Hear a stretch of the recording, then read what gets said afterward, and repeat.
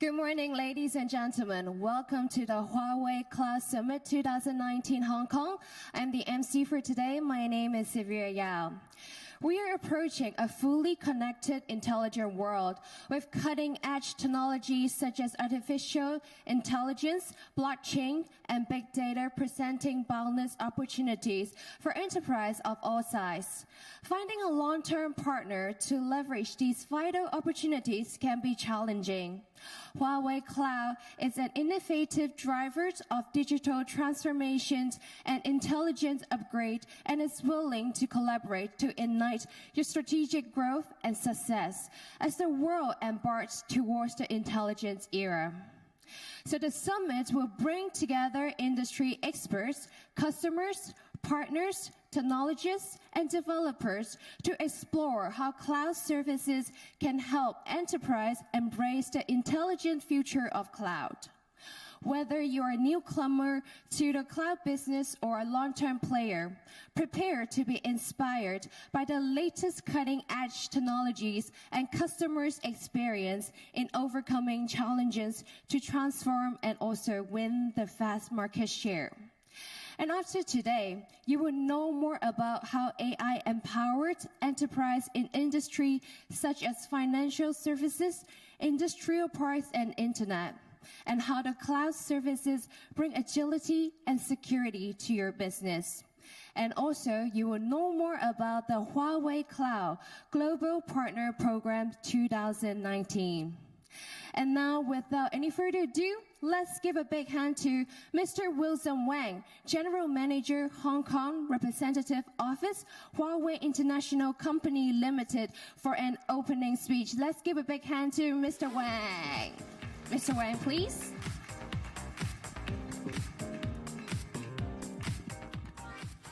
So, ladies and gentlemen, thank you for coming.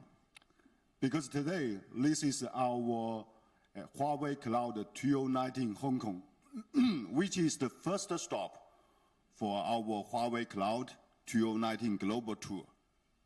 And why we choose Hong Kong as our first stop?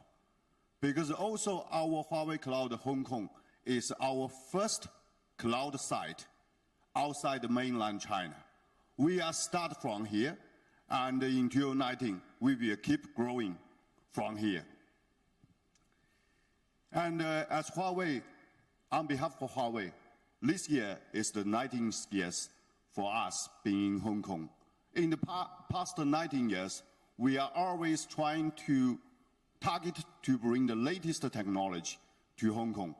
We are very proud that in the past 19 years, we have provided the service 3G, 4G, and also we bring the latest terminal device to Hong Kong. And in 2019, I think we will bring more new technology to Hong Kong. This year, we're gonna bring 5G, AI, and cloud. From our eyes, Hong Kong is already a city full of passion, imagination, and innovation.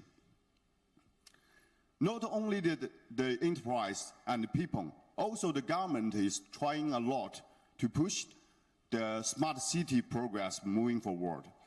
So together with Hong Kong, our partners in Hong Kong, this year we will pay much more human resources in Huawei Cloud Hong Kong. And here I want to emphasize Huawei Cloud Hong Kong is also a Hong Kong cloud because all the data will remain in Hong Kong. And we will not take any of your data outside Hong Kong. And we will keep your privacy and keep secure. So this year, together with our capability of AI, cloud, and 5G, let's work together to make Hong Kong a smart city. Thank you, everyone. Thank you, Mr. Wang. So now, let's give a big hand to Mr. Gang Kwok-tin, partner from PwC, to come up to the stage to talk about the next topic. Thank you.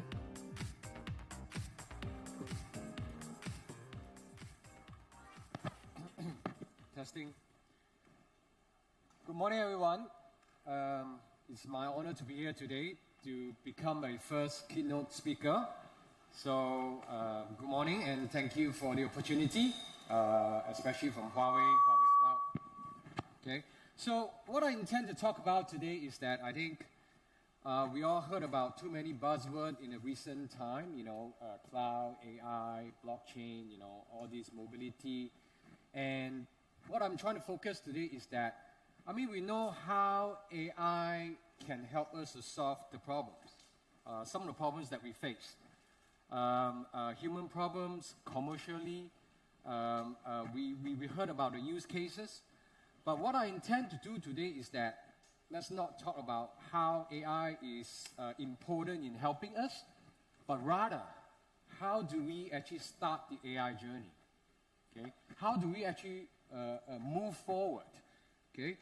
Because by recognizing the importance of that, we need to start embarking onto the journey already. And of course, if you look at the fundamental of AI, it requires a lot of data, analytics, it requires lots of learning, and obviously cloud, it comes hand in hand, it almost can provide you a strong processing capability or storage to help you to do the learning. So I'll talk a little bit about that as well, okay? So the journey that I intend to share today actually is coming from two angles. First, we, PwC, we embrace AI as well. So if you know my background, and some of you would have heard, we intend to launch a product this year. We also use AI as part of the solution to help us to solve some of the problems that cannot be solved by human beings. So that's one angle. So it's coming from a journey that PwC, we ourselves have embraced it, we adopted it. And the other thing is obviously we have done a lot of this sort of work, consultancy work for our clients. So, and it's proven successful. And I want to show you a case study and how we help to shape a food processing company regarding their product using AI and cloud in mainland China. Okay? So we're going to start with a short video first.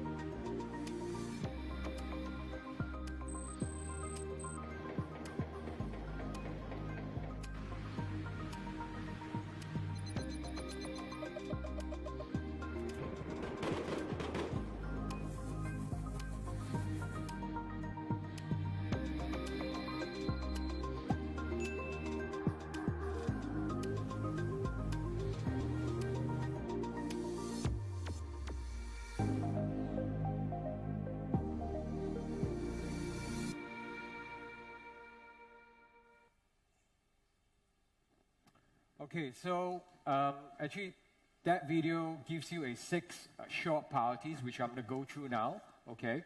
So just a couple of stats before I go into the priorities. So if you look at some of the survey that we did across the globe with the CEO survey that we conduct annually, if you look at the numbers show up here, okay, at minimum, okay, I think you can tell already, 22%, which is right at the bottom, is still investigating, what's the benefit, what's the use case, what's the ROI of that. But you look at the remaining of the response indicating that at least they've started using AI in solving some of their business problem in the process. So again, this to me, depending on where you are at in terms of your AI journey, if you have not embarking onto this AI, obviously I think you need to move on. Because the rest of the companies, they already started their journey, okay? So I guess this is a good statistics for you to push on and start, thinking about how AI can help, okay? So again, today I'm going to talk about how we ourselves and also how we think that if you want to go on to this journey, what are the 6 priorities that you need to be focusing on, okay? So the first one is the structure, okay? I guess depending on like the organization that you're at, I mean, obviously if you're a startup, you know, obviously the structure is slightly more easier, more lean, you know, a couple of founders where you can discuss your ideas and brainstorm, then you can move up quickly. But if you're not, you're coming from even though a medium enterprise or even large enterprises, you know, having a structure in place to move the AI projects forward is very, very important, okay? And who actually owns the AI? Okay, so this become a often discussed issues. Is it existing IT department because it's technology problem? Is it business? Is it solving certain business issue? Who should own it? Okay, so having a structure in place and accountability. Obviously, the structure comes with responsibility and accountability as well. So having a structure in place is absolutely important in doing this, okay? Second, workforce, okay? Do we have enough capabilities, okay? Do we have that sort of skill sets, or do we have that sort of knowledge within our companies that are able to do this, okay?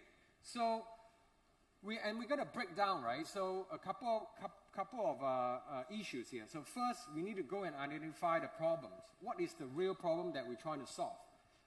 Obviously, there are a couple of use cases. I think there are prevalent use of AI in the market. You know, I guess for online authentication that I think in Hong Kong is quite widely used, like Face ID, voice recognitions, all this, you know, is proven quite successful. And obviously, if you have a customer service arm, I think you all can experience a lot of chatbot already. At least they can do a first tier Q&A, answering certain questions, you know, streamline the process, you know, answer simple questions. And, you know, more to industrial products, or even though in industrial industries, you can do a lot of predictive maintenance analysis, okay? Collecting different data, try to analyze, you know, potentially what could be the problem or when the problem can actually occur. Okay, these are some of the very mature, and we ourselves, we actually help a client. I think social listening is widely used in the NLP processing. Okay, understanding what are the comments out in the social media or out in the internet, what are comments regarding the company, and how can we leverage on this sort of data in helping us to shape the product or shape our marketing. How can we do that? And of course, within IT, there's a lot of use case. We ourselves use AI in security. Okay, so there's a lot of use cases and very mature. But do we have that sort of capability? Do we have people who actually understand that? So I guess that's the second priority. Get the right people in who understand the issues, the specialists, the data scientists, the developers, etc. Okay? Trust. To me, this is the most important priority. Okay? I think if you heard a lot about the talk on AI, it's about, if you think about it, the cyberspace that human beings create, and obviously now we venture into AI, replacing certain workforce that we have in the physical world. And how do we actually going to live with a robot? How are we going to actually live with an AI? Okay? To me, this is a very important topic that we need to start thinking about. And I like just now some of the messages given by Huawei opening. You know, I like the word love, because I never forget about, you know, AI can do a lot of smart things. To be honest, I like to read books. I can read one book a night, or what, a day, not a night. I can read a lot a night, but I cannot read 6 books. I will have processing limit. I'll get tired. So I know certain things, AI can help me to process certain things so that when I wake up tomorrow morning, the AI can give me a summary that I need to do. It can solve a lot of my problems that I cannot solve due to human being limitation. But having said that, I never forget, when I go home, I always have a wife. and my kids. And I do have love surrounding them. So I think having a love and think about how AI can live within us and build a responsible AI, I think that's very important as well. I think there's a very famous question that people ask about, even though like a smart car. So we always debate about this, right? So let's say you are driving, and you're coming to a second, okay, that either you're going to turn left, or you turn right, or you go straight. If you turn left, you might bang a old grandma. And if you turn right, it's an emergency situation. If you turn right, you might bang someone who's pregnant. What are you going to do? You don't know. It depends on the 0.5 second, what was your reactions, and what was your core value, and how do you feel? Then how do we going to train an AI? What is the targeted output for the AI to think about it? I think this is a very classic question. When we develop AI, we need to be responsible. What is the action that we want to drive? Okay, the robot. This is just one of the examples, but there are many, many more if you go into this topic. Okay, so I think everyone knows that in order to have a good AI model, the fundamental of that is that you need data. Okay, without data, you cannot teach. Okay, you can't supervise the AI to learn. Obviously, there's unsupervised learning as well. But it requires a lot of data and the right data, the right pattern, in order for the model or the AI to digest. Okay, so having the right data sets, that's absolutely very important. How you locate it, how you obtain it. How you obtain it, there's also ethical questions there. You can create a portal or points that you can collect information, but you can't collect unnecessary information or illegal information or through unethical protocol. Okay. Last, I think in a large enterprises, somehow, especially listed company, etc. I mean, the reason why I think sometimes the disruption can happen in large enterprises is due to the time span. Big enterprises, they have quarterly reporting, okay, or even monthly reporting. Your boss will ask you, you spend how much on this and what is the ROI, okay? As a startup, you have a time span of like 2 years or 3 years to develop your product. But as an enterprise, you do not have the luxury, okay? You're going to think of something small. That's my advice. Think of a problem statement. Go back to your problem statement and what do you intend to solve? And what will be the ROI and how can we monetize it? Okay? This will help you to sustain the project. Frank honest, this is it's hard to manage this.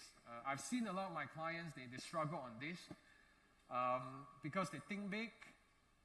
They're being too ambitious, okay? And the ROI is hard to be managed, and as a result, the project can be cancelled.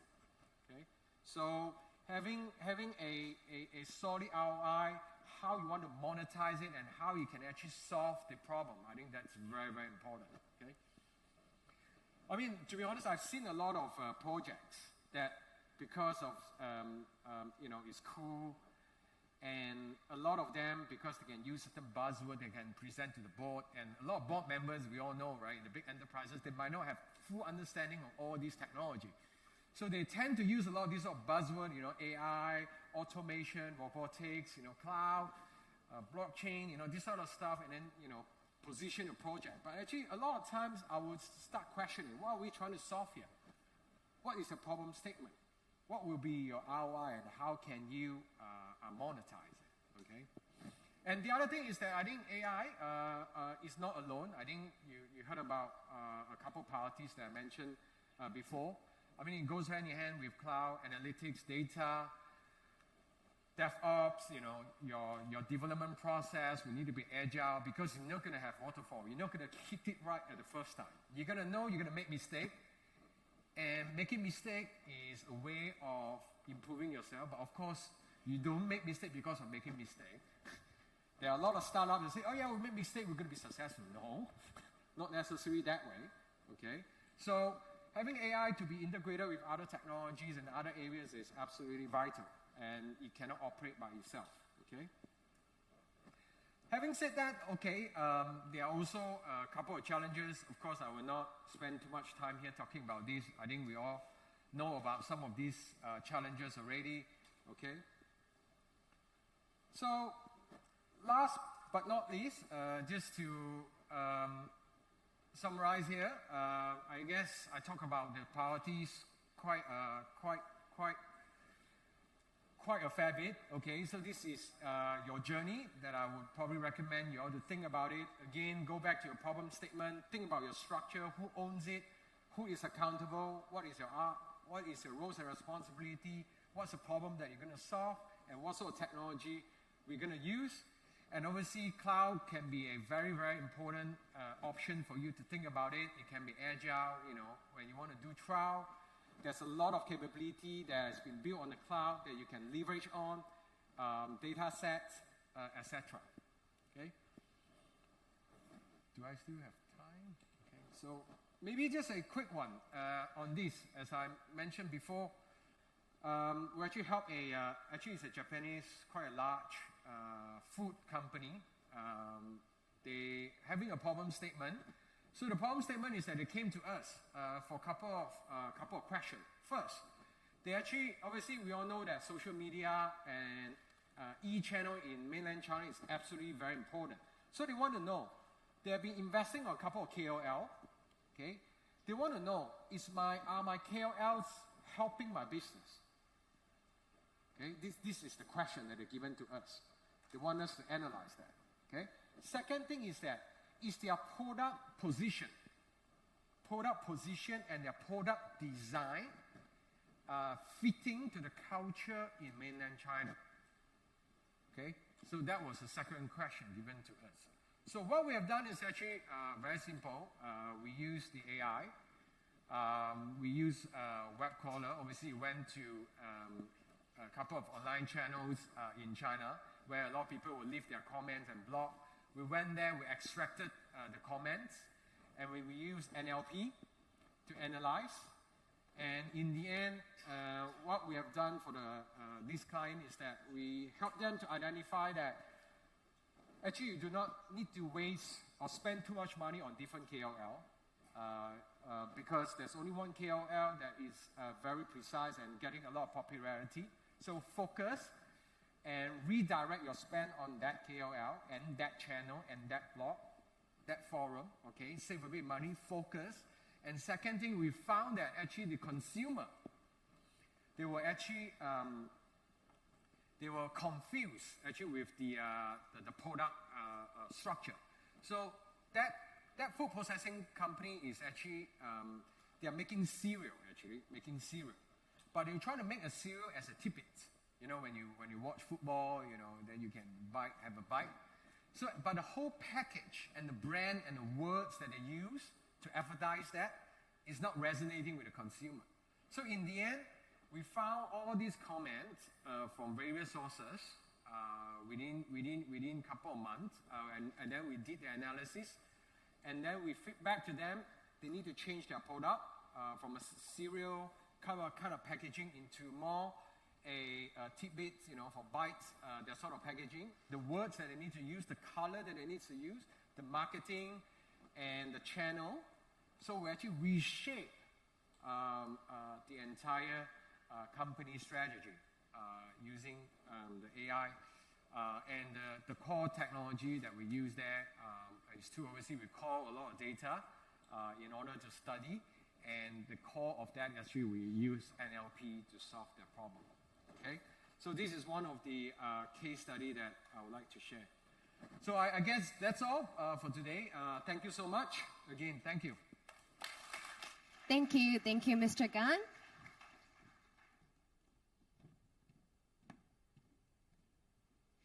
So for our next keynote speaker, he will talk about Grow with Intelligence.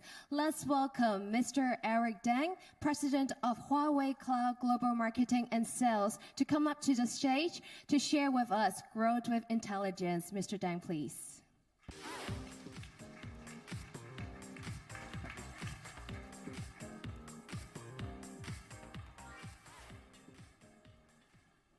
Ladies and gentlemen, good morning. Welcome to Huawei Cloud Summit. Hong Kong has a special meaning to Huawei. Not only we are providing ICT networks and mobile phones for more than 20 years, but most importantly, Hong Kong is Huawei's hub to go global. In my history working in Huawei 22 years, I can have a bet with you. I used Hong Kong International Airport 200 times. Do you believe that? So this showing how important Hong Kong for Huawei. Today, I'm very honored to share Huawei Cloud and AI services to Hong Kong. As we know that China's Guangdong, Hong Kong, and Macau greater area Bay areas has an economy of $1 trillion and with 70 million populations, and it grows rapidly. And cloud and AI will bring a new growth engine for this area. So if we look at the airplane, actually we can see cloud provides a runway that offers the speed and takeoff for airplane. And AI, IoT, and 5G are three key engines to drive our airplane to kick off. So this gives us a lot of energy for the new development of our society. Let's look at first Huawei Cloud. Our mission is to build Huawei Cloud as the most intelligent cloud. Why we can do that? Probably you know a lot of famous names like Amazon or Microsoft or Google. So what is different with Huawei Cloud with others? In fact, Huawei has a 30 years history of ICT innovation.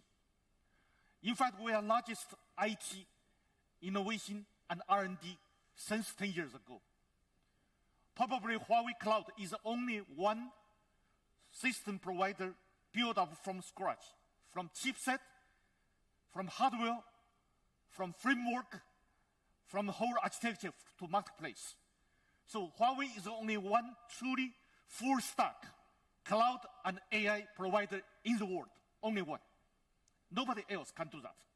So that's why we can provide many fundamental advantage to our customers. So first, we want to position ourselves as the most intelligent cloud. Huawei has developed a full stack cloud solution with our own two key chipsets. The one is the Ascend 910, which we announced by the end of last year. This chipset provides the greatest computing density in the industry. And it has twice computing speed than any others. And by the early of this year, we announced another key chip, which is based on Kunlun 920. This chipset is based on ARM architecture, and it provides 25% of higher performance and 30% of lower consumption to others. Model Arts is a one-stop development platform provided by Huawei for AI developers and software engineers. This Model Arts provides very high quality speed of training program for AI developer is a fantastic tool. And in Stanford, Dawn Bench deep learning competition, Model Arts show is very powerful. And its break record, which is the fastest training time, is 9 minutes. And in recent tests, it has been reduced to 4 minutes already. And with this speed, we can greatly enhance the capability to offer to our AI developers to have the best development tools. In China, now AI is a very hot topic because China has rich data and a lot of industry promotions. So in China, the application of AI now is developing very, very fast, and it's becoming one of the leading countries in the world.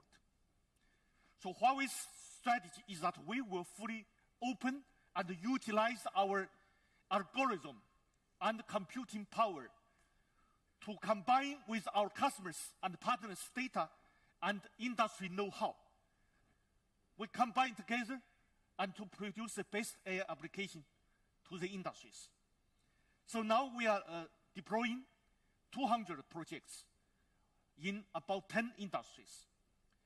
Now we can see most of the successful industries covering like medical industry, banking industry, traffic control industry, financial industry. So all of this industry has been showing that AI really bring a lot of value to our customers.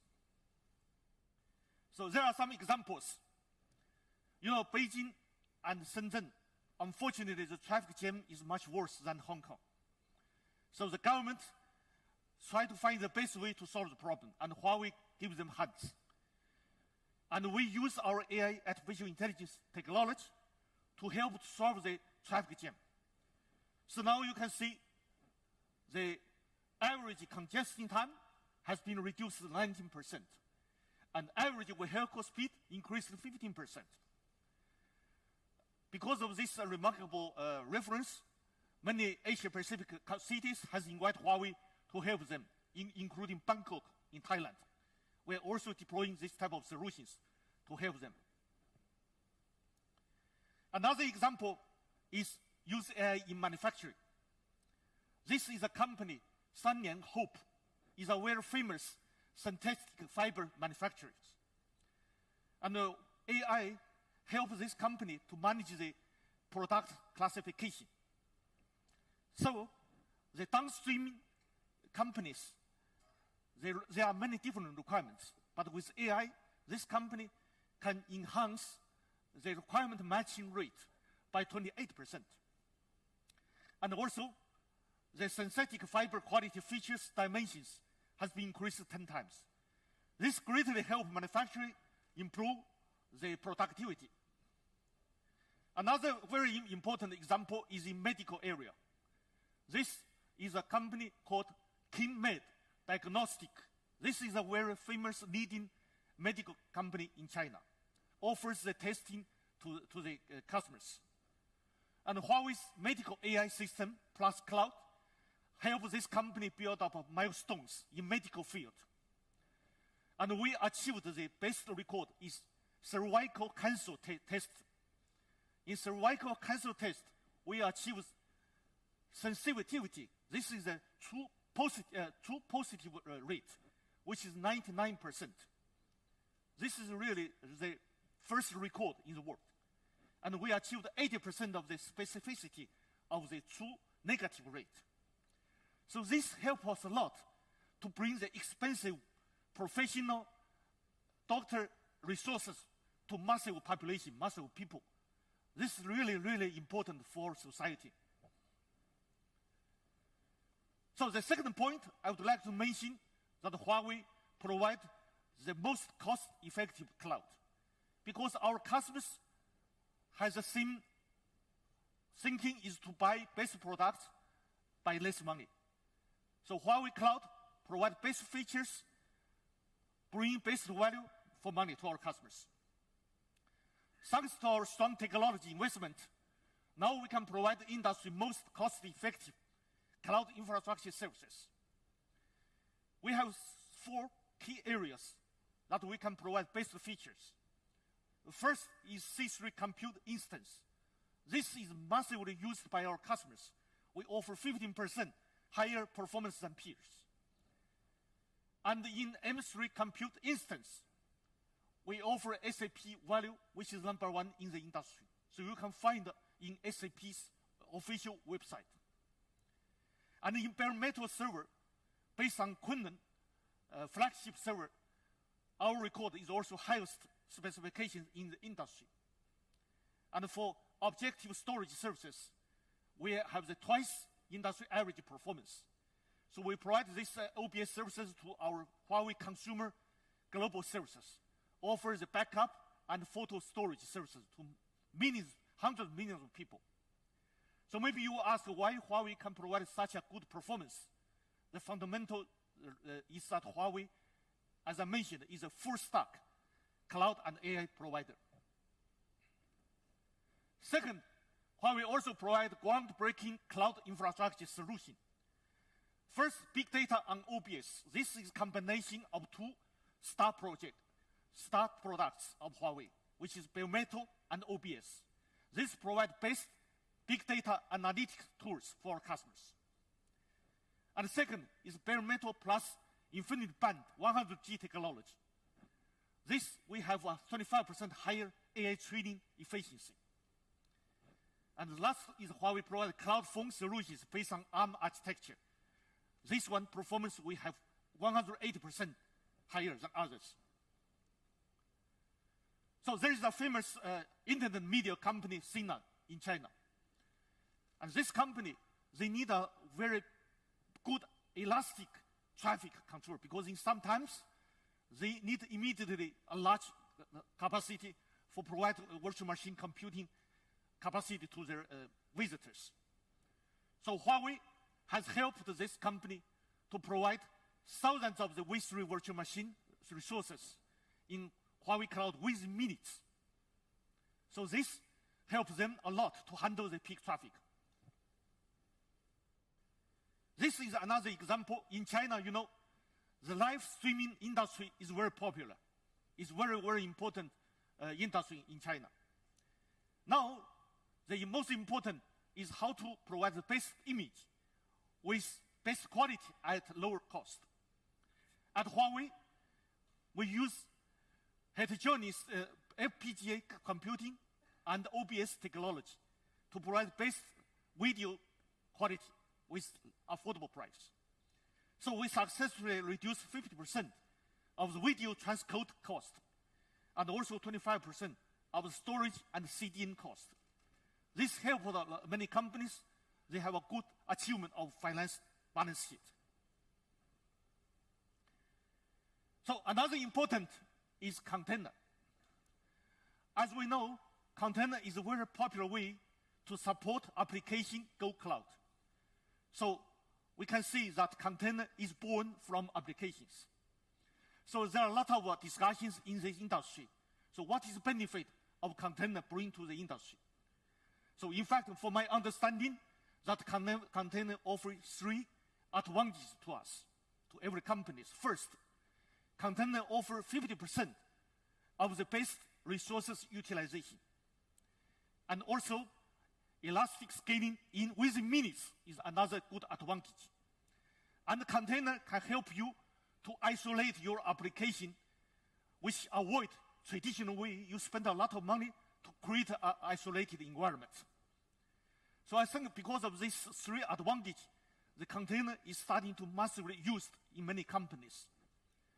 So Huawei is only one vendor provider a full stack, a leading container solutions. We cover bare metal, Windows, GPU, and virtual machine containers.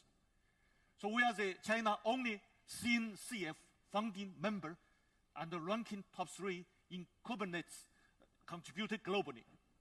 And we can provide best performance of the container compared with peers.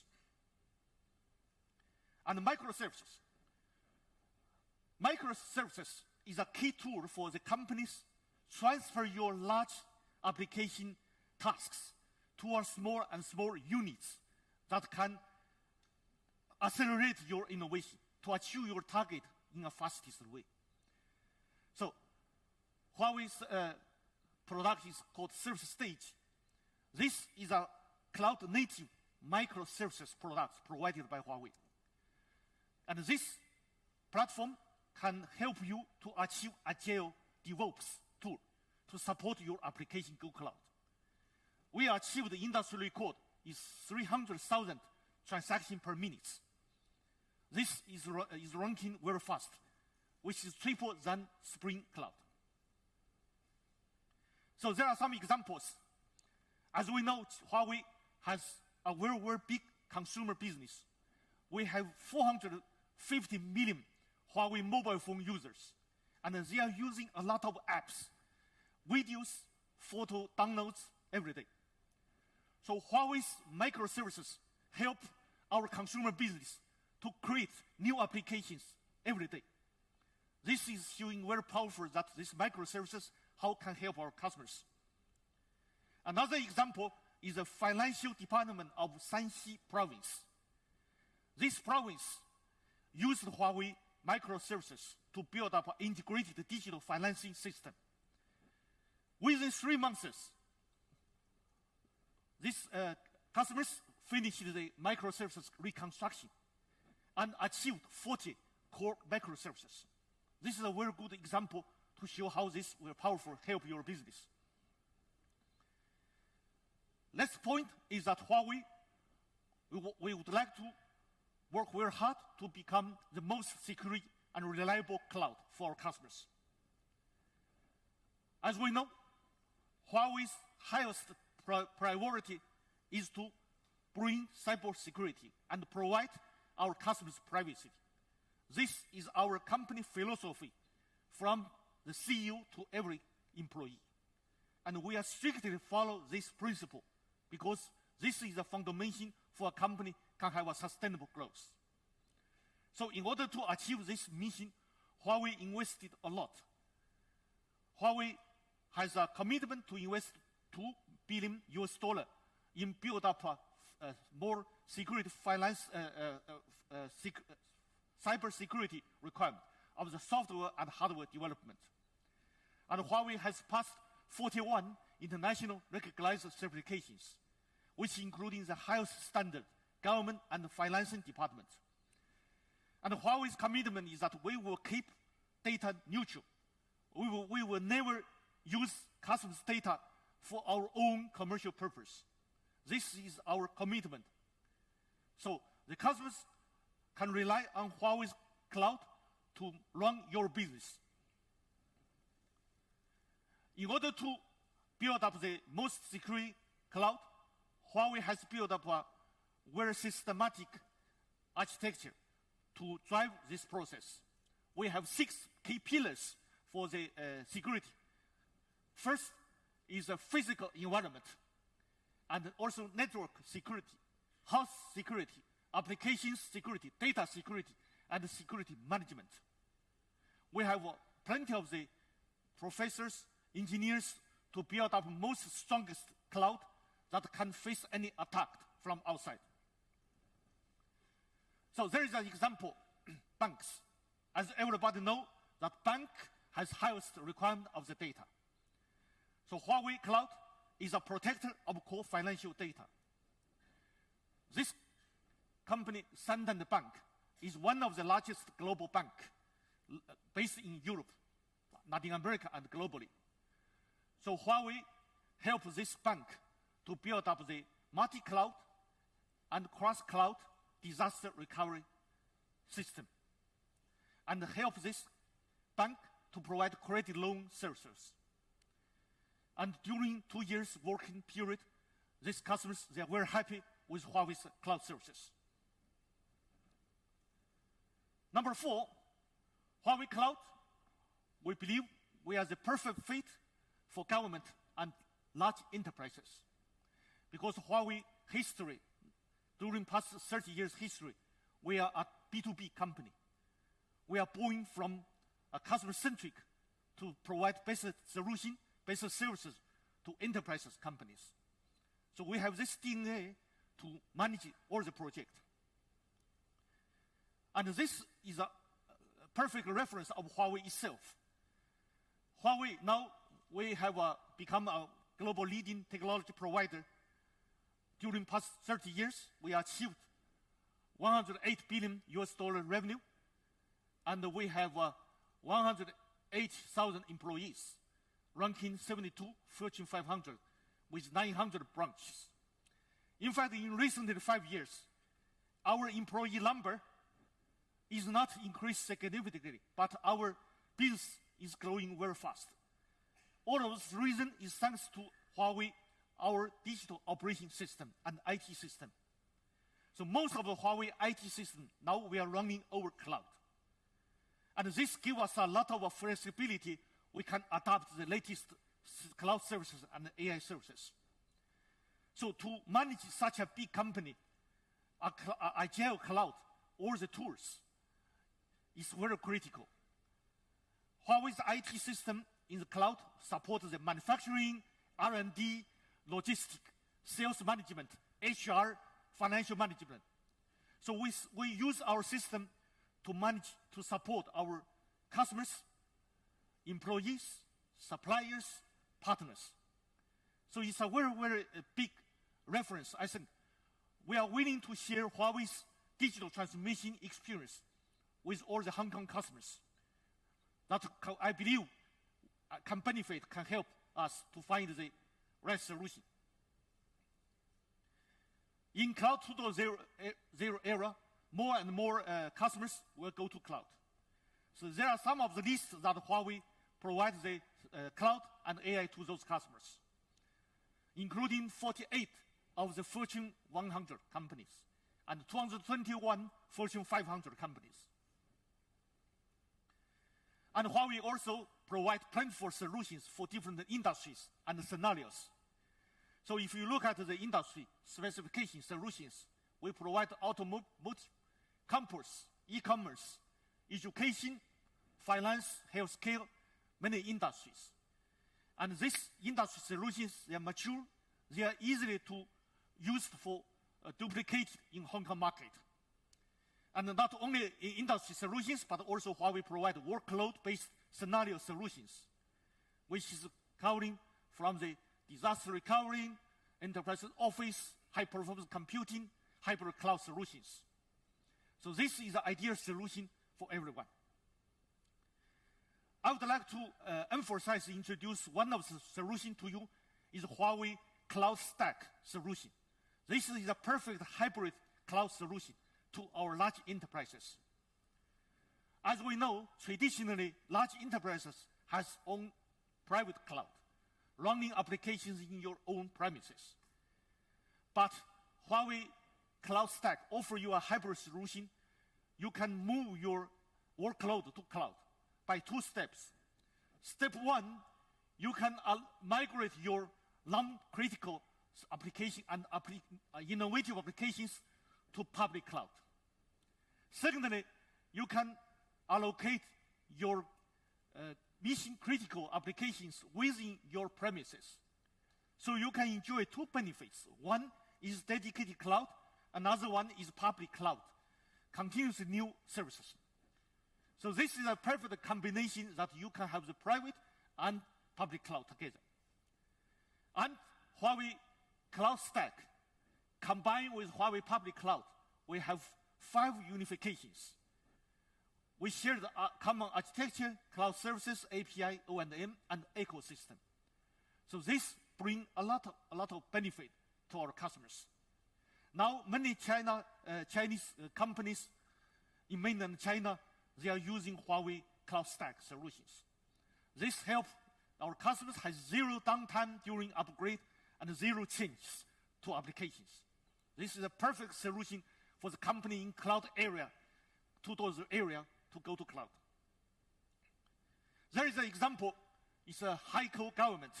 This is the capital of Hainan Island province. This government used Huawei Hybrid Cloud to go their applications to hybrid cloud. So they make government services more efficient. And they provide city management, society governance to hybrid cloud. They use many public services, but also some of the critical data they keep in their premises. So this will help a lot to increase the 35% of the resources utilization. And also 50% of the TCO has been reduced. Another example is Taipeng. This is a leading logistics company in China. And Huawei AI solution has helped this company build up a smart campus. This smart campus bring much higher logistic efficiencies to this campus, because AI can provide face recognition, and intelligent analysis enable automated attendance and violent sorting detection. And we provided 13,000 video analytics channels and help this company reduce 400 manpower. This is a very good example that AI really brings this benefit to the companies.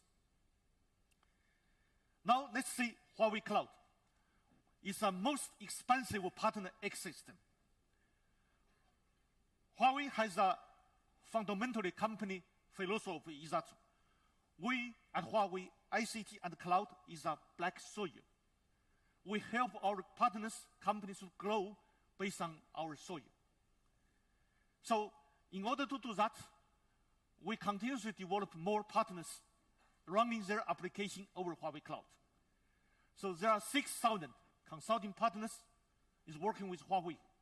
And we have 1,000 technology partners, and we have 2,800 marketplace for offerings. And over 1 million enterprises and developers benefit from Huawei's cloud and AI products and platforms.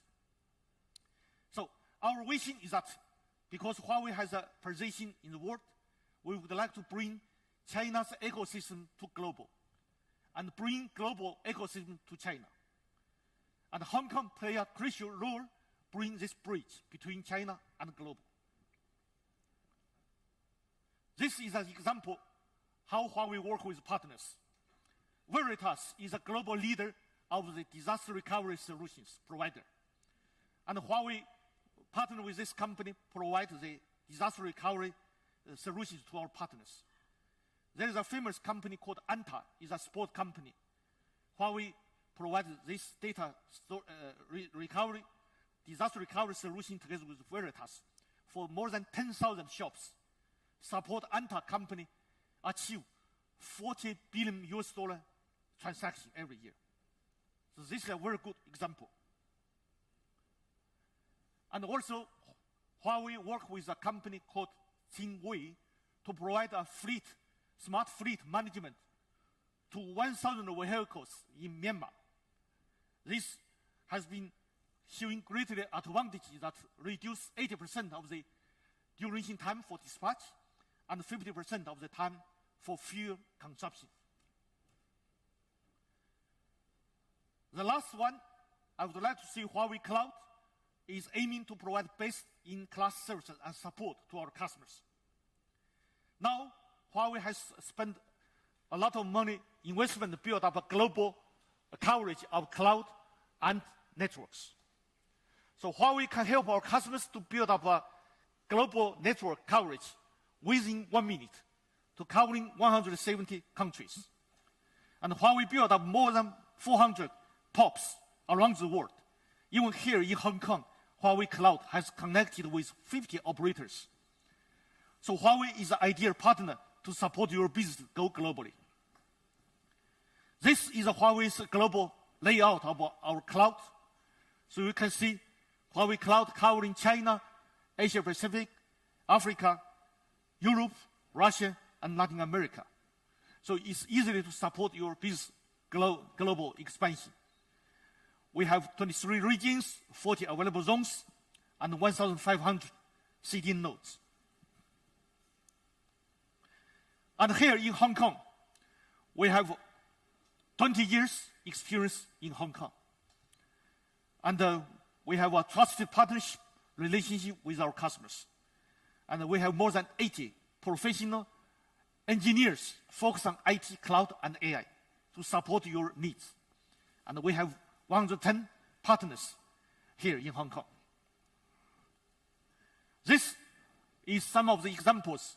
Is Huawei dedicated to supporting digital transformation of Hong Kong. We support Hong Kong many customers, industries to achieve digitalization during these past 20 years. From government, finance, utility, transportation, internet, media, education, and retail. I'd like to thank a lot for Hong Kong's customers, partners' trust on Huawei. And we will continue to provide best cloud, 5G, and AI technologies to our customers. Like Mr. Wang Qin mentioned, okay, Huawei's philosophy is customers first. Also, I'd like to thank a lot for currently our numbers of the customers, partners use Huawei's cloud and AI services in Hong Kong and Macau. So now, I will announce here in Hong Kong Huawei Cloud, several new products, new services will release in Hong Kong. First is full stack AI solutions. This is the latest, most advanced AI services will be launched in Hong Kong to serve our Hong Kong customers, government. And 48 AI services will be online by the end of this month. So you will enjoy a lot of new AI services. In order to support us, Huawei provide many AI development tools and development platform to support all the engineers and support all the university, the companies to develop. And we believe AI can provide many new value to Hong Kong, different industries like logistics, harbor, airport, financing, companies, government. Second, I'd like to announce in Hong Kong, Huawei will provide blockchain services to our financing industry. Huawei has lowered the requirement for the company to use blockchain, making it more simple, easy to use it. You can quickly deploy within 5 minutes, and we support 10,000 transactions per second. Very secure and reliable. This will help Hong Kong to build up a stronger position in the financial industry in the world. Number 3, Huawei announced in Hong Kong, we will become the first cloud provider to provide 3AZ in Hong Kong. This will have the highest security and scalability and flexibility to Hong Kong. Why we choose Hong Kong to provide 3AZs? Because Hong Kong is so important. It's a hub for global data, network, and business. So this, we have enough capacity to offer to our companies.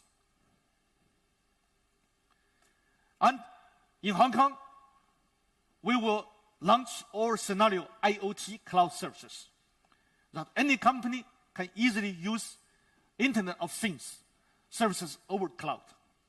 If combined with Huawei's 5G technology, this will help you a lot to support your business expansion. So a lot of companies, logistics companies, many companies, they can use Huawei's IoT cloud services to support your business. And we make these services more simple and easy. You can access in 3 steps. We have 1,000 profiles to provide to your business.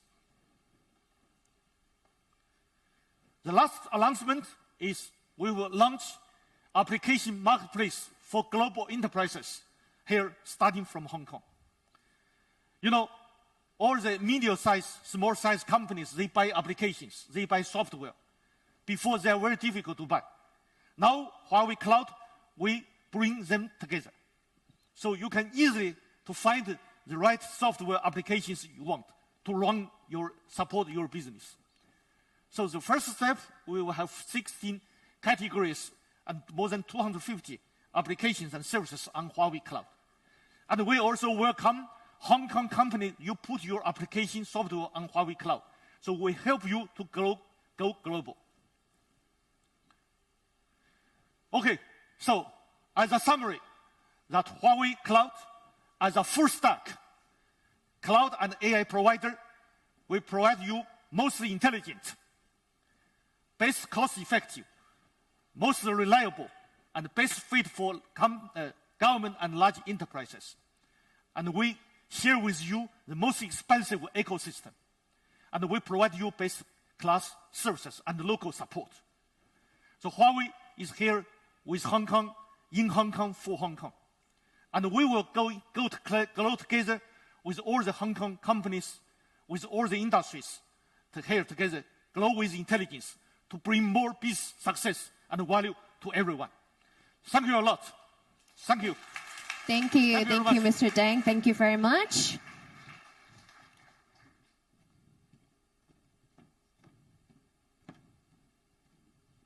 So for the next keynote topic, it will be on technological innovations, intelligence engines. Let's give a big hand to Mr. Bruno Zhang, CTO of Huawei Cloud, to come up to the stage to share with us. Mr. Zhang, please.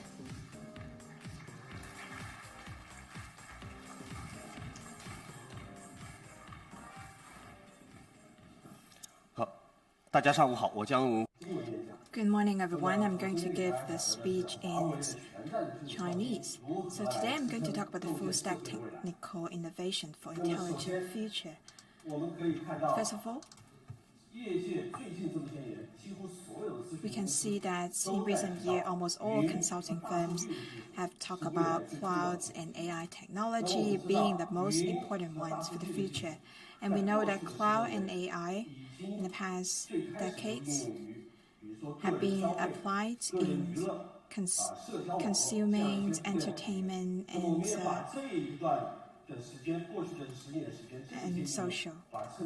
In the past years, we talk about the application of this technology in the Cloud 1.0 era. But we've seen new technologies and new scenarios like smart city or smart manufacturing. Of course, sometimes it's also called Industry 4.0.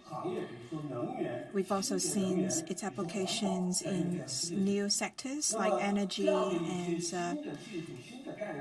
environmental protection. All these new technologies and new scenarios have proved to us that cloud has been embedded into manufacturing, and we call it Cloud 2.0. The Cloud 2.0 era will be the time when cloud really changed our living and also production. So this is why Huawei Cloud has seized this opportunity to redefine the AI full-stack service. We built our full-stack innovative services as such. Just now, Mr. Deng Tao has mentioned our GPU, our AI chipsets, our GPU chipsets, all the way to the data center infrastructure, as well as the computing and storage network, and the application platform, which is the middleware intelligence platform. From the very beginning, Huawei has taken ourselves into the 2.0 era. This is why we call it enterprise intelligence. This is a full-stack innovative services that can support the Cloud 2.0 era. We would like to seize the opportunity of cloud era and also be the leader in cloud. In Hong Kong data center, we also now more than 100 full-stack services to better provide help to enterprises and also individuals in Hong Kong and worldwide. Just now I talk about the technical stack. I would like to move on to discuss our fundamental services.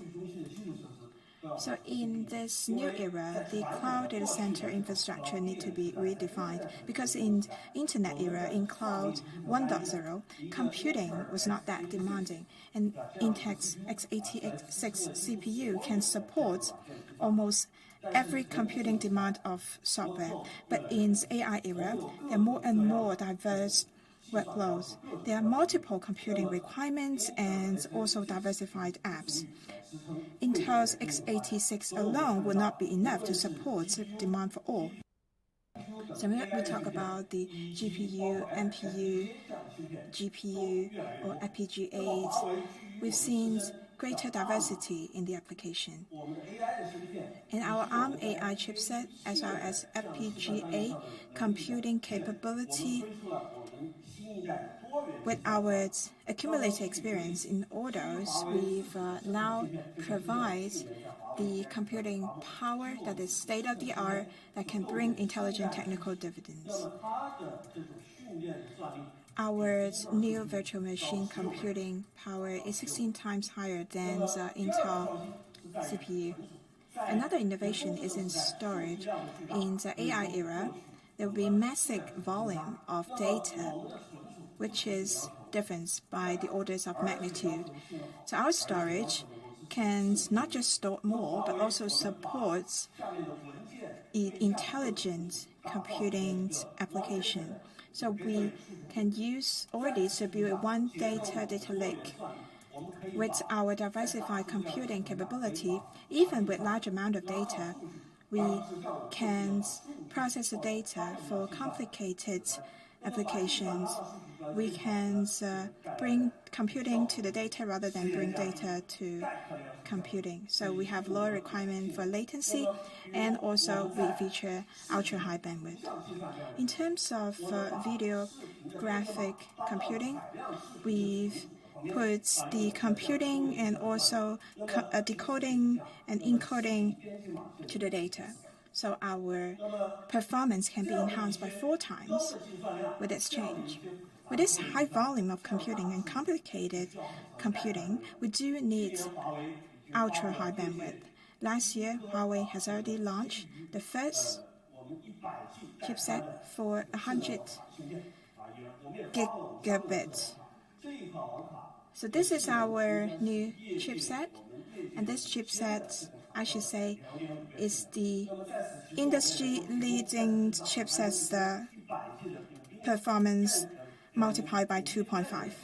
So we also have an InfiniBand, and our IB access can support much better high-performance computing. And such innovation in computing and storage network are for AI and also cloud era to support intelligent apps. We also use AI to optimize our infrastructure. I'll give you an example. In our data center, we use AI technologies to have a better data center resource allocation, so we can increase the efficiency of resource allocation. We also optimize the security management and also the operational management of DC itself. So this is great enhancement of efficiency of management. We also use AI to manage the electric power and also save energy. So earlier, the purely OT equipment can be enabled by ICT, so the whole data center is more intelligent now. Intelligence is therefore become service that can be provided to our apps and downstream services. And based on such infrastructure, it is very important for us to look at also the middleware layer. And the middleware layer is a key platform to support application development. Based on our intelligent infrastructure, we can provide intelligent application development platform. And there are several points I would like to draw your attention to. Just now, Mr. Duncan has also mentioned container. Container is a very important bearing technology because it consumes less resource, it's flexible, it's agile. We also are the only founding member of CNCF and CNCF community. We also rank very high compared with others in the industry. We also have become the top 3 KAS, and also in Kubernetes community, we're also one of the top 3 community contributors. And all of these technologies are all open. And this is why we have such broad collaborations with the community, because we don't want to make you vendor locked. This is why we open our innovation to the community. We want to have a better application development with such openness. And our innovation in container is not just because of openness. We also have better intelligence technology and fundamental technology behind it. And based on our own intelligent AI container, we have industry-leading performance. And based on our Kubernetes technology, we have Kubernetes provision and also the AI-based chipset container combined. So our provisioning and allocation efficiency is 13% higher than the former highest in the industry. Huawei has been serving big enterprises for a long time, and we understand their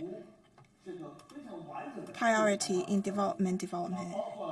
This is why we build such a comprehensive app development that includes the microservice and also fine-tuning, as well as the testing in the application operation process. So a series of development tools can help us to ensure the high efficiency and also low cost in the process. In terms of AI, I've talked about that I'm being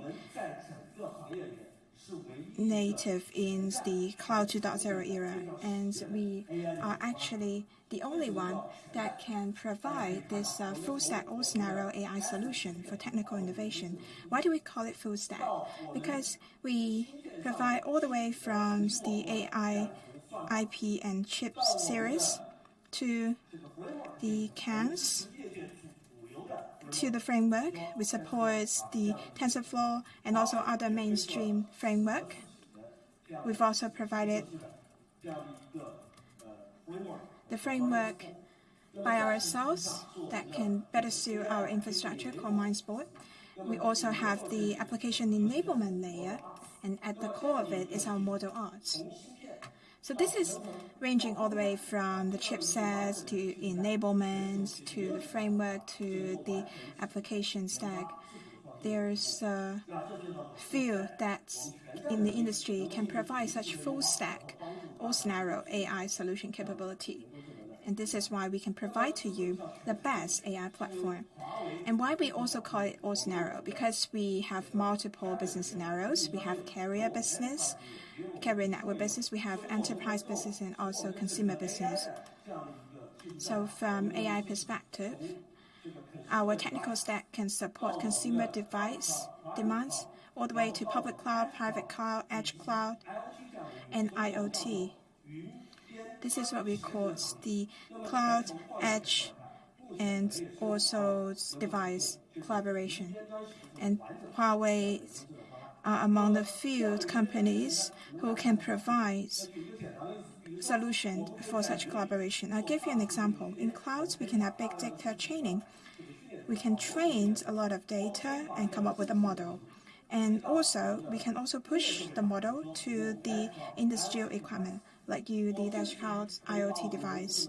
We can also push our AI model to consumer devices like our smartphone. And such models can be used for face recognition in the smartphone and support other best-in-class AI solutions.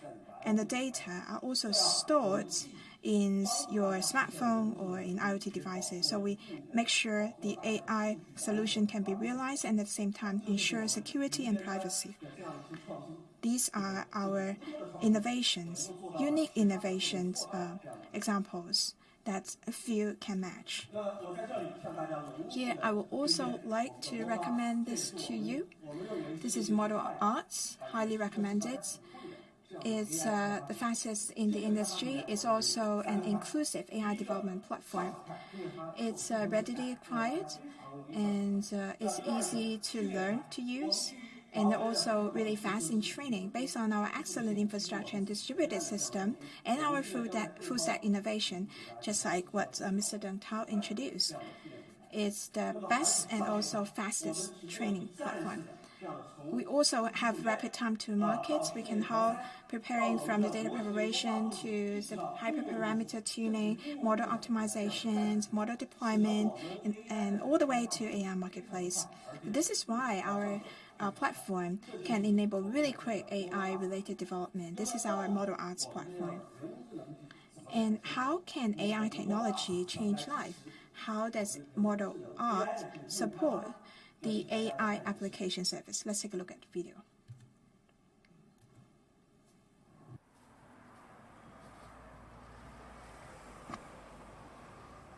人人都話香港係個美食天堂，呢一點我絕對都同意嘅。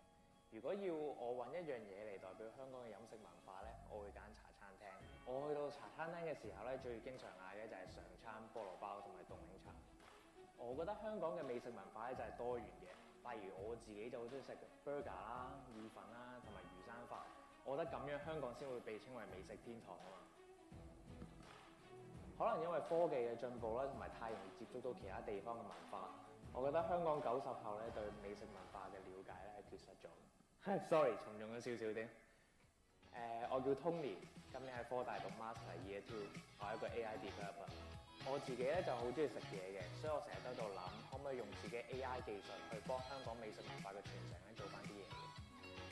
我之前就喺華為雲嗰度參加咗個 workshop， 而咁啱我聽到佢哋搞咗一個 AI 大賽，而題目就係 Food Image Recognition， 咁我梗係即刻去參加啦。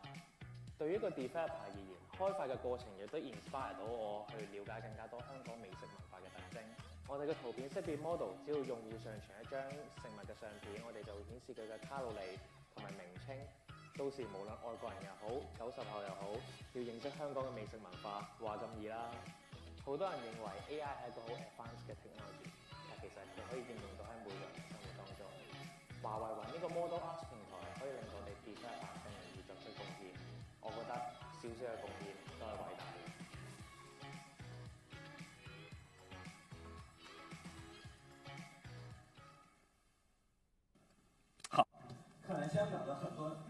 So I guess many young people here in Hong Kong, many of the AI developers here, they're already the user of Model Arts. As I mentioned, Model Arts is a one-stop AI development platform. So we prepare the framework for you to pre-process the data and label the data. And all the way to algorithm development, we can all provide you with great things. For example, we have already integrated some algorithms so that you can easily develop your own algorithm.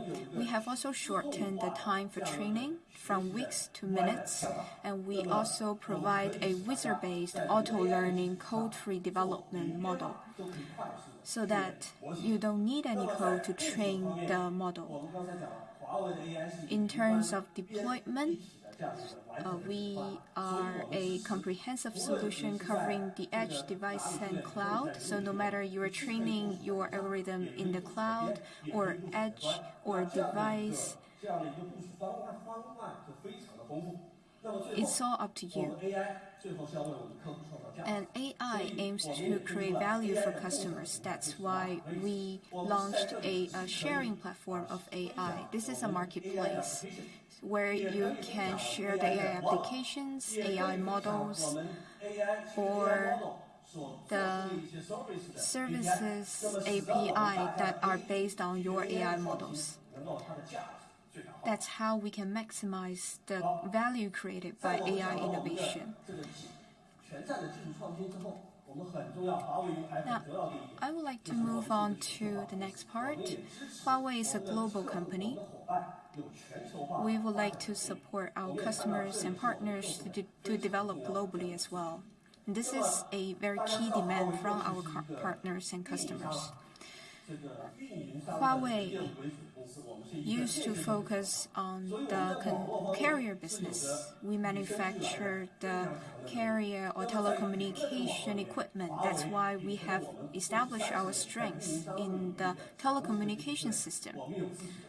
With the strengths, now we can come up with the unique strengths in the cloud domain as well. That's what I would call the dual plane. Dual plane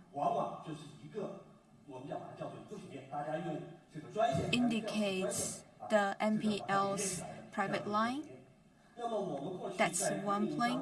In the past, when we were focusing on the carrier business, we would establish two planes to ensure high reliability so that under the extreme circumstances, such as the disaster, we can still have one plane of the network that can ensure the communications. Many global enterprises, they also are very demanding on the network reliability as well as the business continuity. That's why we introduced the dual plane concept to the cloud as well. Based on the global private network or private line, we also used the intelligent internet plane to the initial plane. So that's the two plane. The internet intelligent private line can achieve the same level of performance and the bandwidth as the physical line. But its cost is only 1/5 of the physical line. That's how the intelligent line can ensure the global connectivity and high reliability, but at the same time, it is the most cost-effective option for our customers. And another highlight of our cloud is the M+M. So now you may deploy data centers around the world, but we don't believe such architecture can meet the demands of the company. Maybe a global enterprise has a HQ and branches around the world. But how can we make sure the cloud architecture can support such M+M layout in the world? And Huawei Cloud innovatively proposed the M+N distributed architecture. That means we have a center cloud and another satellite clouds. In addition to these clouds, we also have the edge POPs. So the branches of our enterprise customers can access the cloud through the POPs or through the satellite clouds. That's how we can better meet the demands of the enterprise customers. The cost effectiveness, the local access capability, as well as the XD-WAN are all amazing in Huawei Cloud. We have global operation experience for more than 20 years.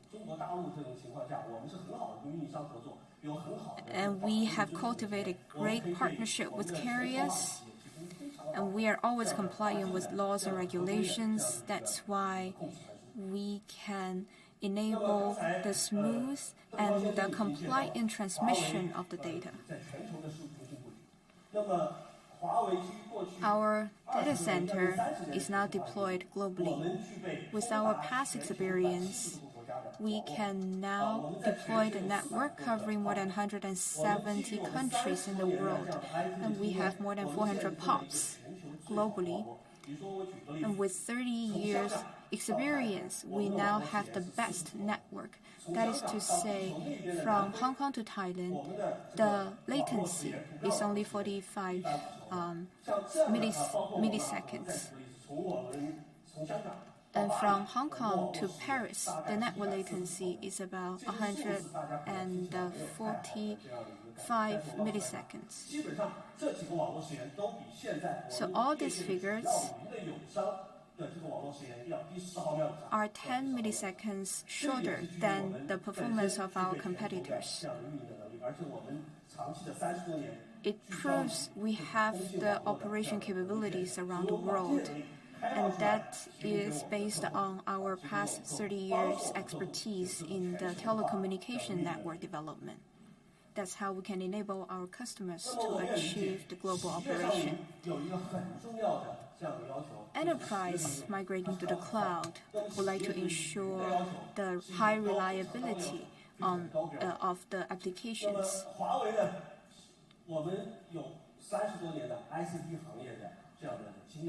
With our presence in the ICT industry for more than 30 years, we understand the demands of the enterprise customers. For example, SAP. It is a mainstream database and ERP provider in the industry. Many medium and large enterprises are using the solutions of SAP. We have long-term great partnership with SAP, and I am personally leading the joint innovation project with SAP. That's why, together with SAP, we have launched a comprehensive cloudified solution. That solution is the industry-only vendor that is certified for the SAP full stack and operation and hosting. This SAP application is now deployed on the Huawei cloud, and its performance is the best in the industry. All this information is available on the official website of SAP.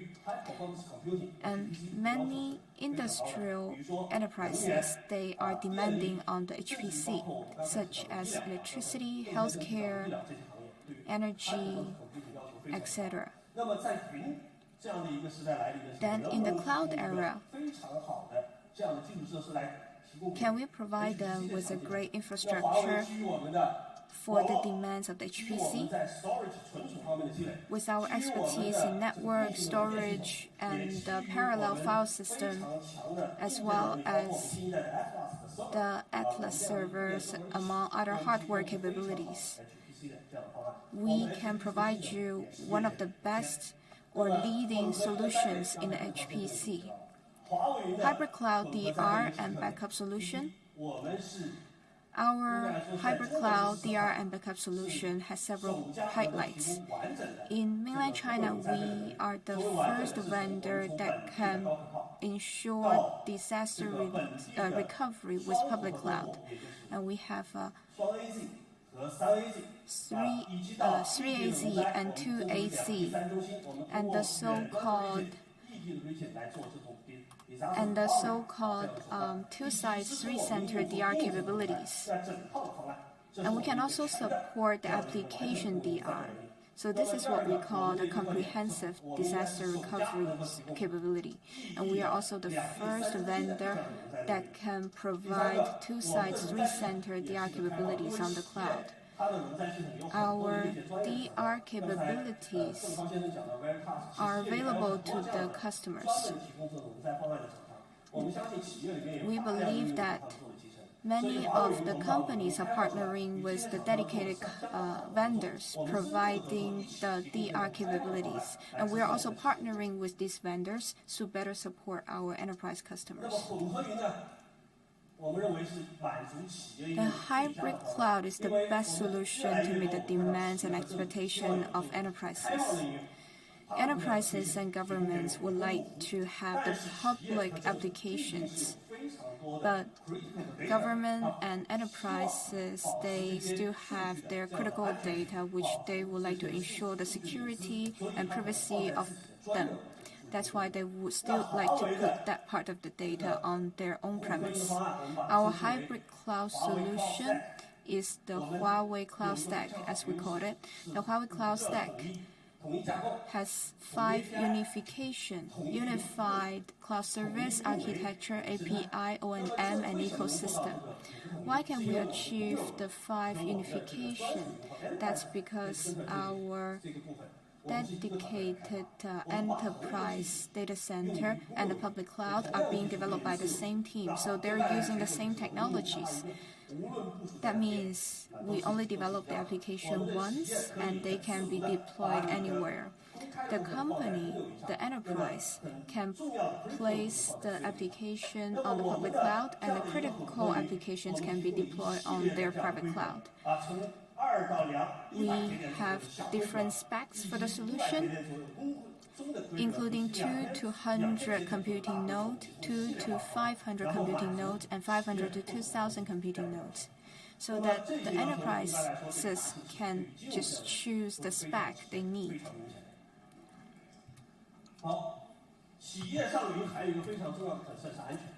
The enterprise cloudification also focuses on the security. Many vendors today now realize that the cloudification may provide higher security. For the SMEs, they may not be in the position to develop a data center that has high security. But for us, we have the professionals and specialists helping them to do so. Our security performance covers all aspects. The hosting security, data security, among other security, they are now serving as services to our customers. Additionally, we also provide compliance checks to make sure that our customers can be compliant with the local laws and regulations. All these solutions or offerings can improve the security performance of the SMEs. But what about the large enterprises? Many large enterprises believe that their data is highly secure, but they would also like to enjoy the benefit of AI and cloud. So the Huawei Cloud Stack is the perfect fit for the large enterprise. That security performance is another feature of the Huawei Cloud Stack. So we also have the security offering for Huawei Cloud Stack. Together with the hybrid cloud solution, we are in the best position to best safeguard the data security of enterprises.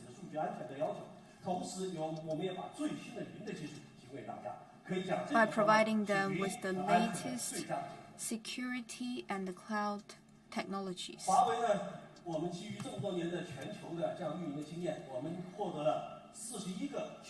By far, we have gained 41 certifications, covering Europe, Asia-Pacific, China, among other mainstream countries. And we have also gained many certificates in the US. And based on that, and not just Huawei Cloud that has already passed and got this certification, we have already embedded our capability into our services and provide to our customer. I'd like to give you an example, which is what I'm going to announce to you, one of our security solutions. Our security and compliance capability combines with our data center database solution. So the data installed in the database can also check whether we meet the GDPR requirement. Is there any sensitive data of customers, etc.? We can also provide this kind of report to our customer. So for a report or for early warning to help our customers to adjust the security strategy. This is a structured system that can be used to assist the compliance with GDPR and also PSI.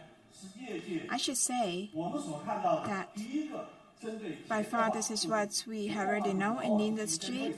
The service for structured data in enterprise based on database. So this kind of global security and compliance capability, which is also our own compliance capability, provided to the customer as a service. Last but not least, Huawei Cloud is an open platform. We have already established 20 open labs that can be used for joint innovations. We have 6,000 partners cooperating with us to develop more than 200 industry solutions. We hope that we can bring the wisdom of the world to Hong Kong and serve enterprises in Hong Kong so we can help build a better future based on cloud in Hong Kong. At the same time, we have already been developing our business in Hong Kong for a long time. In 2001, in 2010, we've already built our Noah Arks Lab. We also have great cooperations with local universities. So Huawei Cloud is a great platform. We hope that with this platform, we can empower smart Hong Kongs with the elites in Hong Kong to lead technical innovation and bring new momentum into Hong Kong. So we can lead the innovations, technical innovation in the Greater Bay Area for a better future. I'm very glad to say that we have some local partners in Hong Kong, and with the help of institutions and also academia in Hong Kong, we've held the AI developer contest. We had more than 100 people participating, And we have great result. Please take a look at the video.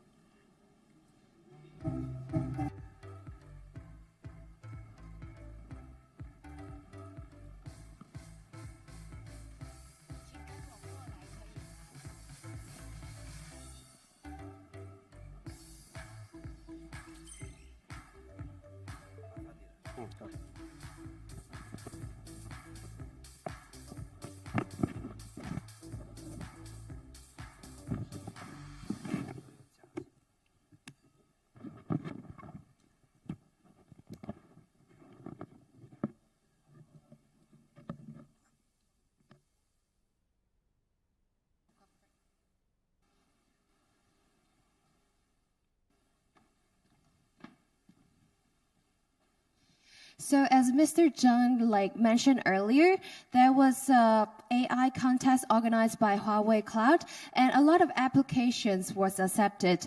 So after hundreds of hours and effort input, the judges have finally came to a decisions. And now we're going to present the awards for the recognitions of excellence. Now, let's give a big hand to our award presenter, Dr. Ray Zheng, Associate Professor, Department of EE, City University of Hong Kong, to come up to the stage to present the award for us. Let's give a big hand to Dr. Zheng. And the winner for the recognitions of excellence goes to Happy Code from the University of Hong Kong. Congratulations to Happy Code.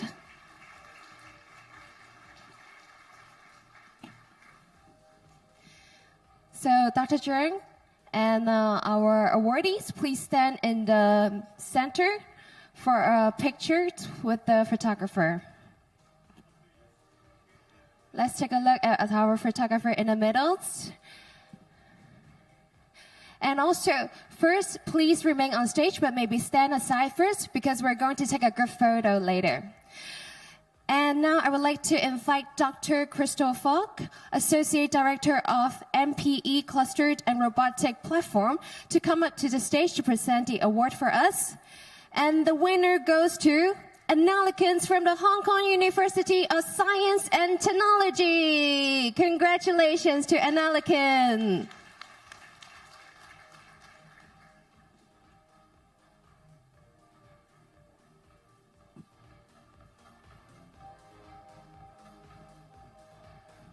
Please take a look at our photographer in the center for a group photo.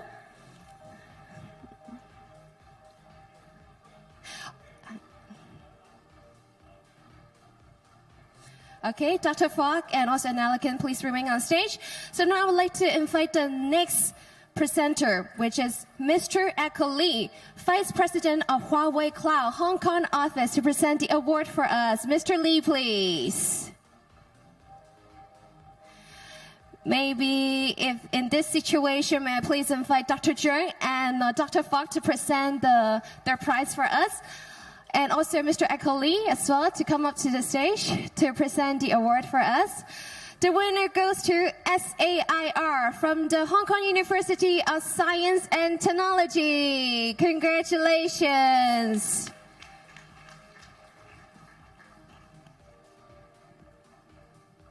Let's take a look at photographer in the middle.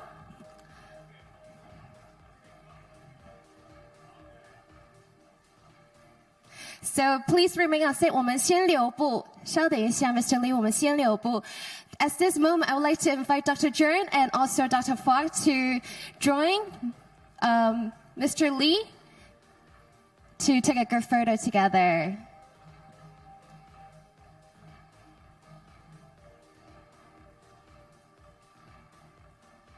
So, once again, thank you, judges, for their time and effort to choose these very excellent winners.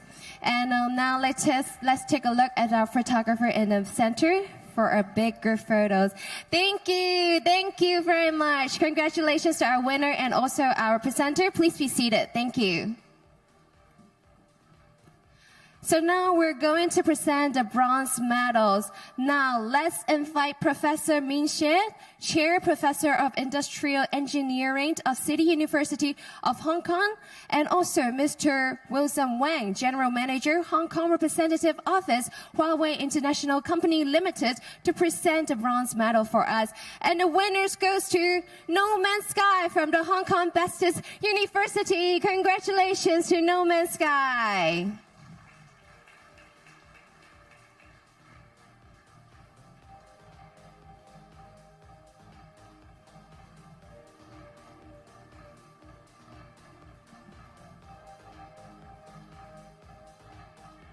Let's take a look at our photographer in the center. So Professor and also Mr. Wang and also No Man's Sky, please remain on stage as we're going to take a good photo later, okay? Thank you. And now we're going to present the silver medals. Let's invite Professor Helen Mang, Vice President of Hong Kong Society of Artificial Intelligence and Robotics, the Chinese University of Hong Kong, and also Mr. Bruno Zhang, CTO of Huawei Cloud, to come up to the stage to present a silver medal for us. And the winner goes to AI Phoenix from the Hong Kong Baptist University. Congratulations! I'm sure you're very excited that you even lost your sneakers, huh? Okay, so thank you so much, Mr. Zhang, and also Professor Mant, for presenting the award for us. It's certainly very exciting to see a lot of teenagers and a lot of university students doing a lot for the industry. So let's take a look at our photographer in the middle.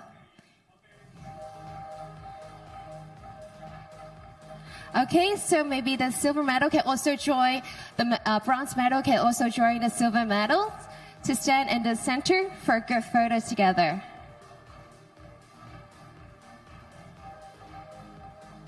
Maybe we can stand a little center so that the Huawei Cloud Summit 2019 Hong Kong is right in the middle. It's for a better good photo.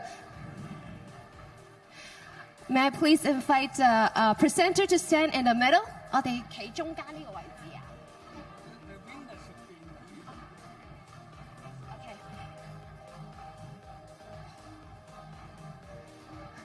Okay, let's take a look at our photographer in the middle.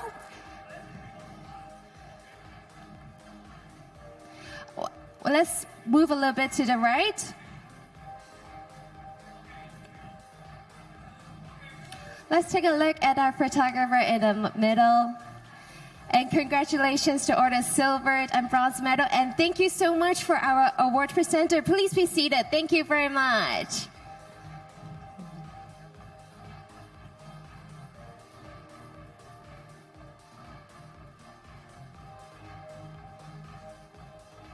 And now, last but not least, we're going to present for the gold medals.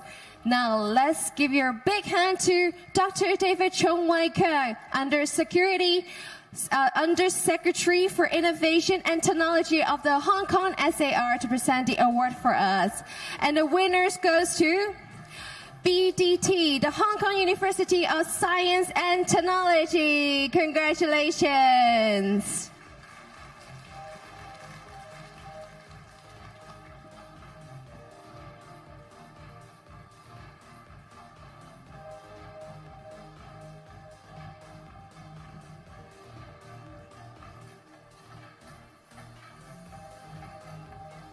So once again, thank you our judges for all of their times and effort to decide all these winners. And it's really exciting to see our youth and also teenagers for doing so much in this industry. And now let's take a look at our photographer in the middle for a good photo.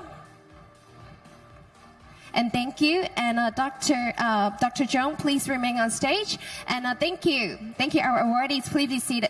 Thank you. Thank you, BDT. Thank you very much. So now, let's give a big hand to Dr. Chung, because he's going to share with us Technological innovations create intelligence Hong Kong. Let's give a big hand to Dr. Chung. Dr. Chung, please.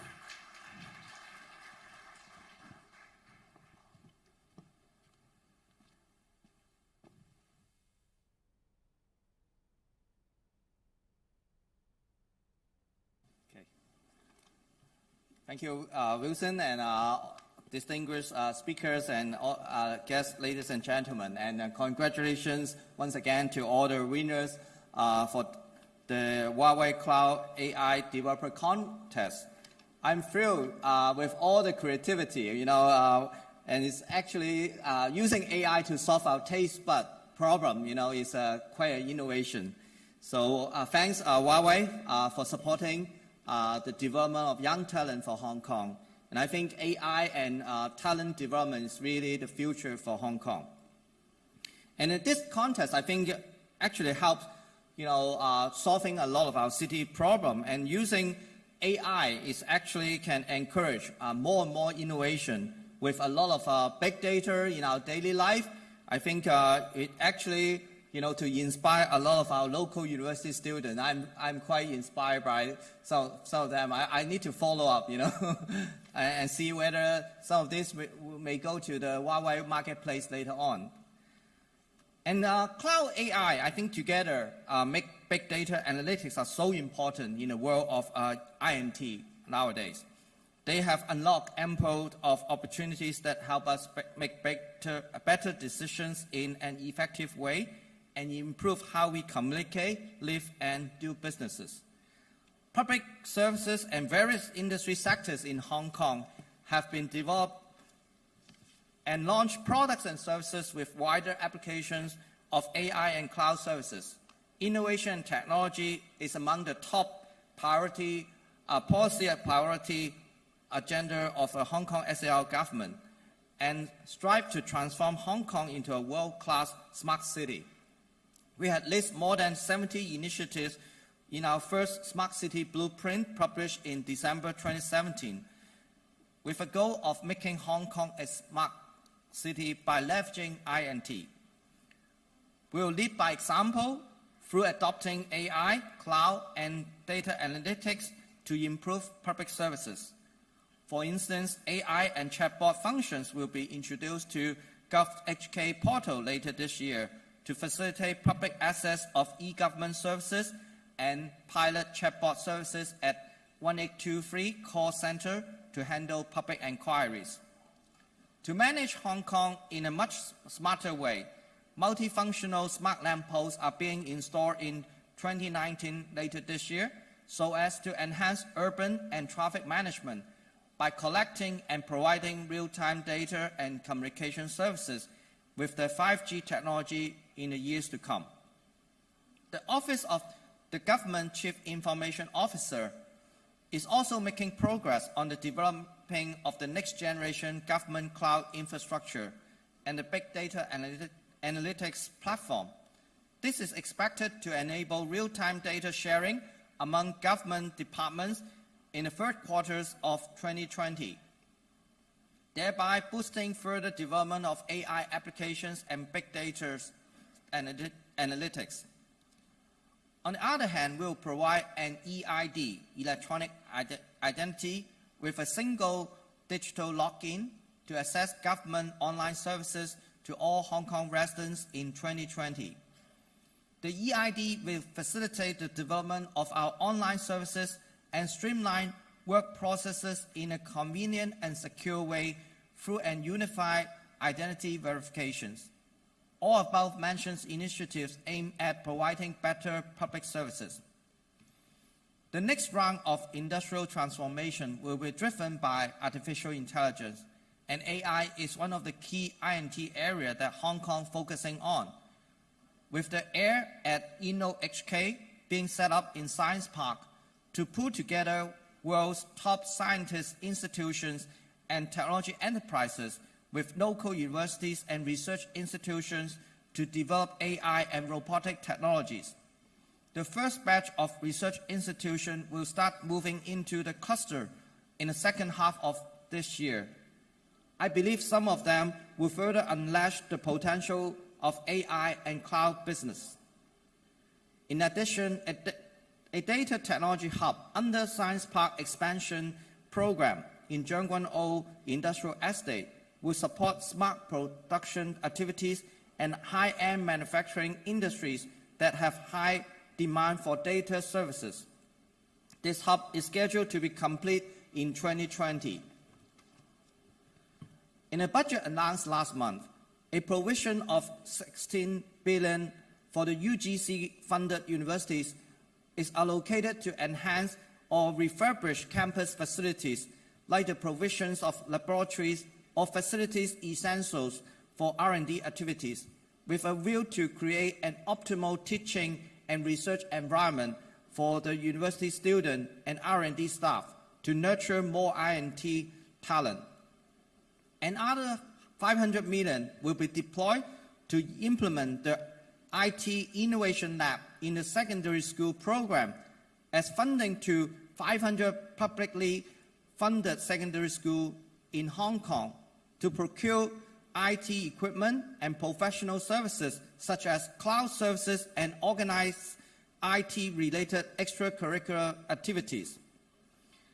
Technology enterprises, including Huawei, are catalysts of transforming Hong Kong into a more innovative economy. I appreciate the work of Huawei and its continued efforts in pursuing advancement of cloud businesses and AI technologies in Hong Kong. In the light of the Greater Bay Area, we offer more collaboration opportunities for the local R&D enterprises and our capabilities in commercializing R&D results. I have faith on the concerted effort of the industry stakeholders, academia, R&D institutions to make Hong Kong a role model of smart city and facilitate the development of the Greater Bay Area into an international R&D hub. I'm sure our distinguished speakers and guests will further share their insight on cloud and AI with us today. I wish the summit a great success and all of you a fruitful sharing. Thank you for listening. Thank you. Thank you. Thank you, Dr. Zhang. Thank you, Dr. Jones, for a very inspiring sharing. Thank you very much. So I would like to remind you all that there is an online survey. So basically, you can just scan our QR code, which is right here. So you can fill in our online survey to tell us more about how you feel about the summit, or like what would you like to know more about summit. And also feel free to talk to our top global executive and specialists. And now, without any further ado, let's continue with our sessions. Now, let's give a big hand to Dr. Park Min Sung, Chief Science Officer, Nestomic. He will have a case sharing on Explore the Mysteries of Genes. Let's give a big hand to Dr. Park. Dr. Park, please.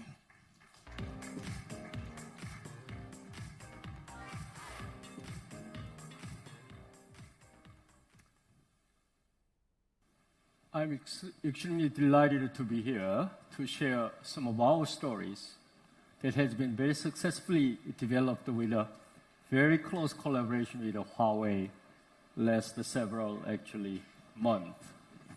Before I begin, I would like to thank our Huawei summit organizers, in particular, Mr. Song Chuan-Shie, at the same time, Mr. Lim Bo, who have been diligent enough, at the same time exemplified high-quality professionalism that seems to be part of Huawei's DNA. So today, I will give you a short journey into the world of biology.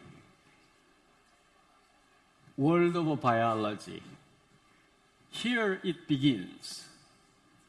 The beginning of an entire life form 3.5 billion ago.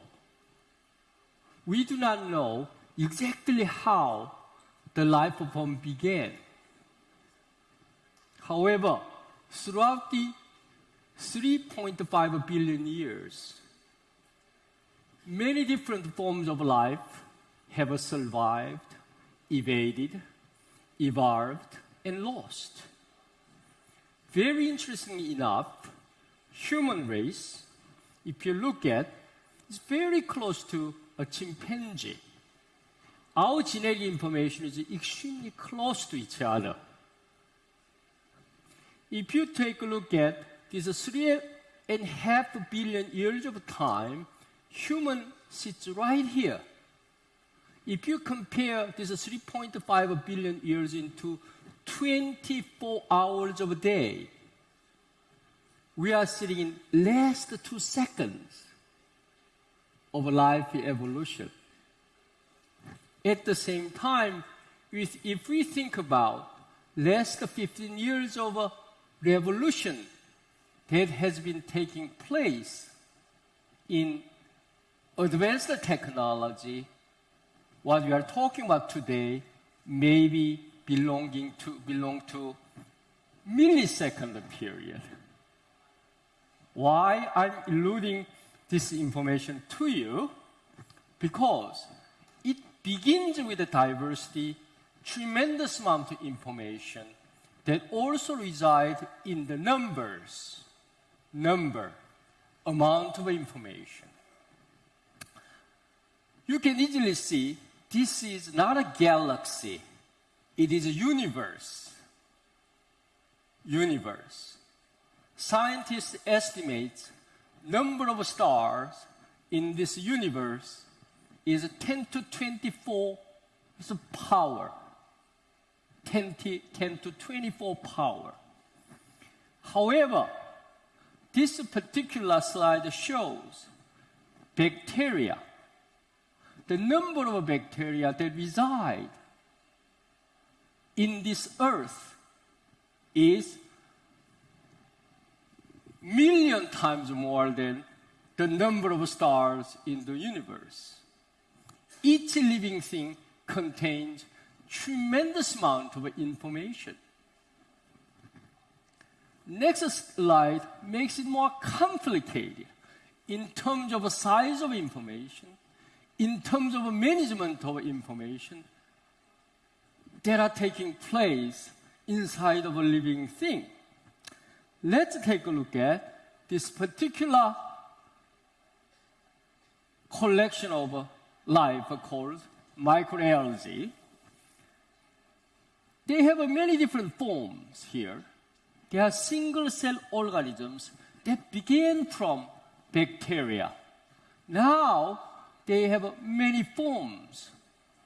In order to synthesize many different forms, it will require tremendous amount of information and ability to process these information. Having said that, more complex thing, the energy side, energy efficiency, that began the foundation of all the evolution in this earth through the evolution of oxygen, made ourselves more powerful, more intelligent. As you might know, brain requires large amount of oxygen. Here, in addition to all these complexities and numbers, beauty of a living thing, we are clever enough to develop very different advanced forms of technology which we can use to sequence large number of genomes, including ourselves, which become the foundation of genome science, at the same time genome medicine called precision medicine. The price for single genome sequencing cost defied Moore's law, which applied very well in our semiconductor business industry. As you can see, 2015, human genome can be sequenced less than $1,000. But now, it is less than $100. This presents the opportunity for us to look into our own genome every single level. I'll give a few examples of it.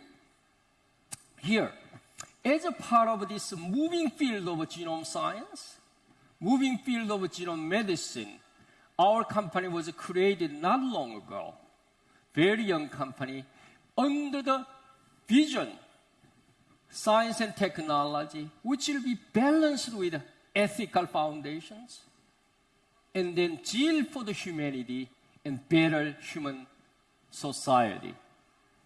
Only 7 years old, however, has become one of the most leading and successful companies in sequencing industry. Our technology is breakthrough technology that was developed by Oxford University.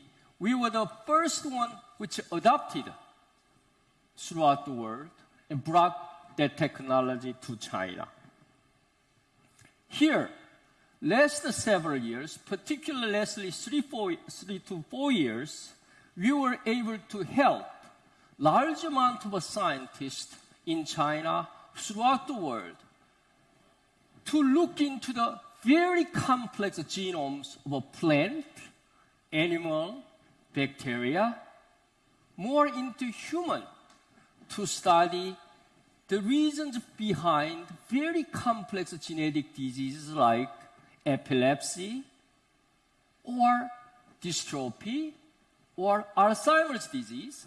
At the same time, we're able to help science to understand fundamental mechanism behind very, very complex cancer phenotypes. In our company, we have established this type of sequencing platforms, which appear to be very small to compare to very large computational industry. But however, we also rely on our own heavy clusters. At the same time, we sent a large amount of data to this particular machine called Kunlun. Actually, this is 9032, one of the most advanced Kunlun platform that Huawei developed. By using these technologies, now we can see something we couldn't see before. Our advanced sequencing technology now allow you to see the levels of detail, such as genetic mutation, not only where it is, which strand of DNA, which part of a chromosome, which 2 different parts of a chromosome may be there. We can see that most recently we published a series of papers which particularly focuses on this particular disease. This disease makes people cannot use their arms because their body is almost frozen because their muscle has been damaged. But through our deeper analysis, this green box shows many repetitive DNA sequences present. Depending on how many copies are present, you become sick or you are healthy. Until now, people couldn't distinguish how many copies were there. New technology allows you to see how many copies are there. As a result of that, you can really see where you are. We use grand box type technology to assemble all this information. At the same time, we develop our own algorithms to look into and analyze much better. More importantly, this is the area that we use great deal of collaboration with the cloud system, such as a BMS. We already have several petabytes of data included. Why this is important? This type of genome is very large. So far, nobody ever been able to sequence it, analyze it. Also, if you have many numbers of human genomes with the disease phenotypes, it's very difficult to manage. Here is another one, speed. This particular genome is called the lungfish genome. Lungfish. Lungfish provides evolutionary picture of how we became land animal. We were successful in sequencing 30 gigabase, but it took 2 weeks to assemble. If it's 150 gigabase, we don't know how long it will take. All this work is done through very close collaboration with Huawei. It has been very, very interesting journey, at the same time, very encouraging journey. So we hope that we can continue our collaboration with Huawei and then establish our informatics and then ICT infrastructure for our company. Thank you.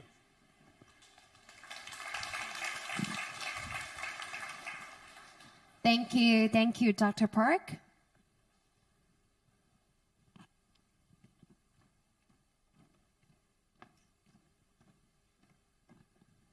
So the next session will be by Ms. Zhang Wenjia, Strategic Planning Office PD, Macrograph. She will do a case sharing on cloud plus AI helps the media industry accelerate innovation. Let's give a big hand to Ms. Zhang. Ms. Zhang, please.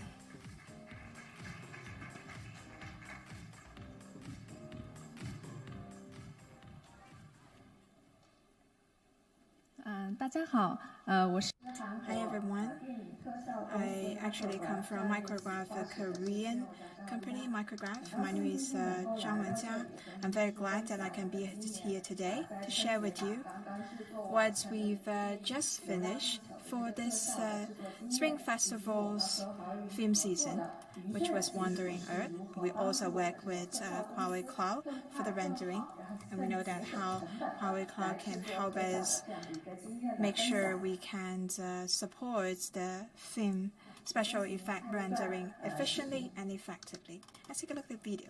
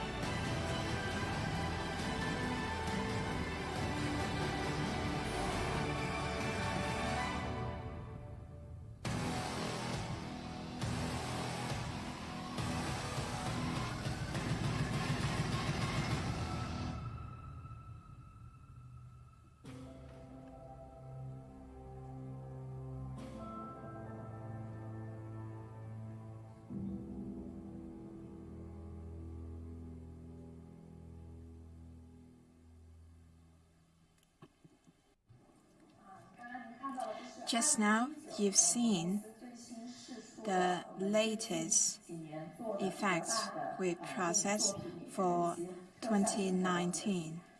So that was a collection of the special effects we've made for the movies. So first of all, I'd like to introduce you to our company, Macrograph.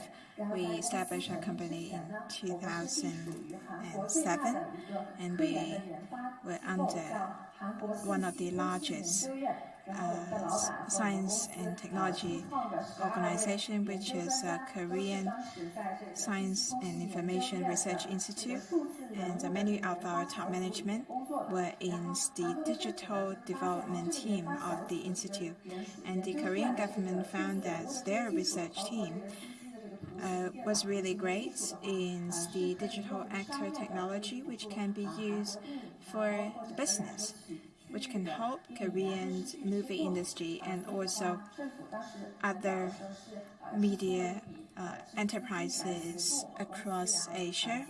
So that was why we were sponsored by this institution and established this company, Macrograph. We have been running our business for 12 years, and we've helped with the special effect of more than 100 movies in Korea and other places in Asia. I'd like to highlight 3 of them for you. They were amongst the top box office movies in China during Spring Festival. It includes the Operation Red Sea, The Wandering Earth. The third one is The Mermaid. And they were among the top movies in their year for the Spring Festival. And Mermaid and Operation Red Sea have both won a lot of awards. Operation Red Sea also won the Best Visual Effects Award in Beijing International Film Festival, and also nominated for Best Visual Effect in Hong Kong for Film Award 2019. So you can see in these movies really grand shoots, which were difficult to see in our real life, and Mermaid is actually the comedy type of movie, and Wandering Earth, Operation Red Sea, both have a lot of scenes that are like the science fiction and also the war. And The Wandering Earth is the first science fiction blockbuster in China, and there are a lot of special effect footage in this movie. We are proud to be part of these movies. I'd like to share some more data with you.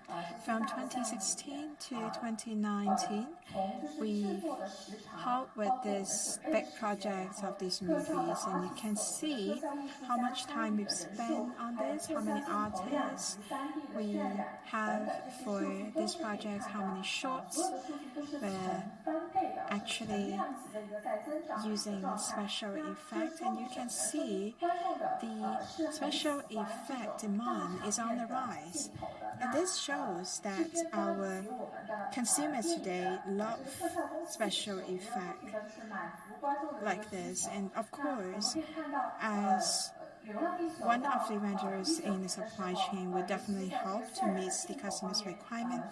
In terms of Wandering Earth, our total time of rendering was 200,000 hours, which is about less than 10 times of that in Operation Red Sea, which was quite demanding for our team, our resource, because we were not the only company that provides special effect for these movies. There are actually multiple special effect companies working for this.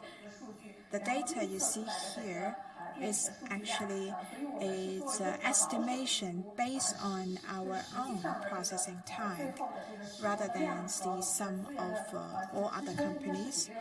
I believe this kind of estimation is quite conservative. In fact, we might have spent a lot more time than the hours listed here. And another direction of special effects development is how real it is, how precise it is. So I would like to invite you to watch another video to get a sense of it.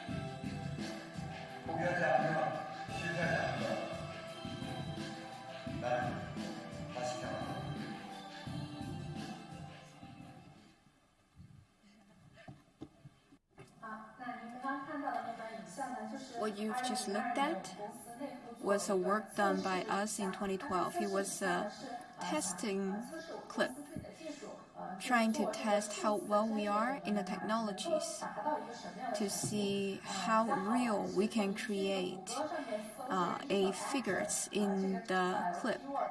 If you put digital actor in Google search, and you will find that the work we've done are among the top searches. On the left, we have the real actor. On the right are the so-called digital actor created by algorithms. Even if we put them together, it's difficult to tell which one of them are real. Why did we do such a test? Because when we are creating the visual effect, the most challenging part is to create a human. If there is a very small detail that does not create a real person in the video, you will feel that they look creepy. But creating such a real figure is highly demanding on the computing capacity. Perhaps you've seen the movie Alita, and Alita was created all by computer graphics. And the Alita's pupil was so fine, and that took the workload even more than creating the golem in the Lord of Rings. And it took 430 million hours to render Alita.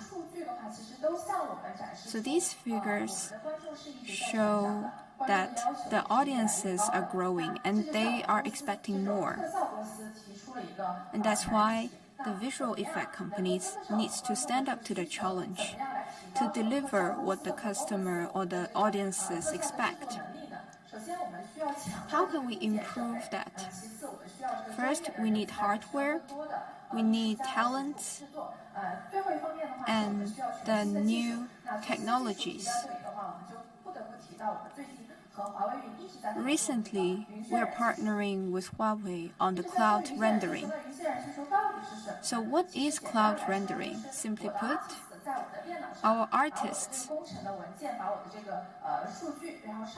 will upload engineering files and the data to the cloud platform. With the powerful computing capacity on the platform, thousands of the tasks can be done and distributed to the nodes for the rendering, so that we can get the rendering result in a quicker way. What will the future of CG be? In terms of the hardware, we believe that the cloud platform can provide us with resources support. At the moment, we are focusing on the utilization of cloud rendering. With more artists using cloud rendering, more data will be aggregated to the platform. That's for the first phase. In the second phase, our artists will be able to store and share the assets on the platform. In the third phase, we can develop a visual effect platform. So maybe in the future, the production does not need to work with a visual effect company. They can just log on to the visual effect platform and get the assets they need. If we could really go into the third phase, then upon the cloud platform, we could easily share the resources, experience, and even workforces on the cloud platform. And that brings us benefits. So the artists do not need to come into the office anymore.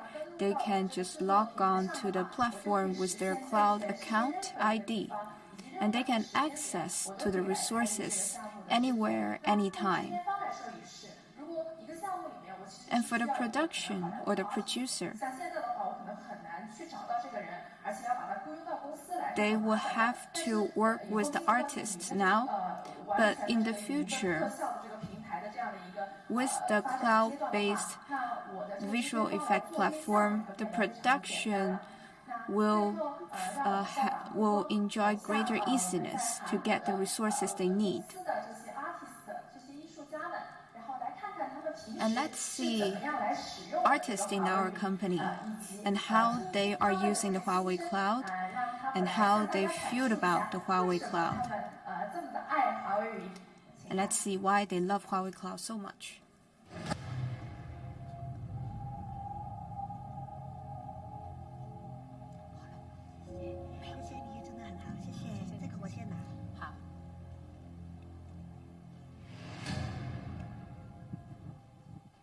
매크로그래프는 2007년에 창립하여 12년 동안 다수의 영화, 드라마, 광고, 애니메이션 등을 제작해오고 있는 전문 포스트 프로덕션입니다.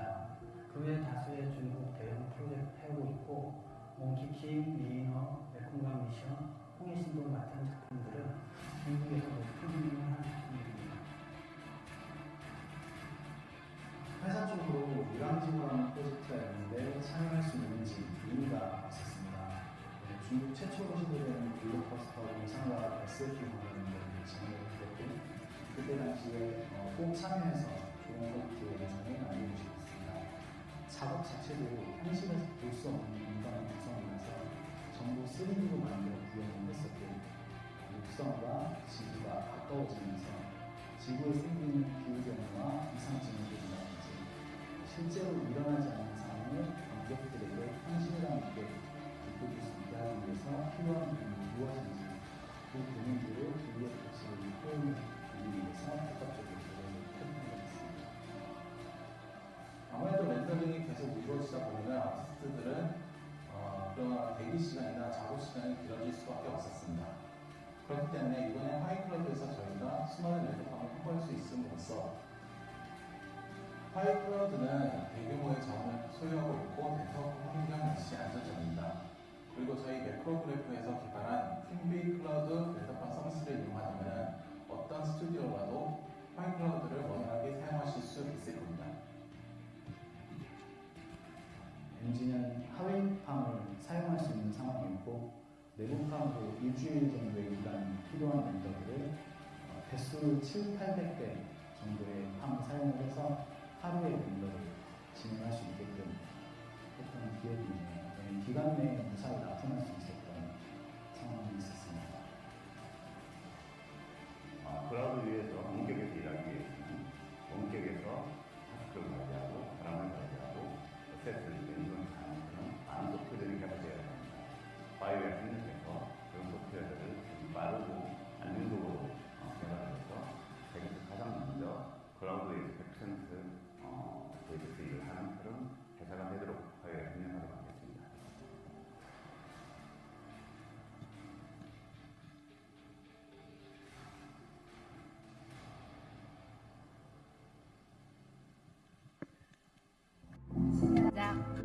Thank you very much. Thank you, Ms. Zhang.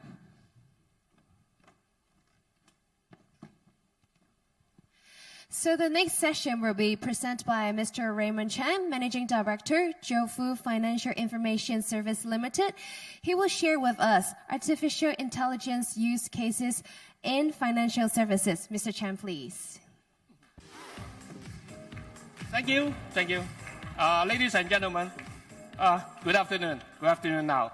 Yeah, so it's a little bit difficult because I'm the second last thing between you and the lunch. So I will make it short. And thank you, Huawei, for inviting us here to present our company and our application of AI, artificial intelligence, in the financial services. So I will first do a very quick introduction of what is 9F Group, what are we doing. For your information, the 9F Group is now the largest independent P2P lending platform in China. If you have heard about the P2P lending, we are the matching platform to match the borrowers and the investors. So now we are the #1 independent one, and we have more than 75 million registered users on board. And we have been processing more than 300 billion up to date of the volume. And we are the first and the only platform that have the support of the 2 state-owned insurance companies to provide the credit protection to our investors, so that our investors, they not only get their principal protected, they can get a guaranteed return of 7 to 8%. That is a very decent returns, even in China. And we also have the support of China UnionPay to help us to connect to the consumer finance scenario. And our shareholders, including the SoftBank, the SBI before, and also the China Cinda Group. So how we start the business? We found in 2006, and we start with banking consultancy services. And then in 2014, we found the mobile finance is coming. So we get into the business and build our P2P lending platform. So we start with our micro investment platform, and that is getting more and more popular, and it's getting bigger and bigger. Until now, as that, we have more than $300 billion transaction volume on our platform before. So this year, we decide to export our technologies, mainly the artificial intelligence technologies and big data technologies, to other financial institutes to enable them to connect their consumer, their scenarios to their financial services. So that is what we call the tech-enabling services. So where are our fintech, or where are our cutting-edge technologies? Mainly, in the area of AI, we use the AI for what we call the remote onboarding. If you are in the financial services, you know that for the onboarding, it is very stringent and has to be very compliant to the regulatory requirements. So we use the AI to do the facial recognition, to do the personal identification, and also the biometrics. And after that, we use the AI for customer service. I will elaborate later. The customer service, not only the chatbot. The chatbot is usually, we are talking about the inbound chatbot, people calling into the call center, and we use the chatbot to serve them. But we step one more step further. We do outward chatbot to call the customer with the bot. And we also apply the AI on the wealth management part, so that we can do what we call the robo-advisory. And in this year, I think it will flourish in Hong Kong. More and more banks will offer this robo-advisory, but we are already offering it in China. Also, we have our blockchain technologies. We are the members of the Reliable Blockchain Alliance. And our core solution is what we call the smart credit. We use the artificial intelligence and the machine learning to process big data to do what we call the alternate credit analysis. That is different from the traditional credit analysis or credit scorecard, to provide credit facilities to those who cannot access to credit facilities before. That is the unbanked or the underbanked segments. So we are doing what we call the inclusive finance in China. And we already have the AI in our strategy, we call the AI in all strategy, so that we apply the AI in every aspect of our product and services. We use what is very hot last year, we call the AI and HI, the human intelligence, helping with the artificial intelligence. We use the graphics, as I said before, the graphics one, we use it as the facial recognition for the OCR of the document, and the voice recognition to recognize the user or to synthesize the voice as the chatbot services. Also, of course, we have the NLP and the knowledge map. Knowledge map is very common in the AI industry, but we use it in finance. We use it for anti-fraud. We use it to identify the bad guys from a network of criminals. And also, we do the search engine optimization for the recommendations, and also, of course, the machine learning to help us to produce our credit scorecard. And you can see that we are in cooperation with the Chinese Academy of Science to have a joint lab on studying how the AI is working on the financial services. So in a nutshell, the tech enabling strategy, we are also doing the ABCD. For the AI, we use the AI to do the customer acquisition, the credit risk control, and the correction. That is, if the borrower defaults, we use the AI to do the correction as well, and of course the customer service and investment advisory. For the blockchain, we use the blockchain throughout our credit life cycle to manage the credit and also the transaction. And on the big data, we do the data mining and for the digital management of our platform and our customer data.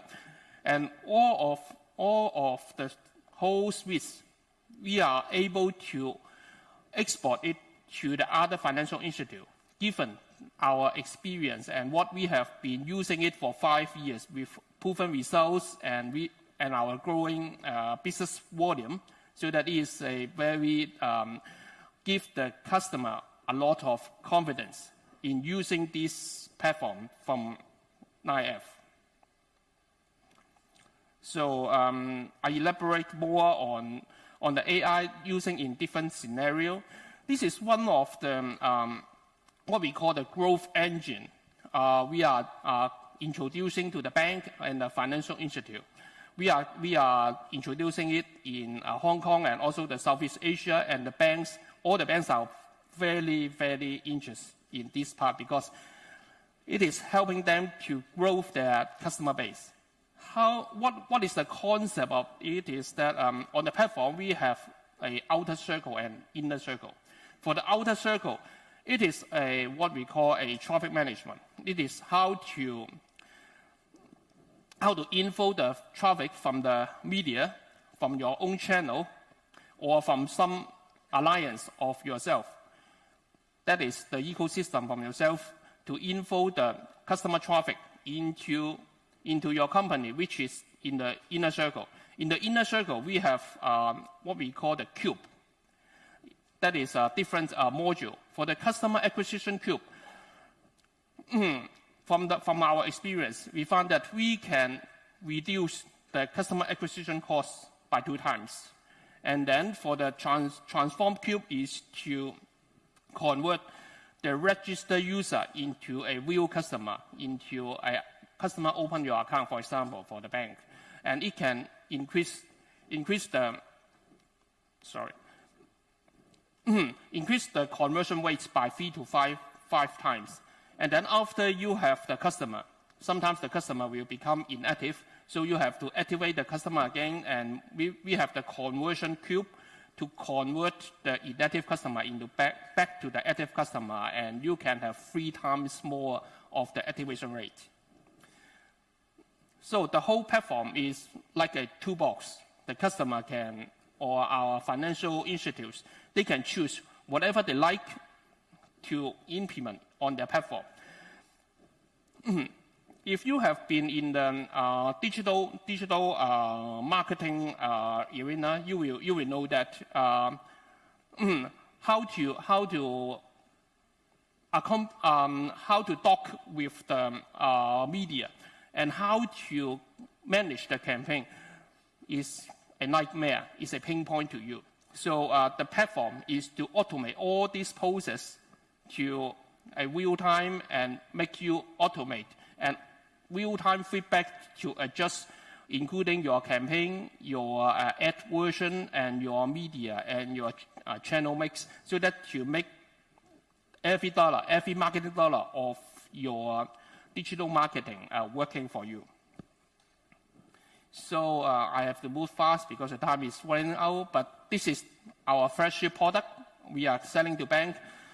Actually, you will see this model from, for example, a lot of others consultancy. We use multiple dimensions of data, the big data, we call that, and put it into the machine learning algorithm, and they will instantly run the credit model automatically 24/7 and automatically feedback to find the optimal credit model that for the human credit analyst may work for months, and they can work it in days to come up with the best credit model according to your customer data. And we have our own credit score to for you to make the credit decision so that you can decide which segment you want to approve the loan to and what is the pricing you charge the customer. So at the end, we will have to say why we are cooperating with the Huawei Cloud.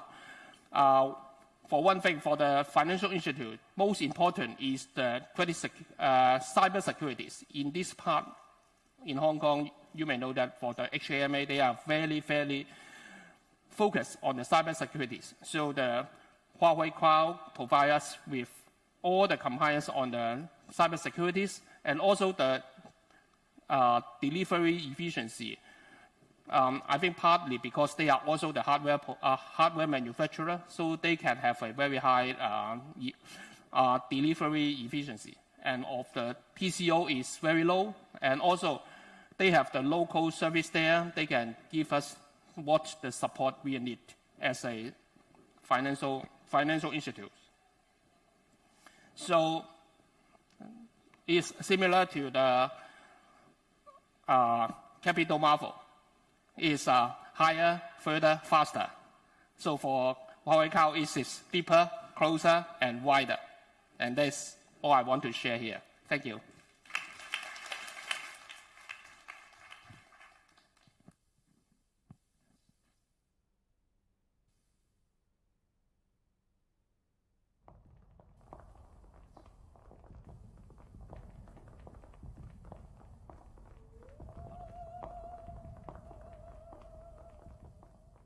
Hello, humans. I am the intelligence of Huawei Cloud. I have been asked to take over this session because we have something important to announce. Today is all about artificial intelligence. So may I invite Mr. Cheng Liang, President of Global Partner Business, Huawei Cloud Marketing and Sales, to come to the stage. Mr. Cheng, please. Hello. So today is a big day, and this moment is a great moment. In here, together with the AI robot, we together will announce and release a very important partner program, which we call as AI Partner Club Program. In the morning, Mr. Edward and our CTOs has mentioned, also a lot of our partners has mentioned a lot of applications or those use cases in the AI domain. However, Huawei, we can provide the cutting-edge technology, including both of those computing as well as the algorithm. However, all of us understand we need those expertise partners together with Huawei because they know the industry much better than Huawei. They have those experience. They know how to really adopting the AI technology in the different industries. So the AI Partner Club is one of the most important programs under Huawei Cloud Partner Network. So we designed this partner program is trying to develop those strategic partners who really has the capability or has the success practice in the AI domain. We together, we can give the better technical support to those partners. We can join, build the solution together, and then we offer the better service to our government and also enterprise. So, of course, we have designed 4 roles in this club. The first one we call the AI Technology Cooperation Alliance. Those partners, they are providing the generic AI technology, including the AI model, AI labeling, as well as the OCR or those face recognition. So they were together with Huawei to providing a very strong, it's a comprehensive, generic AI technology. The second membership role is we call as the AI Industry Intelligence Chains Alliance. Those partners, they are developing the applications for in the different industries, like the retail, like the finance. So they have the applications. They were utilizing Huawei AI technology to provide we call the one-stop application to help our customer to do the digital transformation, to really adopting the AI technology. The third one is, we have a lot of those startup companies. We have a lot of developers together. They are trying to adopting the AI technology. So we have the third type of the partners. They are focusing on the training, to transfer the AI knowledge to those new startup companies. Last one is we call the consulting partner. Those partners is help us to deliver the AI solution to our customers. So, we have, in this morning, we have shared a lot of cases. So together, as I show in the slides, we will collaborate with our partners to build each of those solutions for the industries. We have the traffic, shopping mall, those retail, in different for those kind of use cases. The last day is a very, very important, moment. Today we have invited 10 of our first AI club partners. They are, come from China, international. They have those, very strong technical, knowledge. And also they have a very successful customer, practice. Together, we will launch and release our AI club partner program together. So next, I will hand over to my robot assistant, let him to help me to introduce our strategy partners onto the stage. Thank you, Mr. Chung. Please remain on stage. Today is our big day. May I now invite the first 10 partners to come on stage to officiate the AI Partner Club inauguration ceremony. Hampton Technology, RedSense, Beijing XNet Technology, Qianhai AnyCheck Information Technologies Company Limited, Shenzhen DeepCam Information Technology Company Limited, NetEase Youdao, Beijing Sinovoice Technology Company Limited, Beijing Anjian Zhehe Technology, OneClick, Tableau Software. Thank you.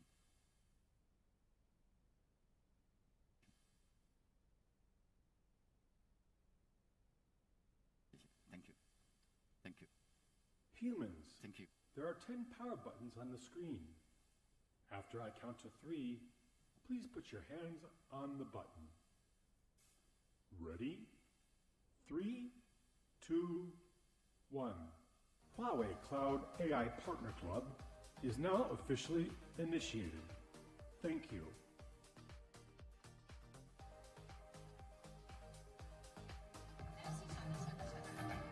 Thank you. Thank you very much. So now it will be our toasting ceremony. May I please request all of our guests to join Mr. to be in the stage, in the center of the stage, and then will be a toasting ceremony.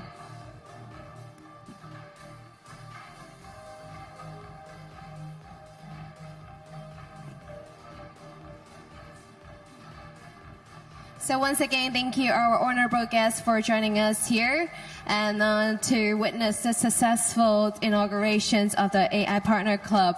So should we all count down to 1 together and let's say cheers together. Are you guys ready? Cheers. Ready? 3, 2, 1, cheers! Congratulations to the inaugurations of the AI Partner Club. Thank you very much. So thank you, our guests. And here we're very excited to see the inauguration. Thank you very much. Please be seated. Thank you.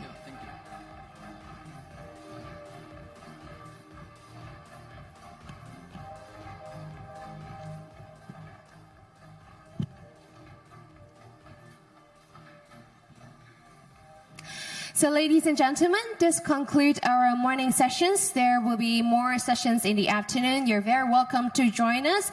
In addition, please enjoy the lunch that we have prepared for you outside at the foyer. And thank you so much for joining us here, and we will see you in a bit. Ladies and gentlemen, welcome to join this afternoon session. And the topic for this session are cloud and AI to enable intelligent industry upgrade. First, I want to do a small interview.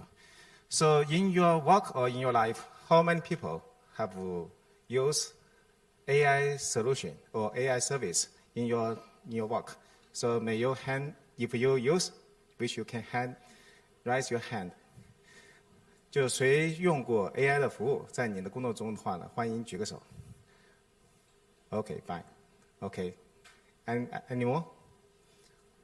Use AI service in your work or in your life? Just not many. And so we see a lot of potential for AI future. This afternoon, we invite the experts from Huawei and our partners from 2D File and Dana and Haiche. We invite them to introduce the practice in different industry, which you can get more information from this session. Thank you. And the first one we would like to introduce is Dr. Tu Dandan. He will introduce Huawei Cloud Enterprise Intelligence Service. So welcome, Dr. Tu.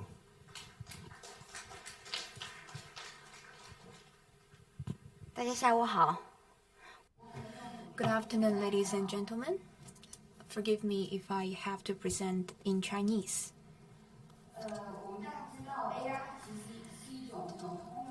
Artificial intelligence is a general-purpose technology, just like the internet, computer, and steam engine. It is bringing huge economic benefits to the society. Together with the cloud, many industries will be revolutionized. Over the past year, we have explored in many industries such as healthcare, pharmacy, insurance, logistics, etc. I will show you more details in this industrial exploration. However, we are just at the beginning of the AI trigger change.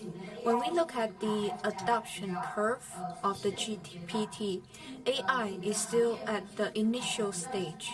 That means industries are still exploring different possibilities. People will feel excited that AI may resolve many issues in industries. But on the other hand, people may get confused. And they are also anxious about being left behind in the new revolution of AI. Over the last 1 year, Huawei AI has partnered with our partners and customers. And now we have explored more than 200 projects in different industries, including urban digital twin, intelligent healthcare, smart home, smart campus, intelligent logistics, automobile, and internet.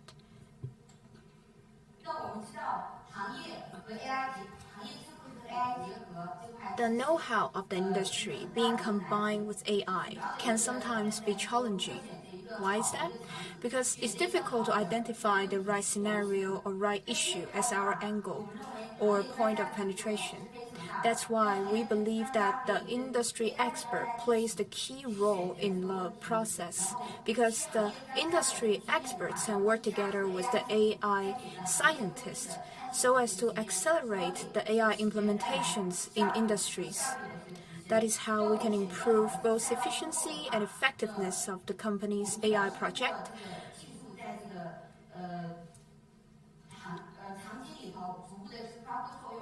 And we can also ensure that the technology implementation can generate actual commercial benefits.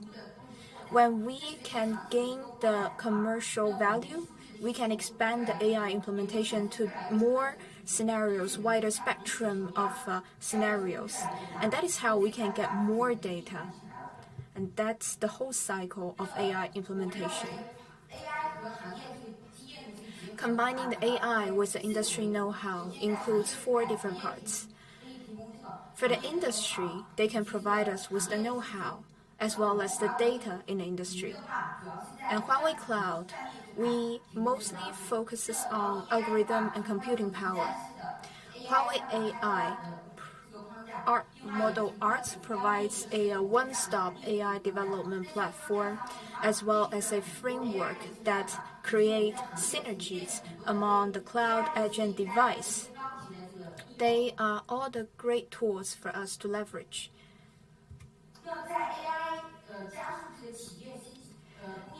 AI can facilitate the industry upgrade. There's 3 different points. First, it can help to improve the efficiency. On the left, we can see 2 different pictures. These are 2 pictures come from the application done by the Tuku China. Well, Tuku China is using AI to identify which of the images actually infringe the copyright.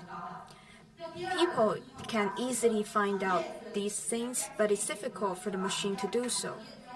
And the second case we have is to transfer the expertise, transfer the industrial expertise to the AI algorithm.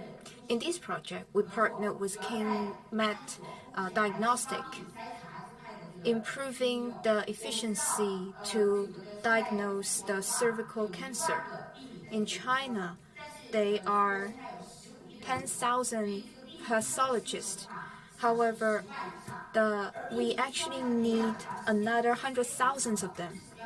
Usually, it takes about 5 to 10 years to cultivate or to help a pathologist to become fully qualified.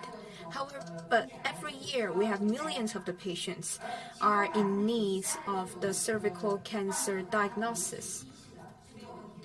Most of these patients, they need the diagnosis or to say biopsy, are actually do not have the cancer.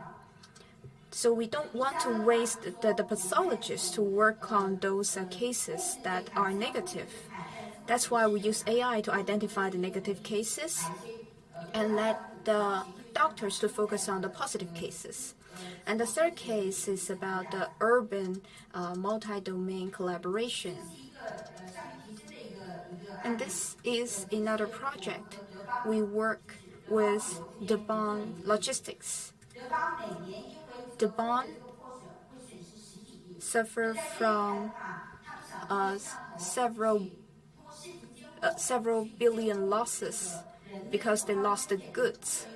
So with the surveillance camera deployed, the AI machine can automatically identify if there is violent sorting.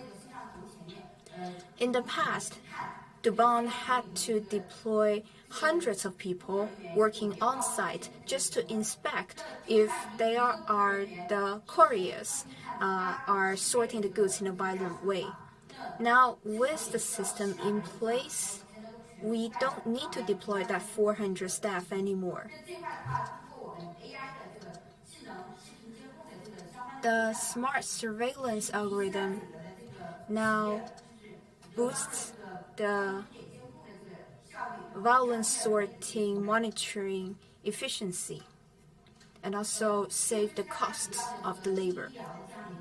This is the case of the KingMat diagnosis, combining the industry know-how and the AI to improve the efficiency so that the pathologists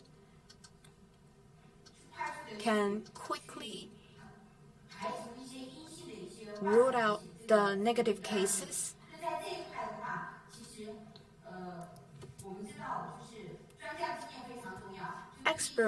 Expertise is vital. AI sometimes do not understand the imaging in the healthcare domain.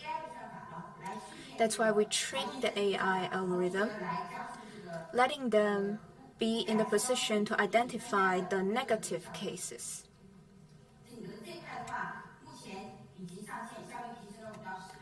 This system can help the diagnostic efficiency boosted by 5 to 10-fold.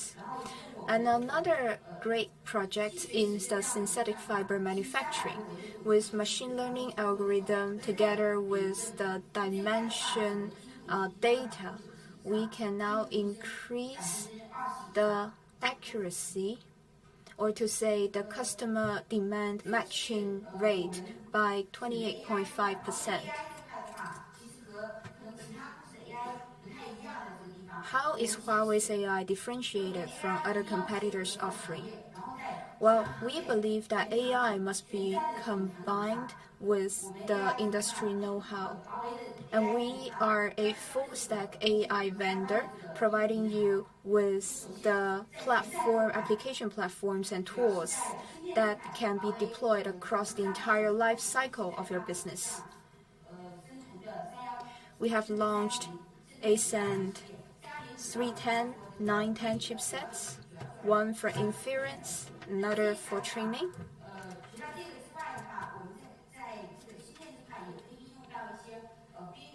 We can also leverage the edge server together with the IoT AI sensor, such as the wearables. So we have the AI chipset offering for all different products. Our DaVinci architecture can support the cloud edge device synergy, as well as the upper layer application algorithm development. We also developed a MindSpore platform, which is compatible with TensorFlow and MSNet. Upon this platform, we have built in the common API and high-level API among other solutions for industries. So when we talk about full scenario, what does that mean? That means at the device side, edge, and the cloud side, including public cloud and private cloud, we all have a end-to-end solutions.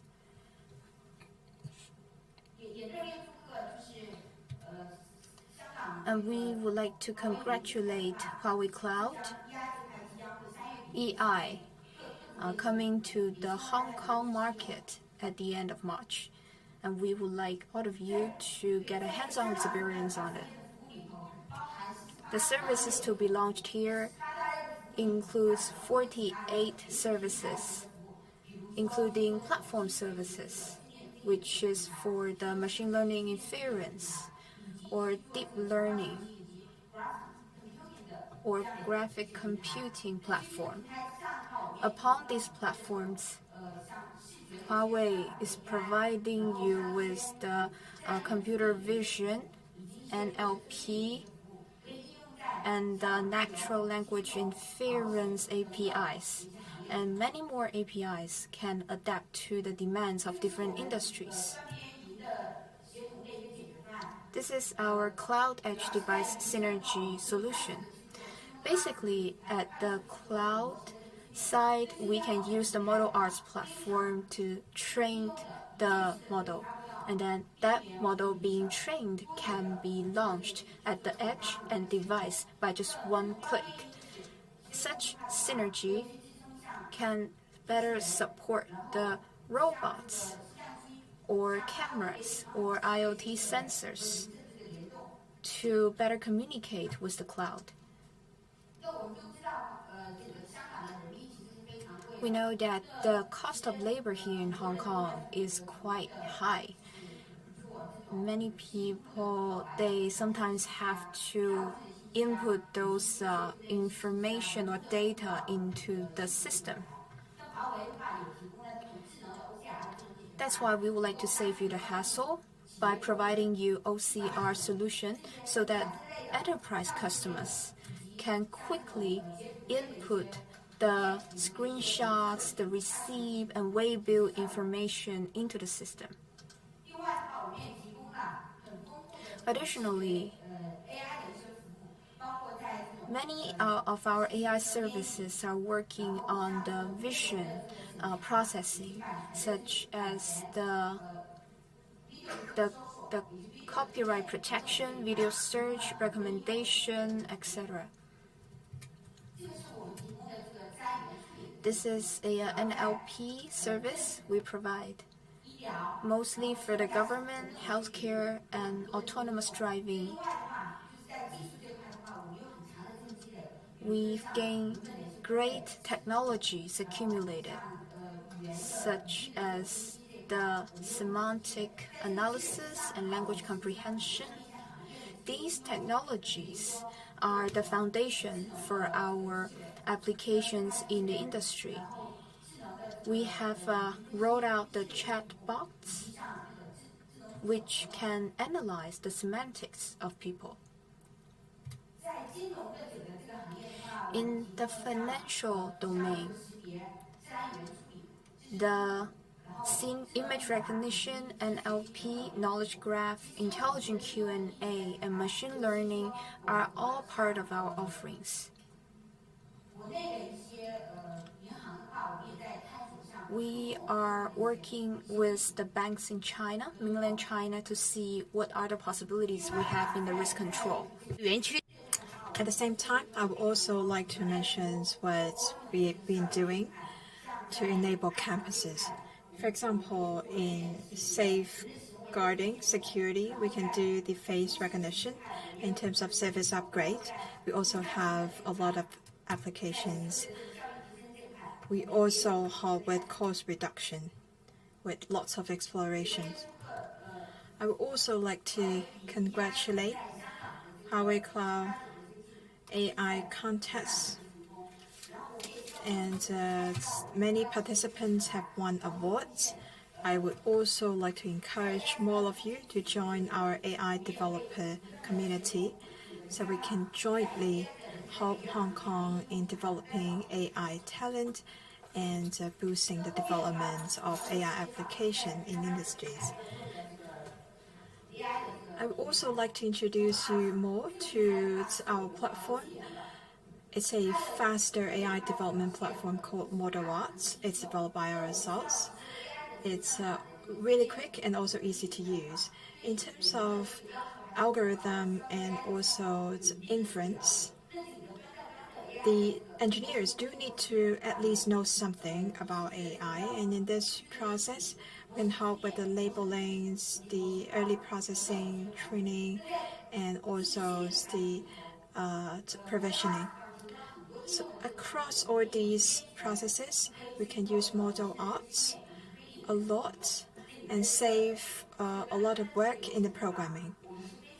And this end-to-end process is really easy to use. In terms of the speed of training, you can take a look at the Stanford Down Bench. We now rank #1 in image recognition training in the world. And there were 128 V100, and it's training ResNet 50. And our speed is really quick. It's a lot less than 9 minutes here. It's less than 5 minutes now. And I should say that compared with the runner-up, we're actually like 2 times better in terms of speed. If iteration takes on average an hour, training in other platforms means you need double the time. You need just like 500 hours in our platform, while you need 1,000 in others. And in our platform, we also have done a lot of optimizations in data uploading, labeling, model training, model validation, and publishing. And our XML innovative tool can help with automatic selections of design models, and it also helps with the tuning of parameters and acceleration of the process. We've developed this device cloud collaborated AI development tool of HiLens. It's a one-stop AI application development, distribution, deployment, and management platform. HiLens helps significantly in improving development efficiency. It's a 1,000 times lower development cost, and we also have 10 times higher performance and 10 times higher business development efficiency. We can use this to assist the home camera and video-mounted terminal. We think we are leading in this niche area. Huawei Cloud AI, inclusive AI, would like to build a fully connected, intelligent world with industry, partners, and customers. That's all of my presentation. Thank you.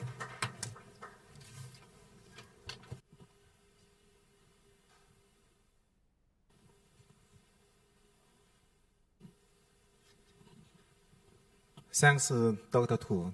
Dr. Tu has lots of experience for AI industry practice, and summarizes 3 points. First one, the scenario is a key for industry artificial intelligence.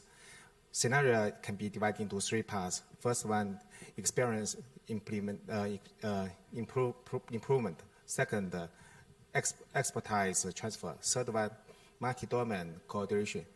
This scenario is the key. Second, Huawei can provide full stack all scenario solution for industry AI. Huawei can provide cloud, pipe, and cloud, edge, and the device, all synergy, not just focus on public cloud, but also focus on private cloud, provide hybrid cloud solution. Third one, Huawei can provide model arts. You know, Hong Kong has a very professional talent, and Huawei can provide the model arts AI platform to drop down threshold of artificial intelligence technology. So this is the 3 key I get from Dr. Tu's introduction. And next one, we would like to introduce the expert from 2D file, Zhao Ying. Welcome. She provide the experience for catering AI application. Welcome. Thank you. Okay. Thank you, everyone. It's a pleasure to be here today, and I am honored to give you a quick introduction about what 2D Fire does. Enough about me. Okay. So our core business is anchored actually in the catering and the retail business.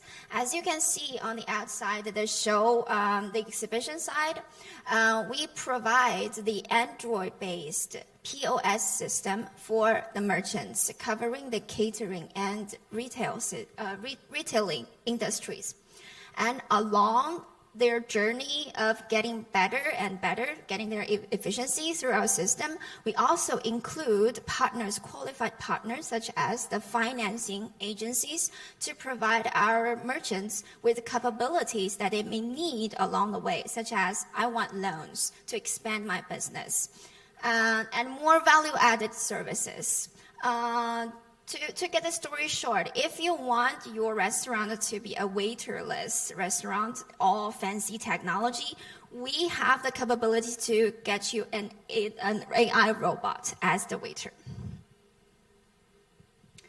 So I think the most important theme I am standing here today is not just to talk to you about what 2D Fire does, but it's more importantly echoes to what 2D Fire will be able to do, joining hands with Huawei. So actually, I see here is an ecosystem.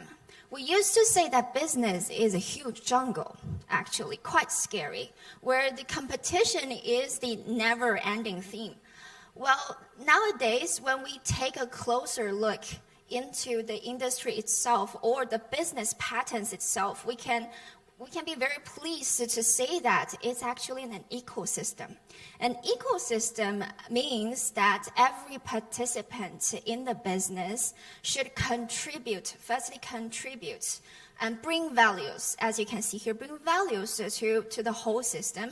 And in return, everyone can get a win-win situation. So the main idea is to integrate the local business and the Huawei cloud's computing capabilities together with the 2D Fire solutions that we can help the business group, F&B business, and the retails to get a better position and get a head start in their business running.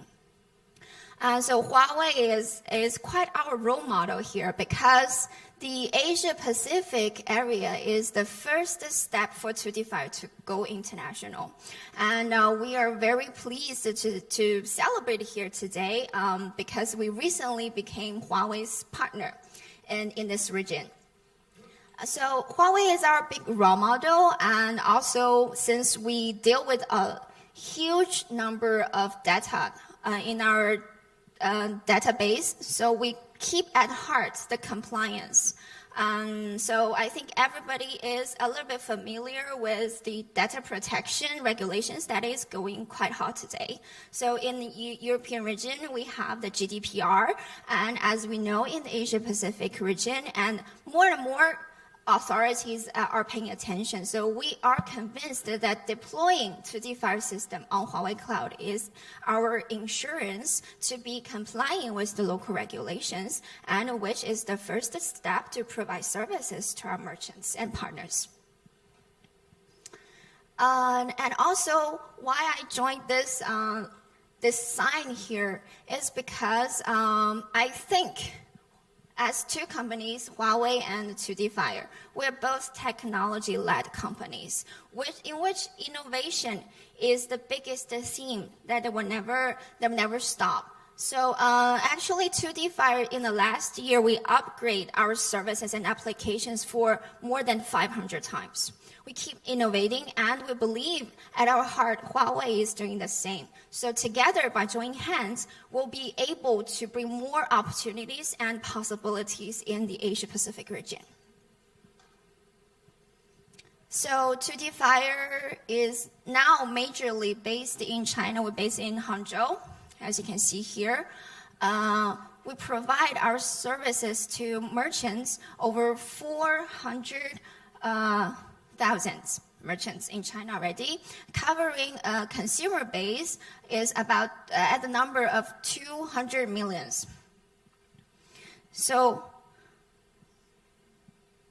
and we have been doing a lot of tentatives to reach out to see more possibilities about what we can do.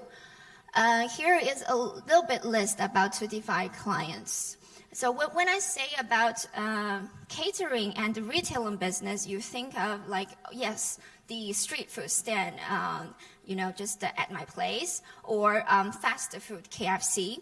Actually, our client base is more larger than that. So you can see here we have the high-speed railway train as our client. If you take the train from Beijing to Shanghai, you'll be most probably experiencing our services on the high-speed railway train. And also the CP Group in Thailand is our partner here, and also our client, direct client. Coca-Cola, partner, and also client. And here the In-Time Retail and Wanke, I think you probably heard of.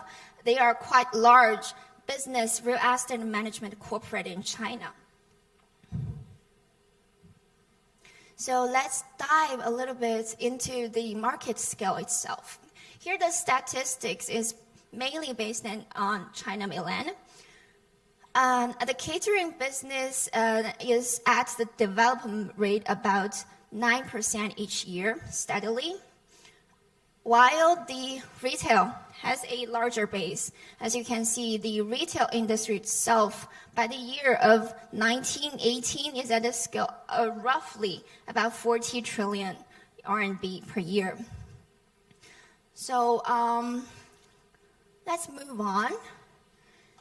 From the analysis, we can see a bit trends. First is that about 70% of that business is actually small and medium-sized. I'll be talking about this topic later in full details. And versatile. May I let you recall the last time you walked into Starbucks? What did you buy? Anyone? Cup of coffee? Matcha latte? Yeah, but as in my case, my last time to Starbucks was for the cat claw mug. Yeah, so actually versatile means that the border between catering business and the retail business is getting a bit blurry. So for the merchants, practically, they need a system to provide them simplified, easier solutions to comply with their diversified requirements in business running. And international franchises. It's not just only about KFC or McDonald's. So we have the Chinese cuisine. They want to expand their culture influence overseas in the States.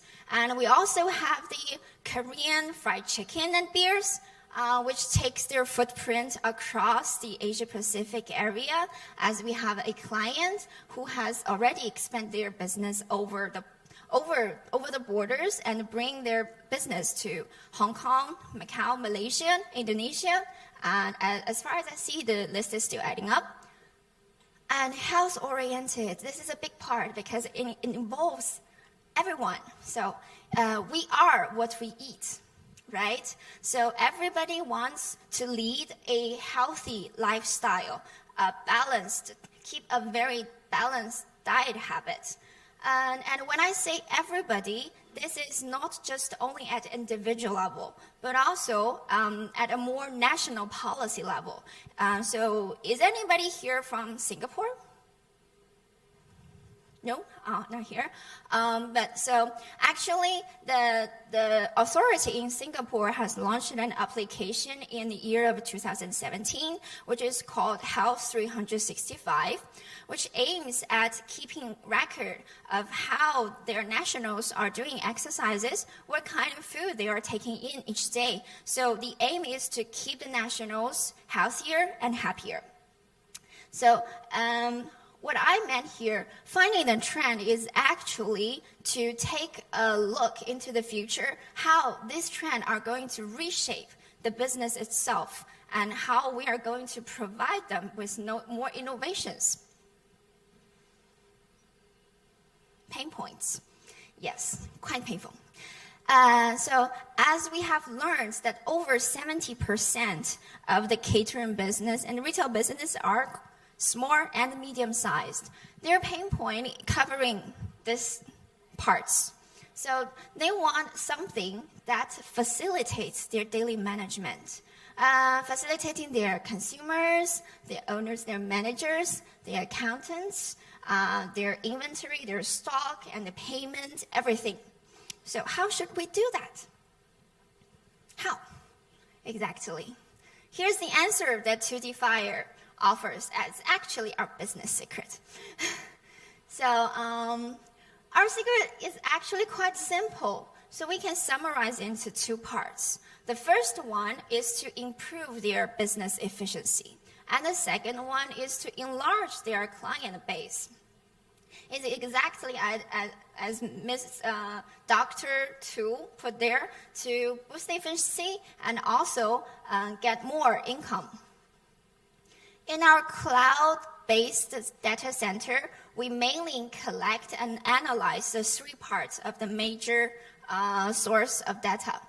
So at here, we get the purchase data from consumers. And this is targeting, the purchase projection is targeting the suppliers of the merchants.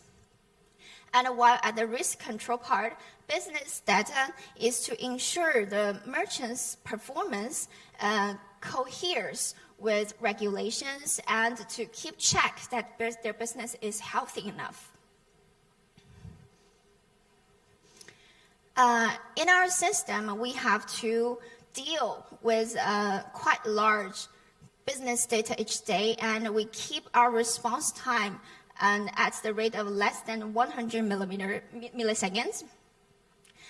So at this point, I would very much to say again, so we chose Huawei as our partners, also because we need a highly efficient business capability, meaning that the computing power has to be powerful enough. So a little bit case study. This is about one of our customers, a Han Cuisine, quite local.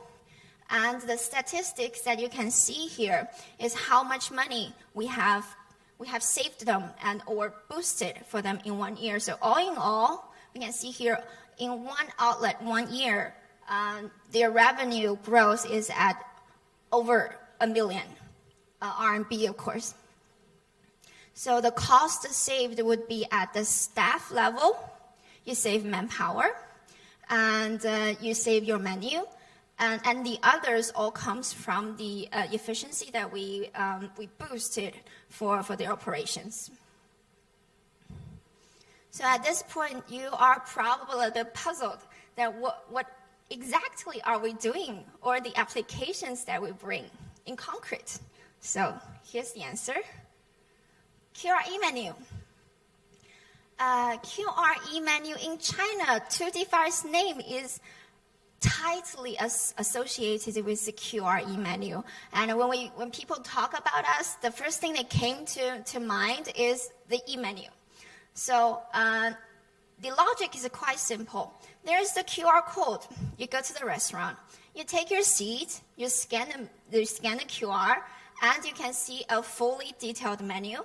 The menu will tell you how many calories are there in your dish. And if you're eating a chicken, is it a Korean chicken or is it somewhere elsewhere? And so when you place your order, finally place your order will be sent to the kitchen directly, and the chef can prepare their process already. And in the end, you don't have to call the waiters for your services for checkout, which is quite painful because during rush hours, you have to wait like more than 10 minutes. Such a headache. But you can just pay with your e-payment just on your phone.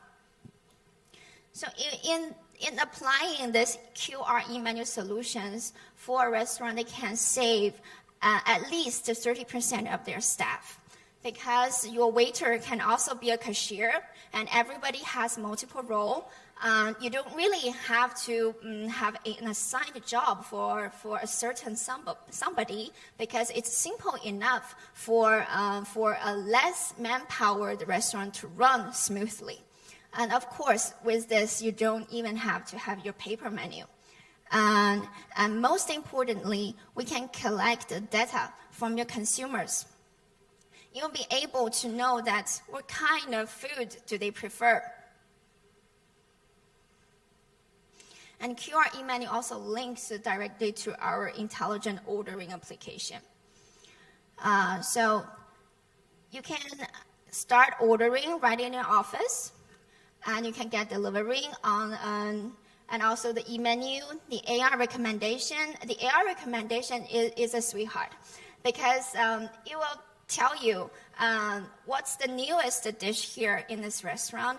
And according to previous order history, they will say, okay, here you favorite Kung Pao chicken, and this one is the right dish for you. And also, when you're quite puzzled how much dish you have to order for, let's say, 10 person, and this AI recommendation will do the analysis based on the restaurant's record and your own personal record, and recommend your right amount of dishes for you.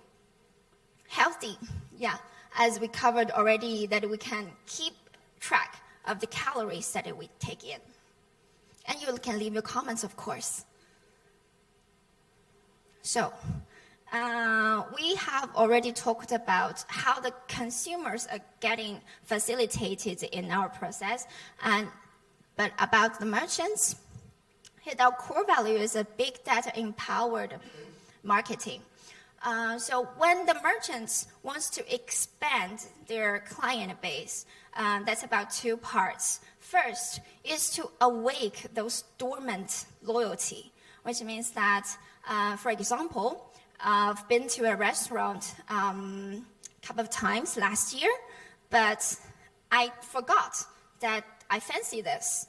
And at this part, the restaurant has me in the database as a member, but however, it has no way to awake me and to attract me to go to their restaurant moreover. And secondly, is to attract new members. So what we do here is that we collect all the data together and gather the right client portrait at specific angles, age, purchase frequency, etc., and doing the multi-channeled procedure data collection and launch them to the merchants. There you see you have the aids, you have coupons, you can send coupons, and you get delivery, and you start booking online. Yes, so everything there is to facilitate the merchants to know better their consumers, and we will help them to know better, and we'll help them to see what procedures they have to do. We'll give them consultations along the way. And this is about big data-driven financing. So back at the analysis that over 70% of the business is led by small and medium-sized entrepreneurs, at which part the financing scheme is quite vital for their expansion. Or as Shakespeare would put it, it's to be or not to be problem. So what we do here is we are at the center of the data. And at our left hand, we have the merchant who needs the financing scheme. At our right hand, we have the qualified partners to provide them with the right financing ones. And we will give both of them the analysis based on these angles, their business status, their liquidity analysis, etc. So to make sure that the financing agency would get the accurate risk control to ensure that their financing project will go smoothly, while the merchants will have 2D-Fire's analysis as their credit, so then they can go on with their financing scheme smoothly. Supply chain. So as we know that Jingdong's success take a great merit in the fully developed supply chain management that it have. So what we do here is we want to replicate. Of course, they're a large e-commerce company, and we want to draw from the experience and benefit our own merchants with the experience. So actually 2 parts. First of all, we bring online the merchants' daily business operations and make them digitalized. So if you want a Kung Pao chicken, right, and you go to a restaurant, every Kung Pao chicken will be recorded, and the data will be synced to the kitchen, to the stock, to our supply chain management. So if the stock it is just ended, then the consumer no longer order the Kung Pao chicken. And also in another case, if the chicken stock has dropped below a certain point, then it will trigger an automatic purchase order process, as you can see here, and start the ordering process directly without further interference. And the second one is we want to create a purchase platform for suppliers and our merchants. The small and medium-sized merchants, they don't really have a lot of resources to reach out to experienced suppliers. So our platform offers them this opportunity to see they can get better offers in the platform, and the suppliers can, of course, in return enlarge their client base, because there's over like 400,000 merchants on our platform. AI consultation. So for the merchants, when we have dealt with bringing their data, offline data, to become digitalized, this is just the beginning of what we can offer them. This is just one small part. Actually, for the industry of empowering and informationalizing the merchants, the bottleneck has been the isolated information island, which means that even if we have digitalized everything, but the merchants still don't have the capability to know their own position, how they're performing in the industry themselves. They have clearly no clue. And so here kicks in our AI consultation. The consultation can take 2 parts. First is their business performance, more like daily-wise. And the other one is when they want to open new shops, where to locate, how's the traffic, how's the population attributes. So we empower them with our consultations. Outlook, yeah. I didn't know what is the thing that you fear most when you are traveling alone on a railway. So personally for myself is that I have to go to another cafeteria cart and leaving my belongings there. So here we come up with a solution for the high-speed railway train. You just need to scan the QR code at your seat. You don't have to move at all, and you place your order. Then you will have them right there for you, and they can calculate the time because it's connected with the with a centralized system from the railway train, knowing that if you are getting off the train, say like 15 minutes, then we don't recommend you to place your order. And above that time period, then you can feel free to enjoy the services. Shopping mall all-in-one membership. So nowadays, as I said, as we have seen that the industry border has become blurry. And inside a shopping mall, it covers all kinds of industry, from dining, retail, entertainment, parking, etc. This is all what customers need when they come to the shopping mall. So our idea here is to create an all-in-one membership. When you just finish your dining in a restaurant, you can get coupons to buy your clothes. Or even more, you can get recommendations of, yes, there is a thriller movie going on, then please go to the 3rd floor, etc. And all the loyalty points you collected during a purchase can be deducted during your parking out. Okay. So here, the next 2 slides is to say that we want our merchants to interact more with the consumers, and the AI-empowered face recognition application is the best solution.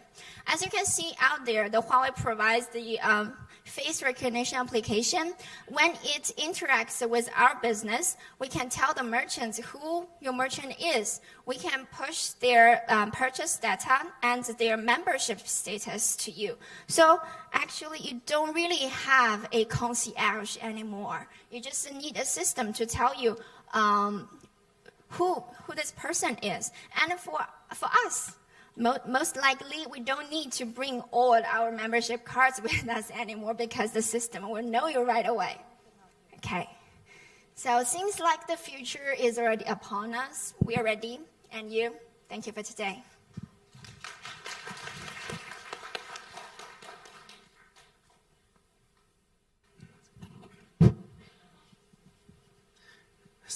Thanks, Ms. Zhao. We can see they have 210 million customers for 2D file. Wow, it has done very well in this area. And from their speech, we can see how they built their new catering ecosystem. This year, we see the case for ordering on high-speed training, which next year we can see more case in Hong Kong application.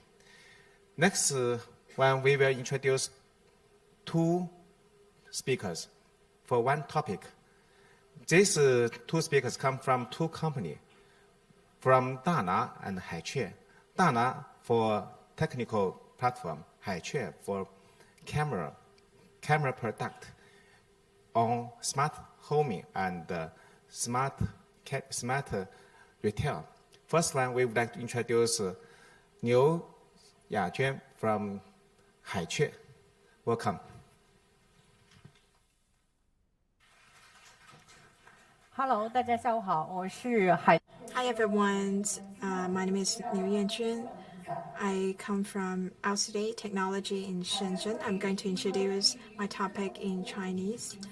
We're dedicated intelligence service and also digital graph data collections. And for example, you can use the intelligent camera at home, and we've extended our business to key markets in like China, North America, Europe, and Southeast Asia. And we have millions of users, and we focus on the high quality services. We also have many patented products. And for others, they need 3 months for the development. For us, we would like to provide the superb quality. This is why we need at least 300 days for any new product we develop. And we also have different products, and most of them are available in Southeast Asia. and Garager is for North America. In the process of cooperating with Huawei, we help with the rollout of AI-enabled products, including the R&D and also intelligent algorithm application. So what will happen when the eyes meet AI? Please take a look at the video.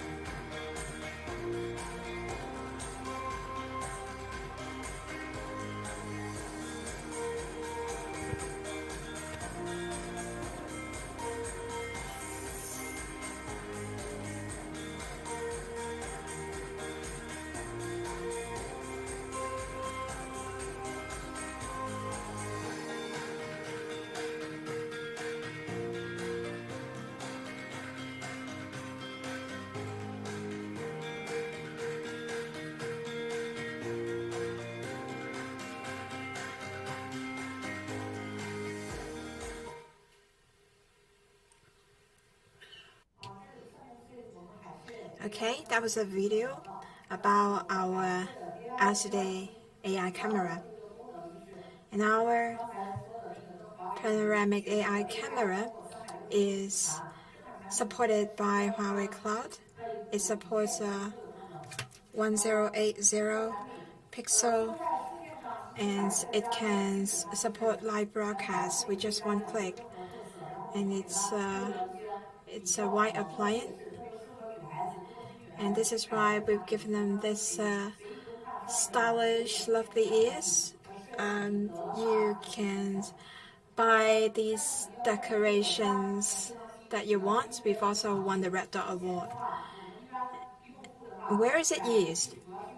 Usually our customers use this camera for childcare, pet care, elderly care, and also shop surveillance. I have a child in the 4th grade, and I have this camera in my house, and I know everything. Even when I'm on business trip, I can talk with my child, and I can see my child whenever I want. And there are also convenience stores like 7-Eleven. It's very inconvenient for you to install the traditional cameras. You only need like 2 cameras of ours, and it can be provisioned really quickly. It's really convenient security device you need for a convenience store. We also have H.265 coding technology enabling full HD videos. And our product is also the first one that is patented with 360-degree rotation without any dead zones. Consumer digital camera in the market rarely features such a pattern, and we can use the 360-degree rotated camera, and one camera will be sufficient for your home in most cases. The elderly people would not like to use smartphone in some cases. So what can you do if you like to contact them? This is why we have this call initiation in one touch. If needed, they can press that button and call their parents or their children. So we also enable face recognition features. As long as you download an app and supported by Huawei Cloud algorithm, it can also push some information to your smartphone if it can tell that this is not any family member of yours. some of our customers buy this camera to help with the baby care. If a baby is crying, if you're on a business trip in Hong Kong and your baby is crying, you can see automatic notice that your baby needs your help. And you also can watch the recorded camera. You can also set the time that you have to work. If there's any moving object in your home when nobody's home, you can also get a warning in your smartphone. And we also support this with the high silicon chipset and algorithm. That's all for my introduction. Thank you.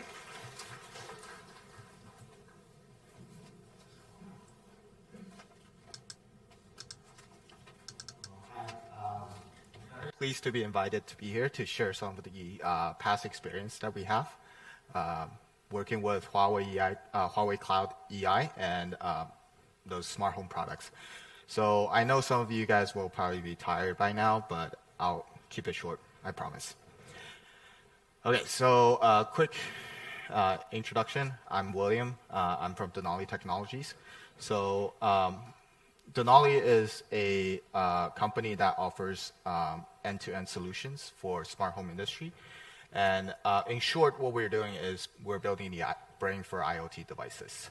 So we connect all the devices, and we provide data services on top to facilitate the AI features and basically to make all these IoT devices smarter. So on top of the technical side, we also provide we offer a open ecosystem, basically a whole supply chain ecosystem to our partners, like Al Sadai over there. And most of our projects are highly customizable. And unlike all the other solution providers charging license fees, we actually don't charge anything. The only thing that we do is a profit sharing because we collect all the value-added services payments from the users. And right now we have data nodes across the world, 15 independent data centers, and on top of public cloud or private cloud infrastructure, so it's kind of like a private hybrid. And on the product side, we cover pretty much the full range. The broadband IoT devices like the smart home cameras and narrowband IoT devices like thermostats and door sensors.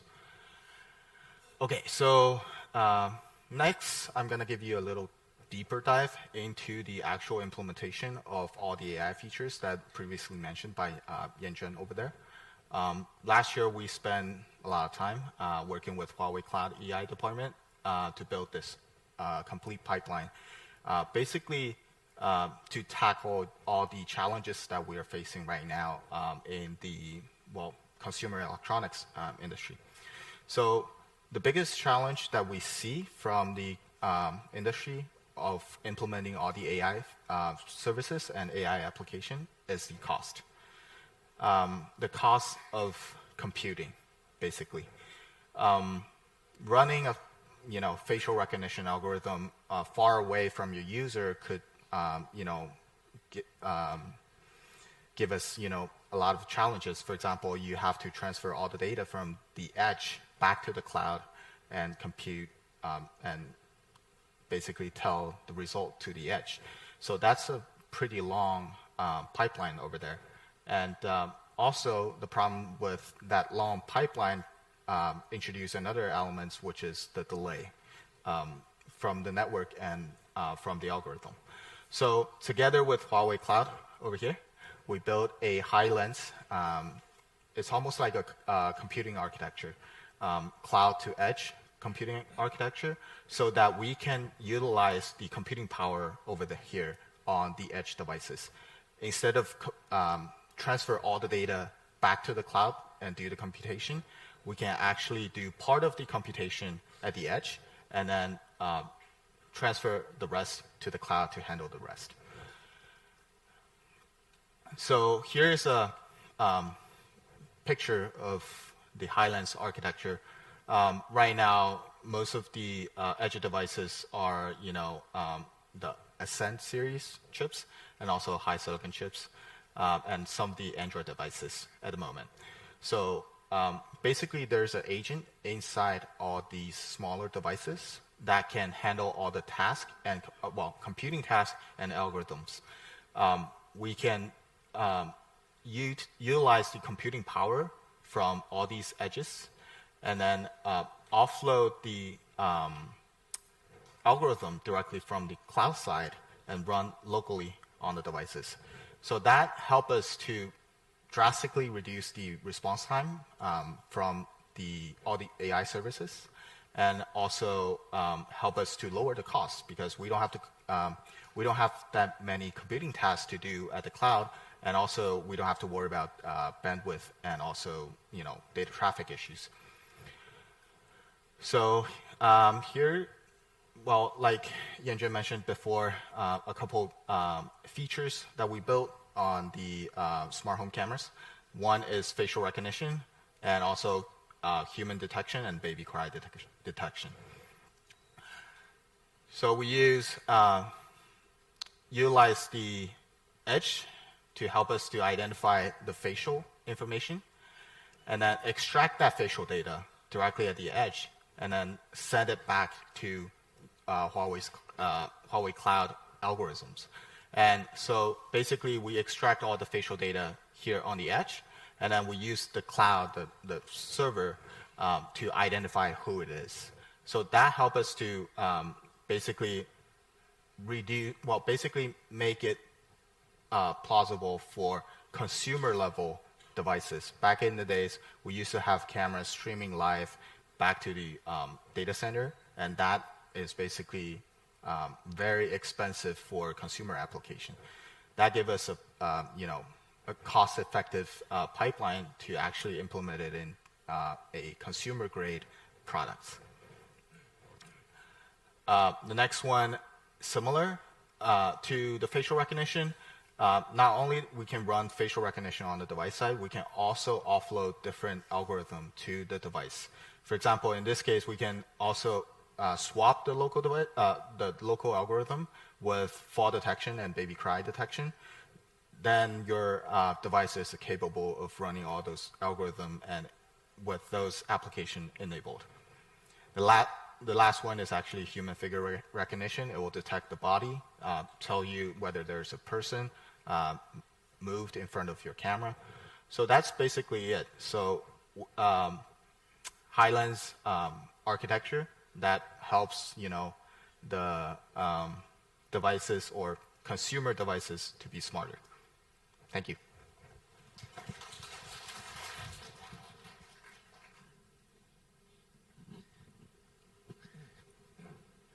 Thanks to these two speakers. So Haique from introduce the interesting experience for smart home with a 360-degree rotate camera to give precise identification. It's a very interesting experience. I have one in my home. And the second one, Chen Wei introduced how to cooperate with Huawei Cloud Highlands technology to support this experience. Next one, we would like to introduce my colleague Wang Yehua from Intelligent Computing product line. He will bring us how to extend the power of AI computing to make AI everywhere. Let's invite Wang Yehua. Good afternoon, everyone.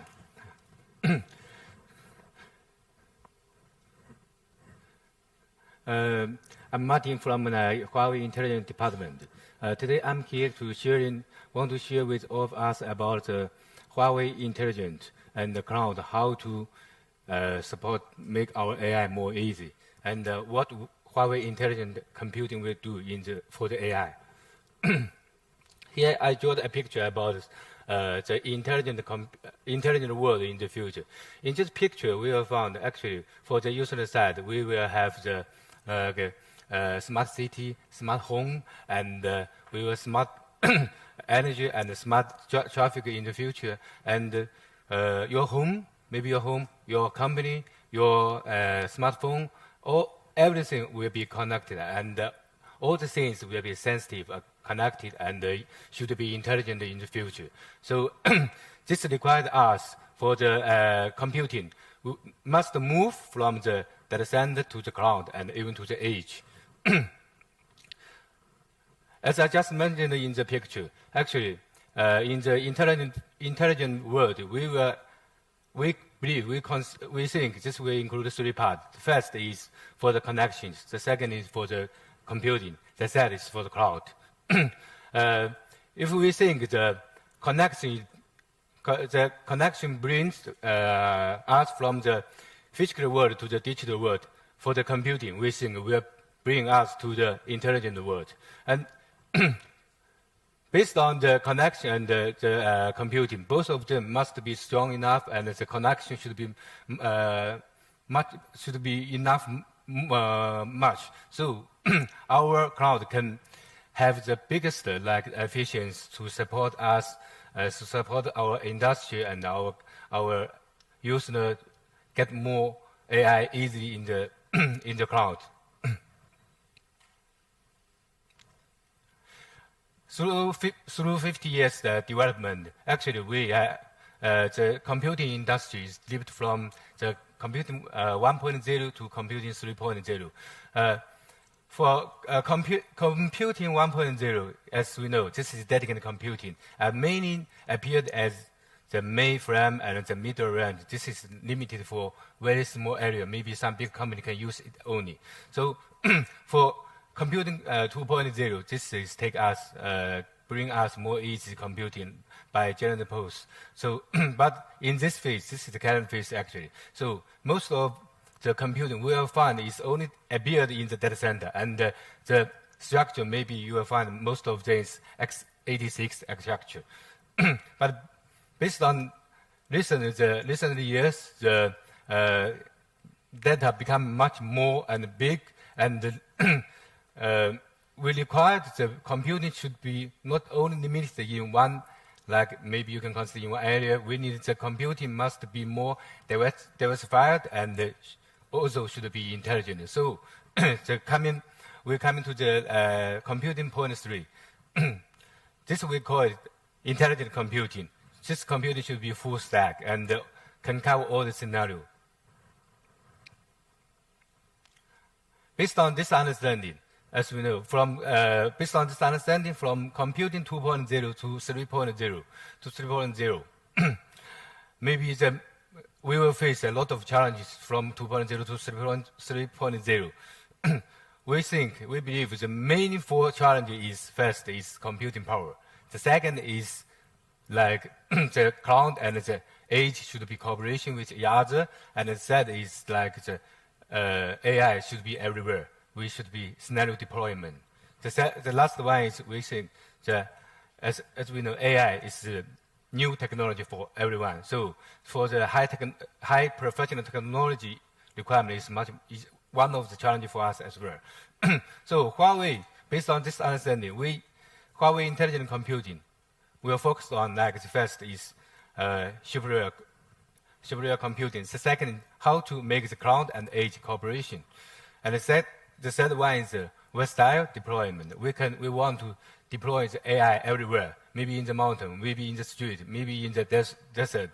The last one is we want to bring the easy to our customer. So we plan to bring the end-to-end solution to our customer, to the industry.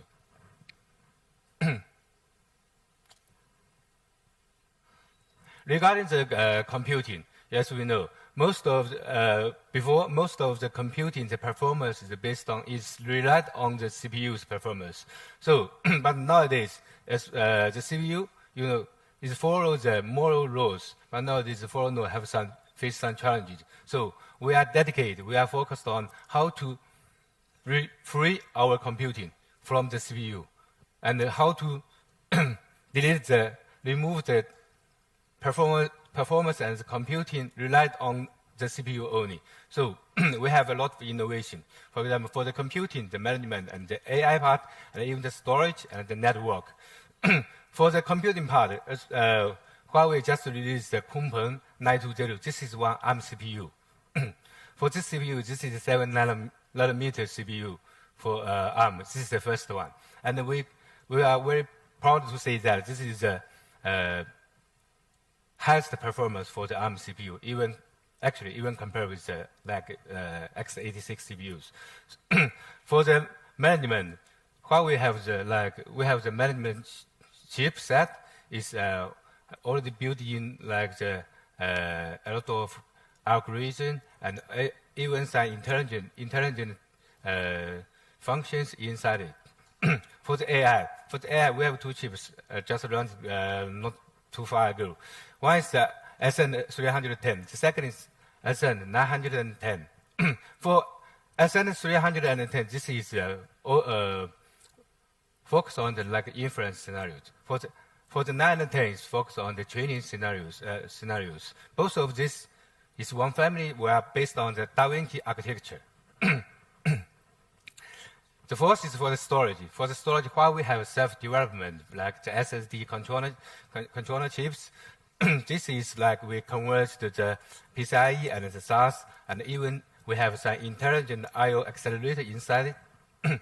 The last one is for the network. For the network chip, this one already we have the Ethernet and fiber channel converged together, and also we can offload the network protocols from the CPUs to free our CPUs to make our CPU performance much more better. Sorry. Here's one photo about here's one video about the DaVinci architecture CPUs chips. 让人类期许的美好时代正在到来。此刻，人工智能正融入我们的生活。芯片作为人工智能的基础，需要革命性的全新计算架构。于此，结合其自身计算特点而设计的 Cube 计算引擎应运而生，将极大提升计算效率。其他处理单元和 Cube 计算引擎彼此协同，确保面向各种应用下高效算力的输出。 这就是专为 AI 计算而开发的达芬奇架构。优化的指令集带来的可编程性，能够快速将新算法和网络模型移植到芯片上。为了使开发者在我们的 AI 处理器上快速高效的开发部署业务，我们推出了全站 AI 解决方案，包括芯片、芯片势能、框架和应用势能。其中，华为升腾系列芯片 GMP 可以实现全场景覆盖。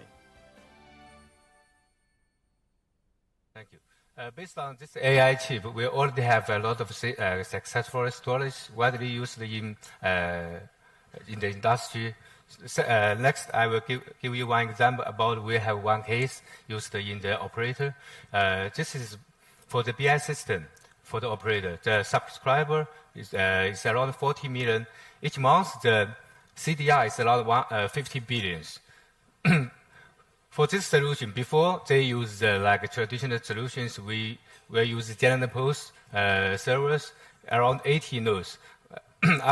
After Huawei promoted the solutions, we will add our AI accelerator card. So finally we use 2 nodes with 16 accelerator cards to meet our customer requirement. In this case, we have found that the TCO were hugely reduced, and with the performance efficiency highly improved in this case. Next, I will give you another case about for the AI used in the hospital. As we know, nowadays the images will become huge and increase every day. But now the main conflict is the image data and the doctor quantities cannot match with each other.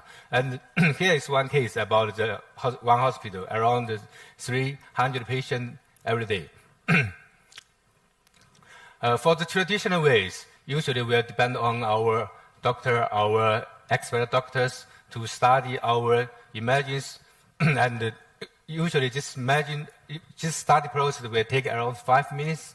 And as we know, every day we will huge images. For example, for this example, we will have around 10,000 images every day. So this required us, we must have enough doctors. For example, here we mentioned 10 doctors here. But use Huawei AI solution, we used only one Atlas 300 card, one card only, and we will finish all the tasks within 50 seconds without doctor. Finally, we also for the diagnosis rate, we will increase from 90 to 98.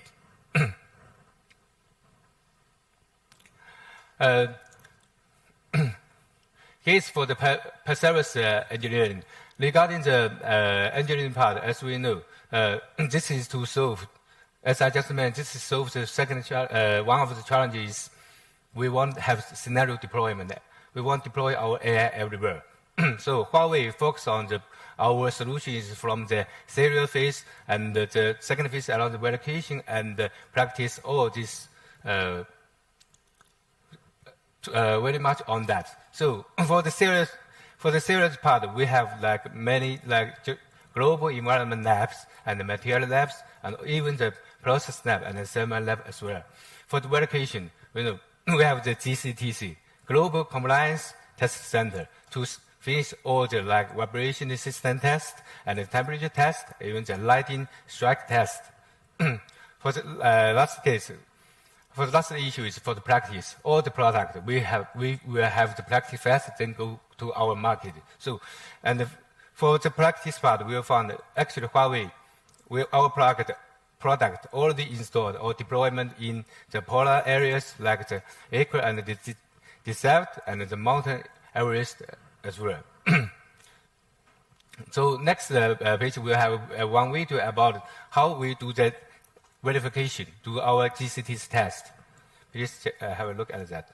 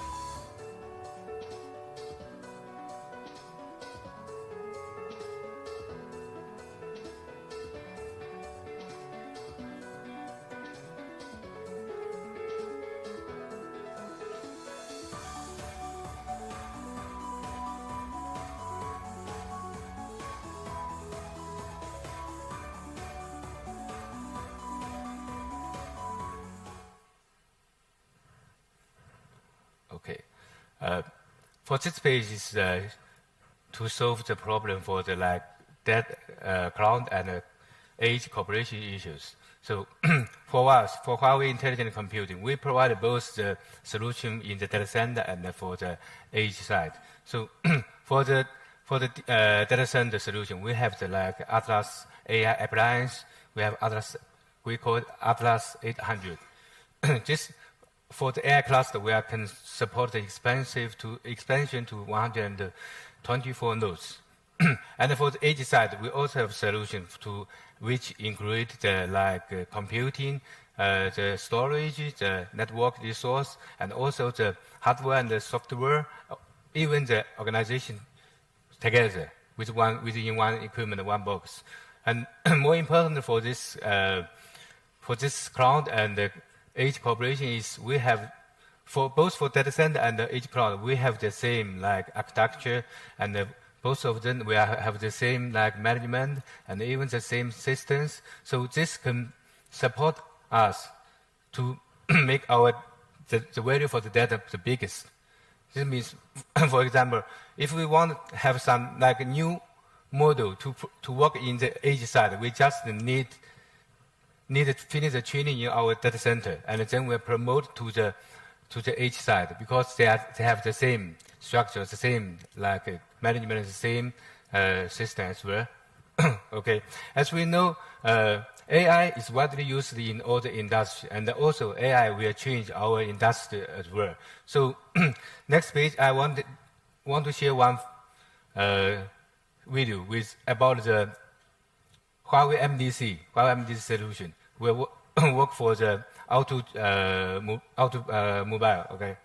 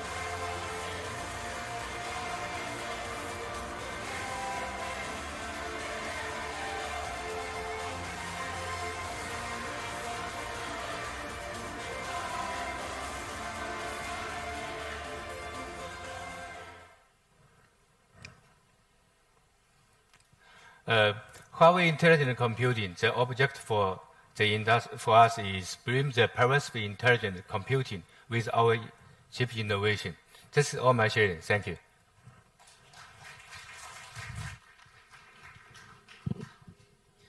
Thanks, Wang Yuehua. He introduced the pervasive AI, how to realize. And we can see pervasive chipset with one architecture, Da Vinci architecture, to support not just cloud chipset, but also edge and device chipsets.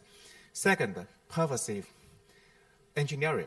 We can see with very strict tests, including file test with file to test the card. Pervasive engineering. Third one, pervasive MDC, which means mobile data center. We can see a very, impressive video for last video. Just without many people, just the car can drive by themselves. Very impressive. And this is the end for this session. And may you show the QR code? Hi.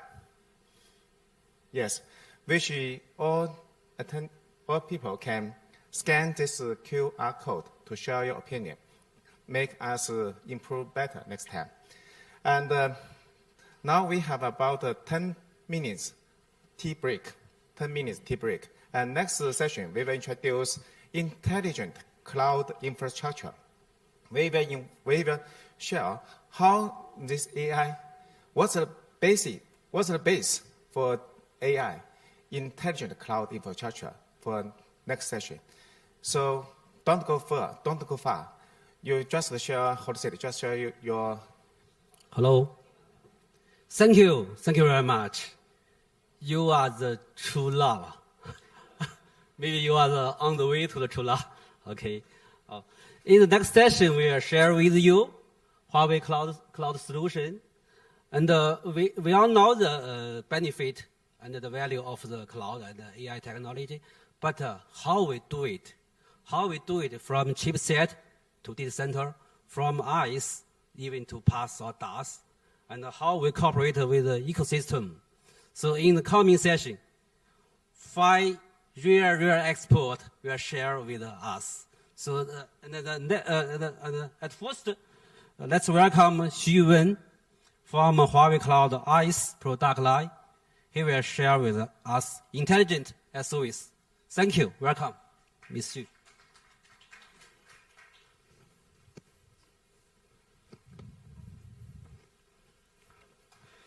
Hi everyone. I would like to introduce you to our intelligence as a service. It's about Huawei's IS. I should say that technologies advances at great leaps. Many industries have already adopted AI. For example, intelligent manufacturing, autonomous driving, and also smart city. We are also now transferring from the digital world to intelligent world. What new challenges and opportunities have we found? Let's take a look at this issue from 3 perspectives. The x86 computing power is no longer sufficient to meet the requirement in this intelligent era. We should be able to support the demands in all scenarios. Massive amount of data also needs huge computing power.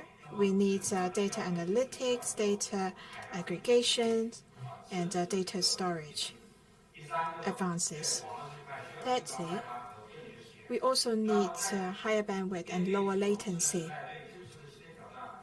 So faced with such challenges, how can Huawei tackle these issues?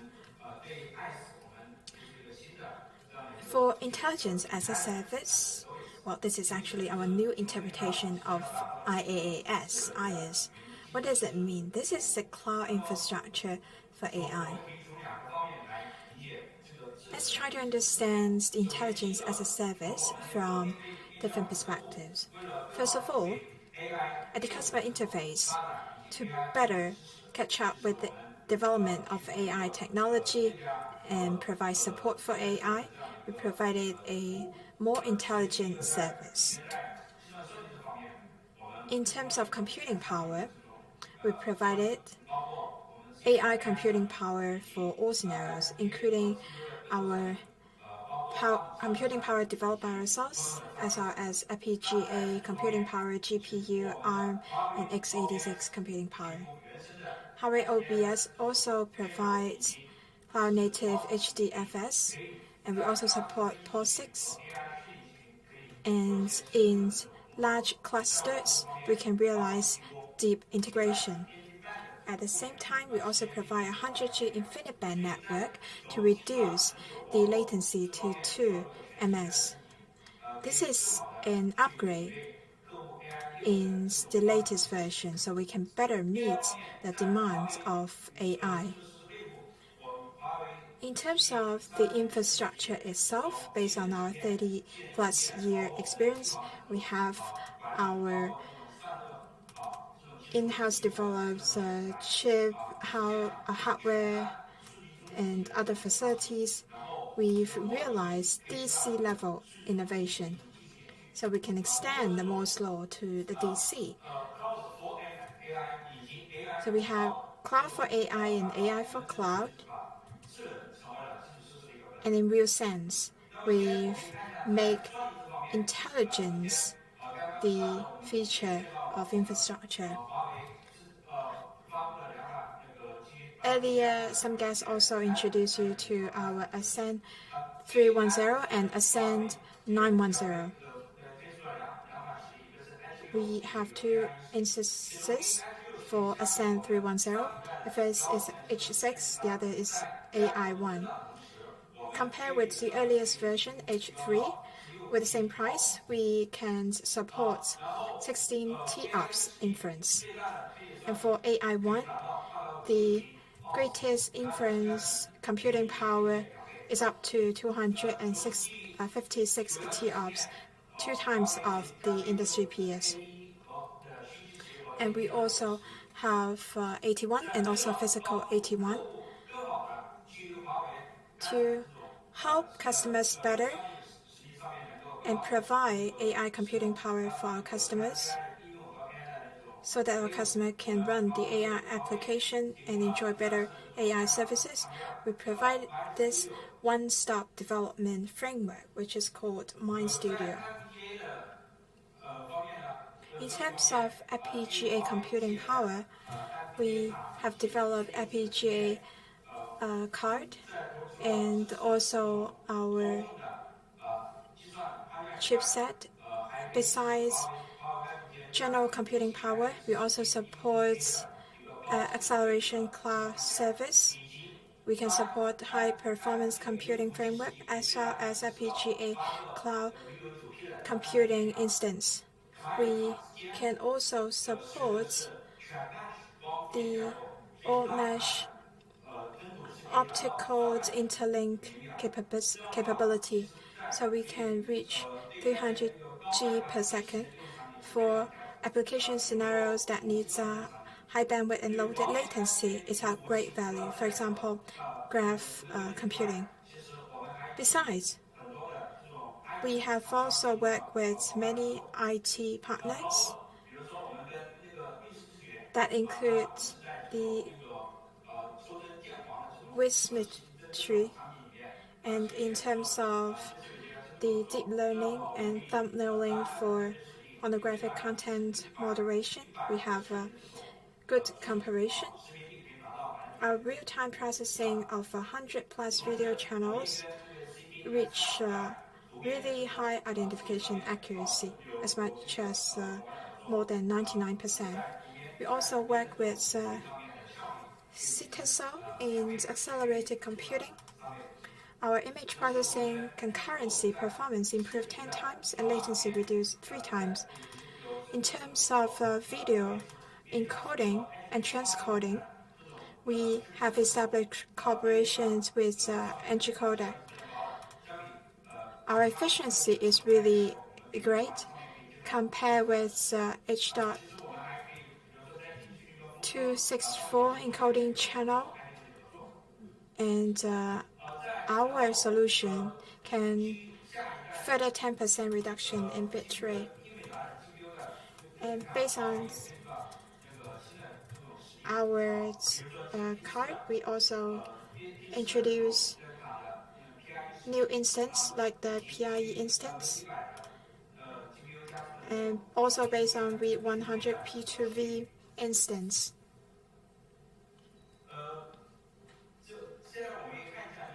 So besides this Tesla P4 and Tesla V100 instances, we have also launched our new generation of ARM service, our new Kunpeng 920.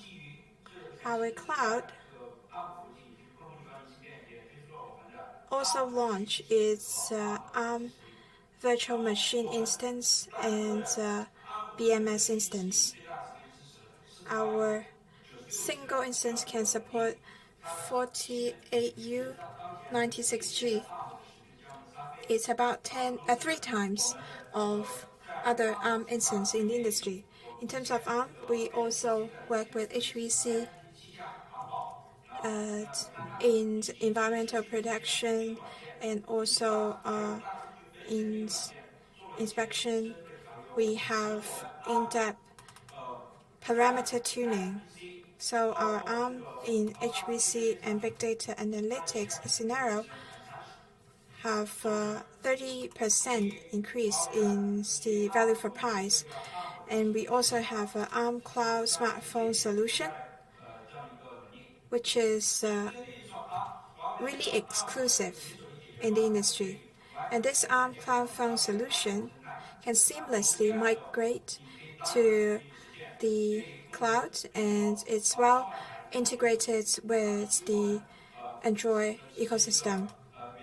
We also support the separated rendering, so the customers can use the minimum bandwidth for high-definition graph quality.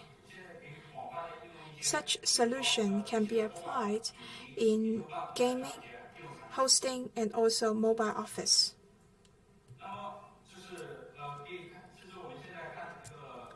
So this is what we've worked with Intel last year based on Skyrake processor. We have in-depth customization and optimization, and this is a C3 instance we've launched.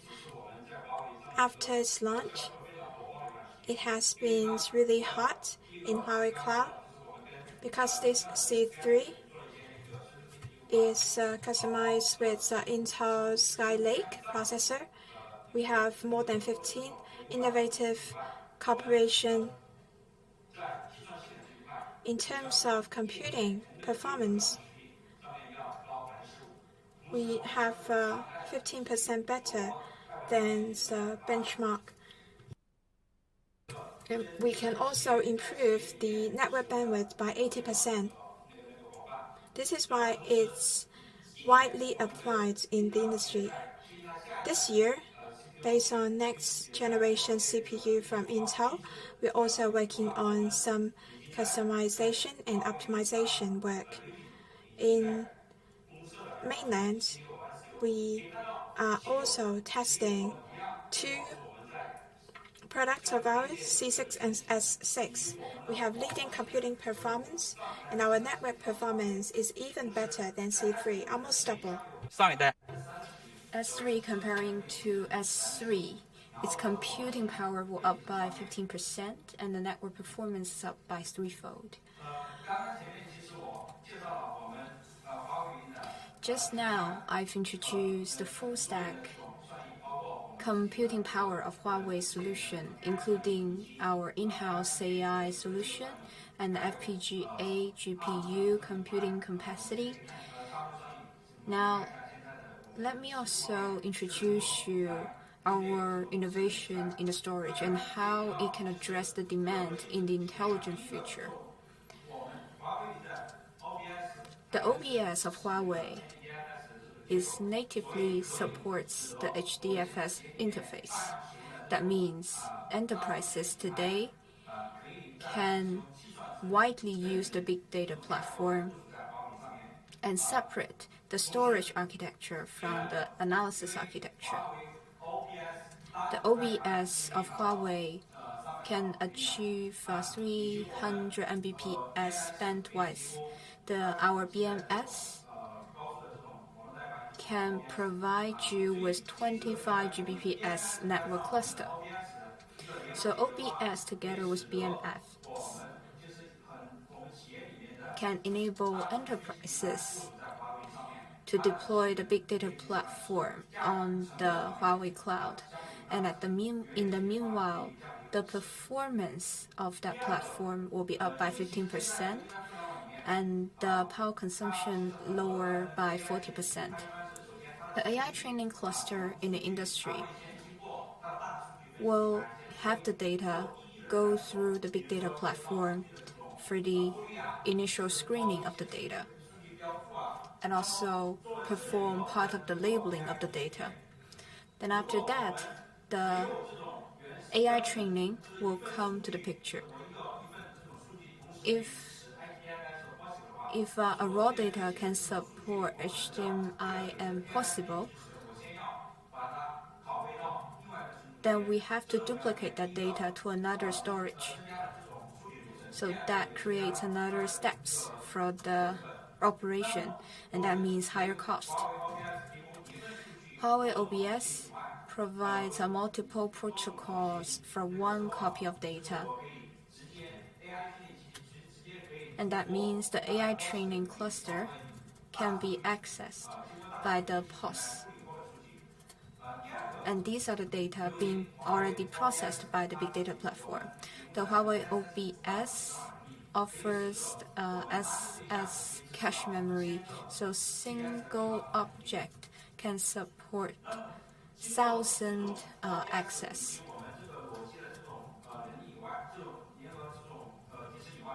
With all these improvements in place, the AI training can achieve 35% higher performance than its predecessor, but the cost is lower by 30%. Huawei also has rolled out a processing framework, AI processing orchestration, which enables the customer to use the AI capabilities without doing extra work. For example, if a website is streaming the videos, then at the beginning, the website will upload the video to the OBS, and then you will set a policy in the OBS. Then the data there will be extracted. Some of the frames will be extracted. And you can also use the system to label the video and detect the pornographic content in the video.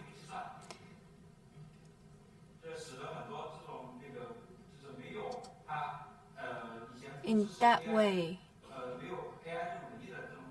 many enterprises did not have the AI capabilities, now can easily access to the AI services. Then regarding the network, Huawei Cloud provides 100G infinite band, and the latency is only 2 microseconds. Stanford Dawn Bench performed a benchmark test, and the result shows that our AI training cluster shortens the training time by 44% comparing to the AWS.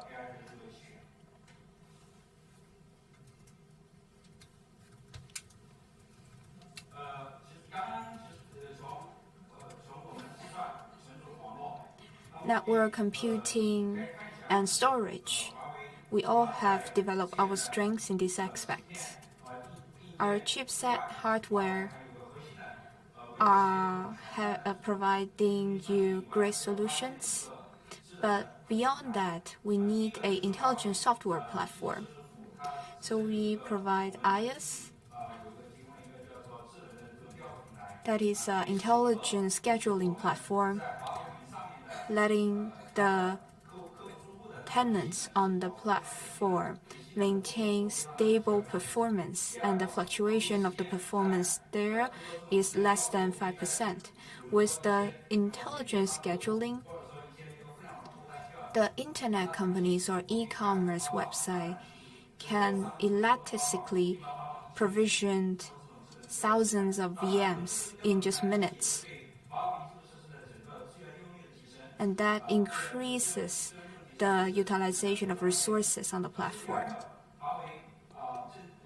Additionally, Huawei has intelligent storage engine, being able to sense the model of the AI application to see if it's a bandwise or a LPS style applications, and the engine can select the best path for different applications. And thirdly, we have an intelligent network engine. In the equipment room, power consumption, among other parameters, are being managed by an intelligent O&M platform. With the hardware and software together, we are in the position to provide you with the intelligent AI cloud solution to shorten the cloud hard disk latency to less than 15 milliseconds. And 10 million TPS are now making new records in the entire industry. The full stack data center innovation aims to develop this smart or intelligent cloud-based infrastructure, which can then perform the complicated tasks so that our customers can easily enjoy the benefits of the cloud solution. Thank you very much.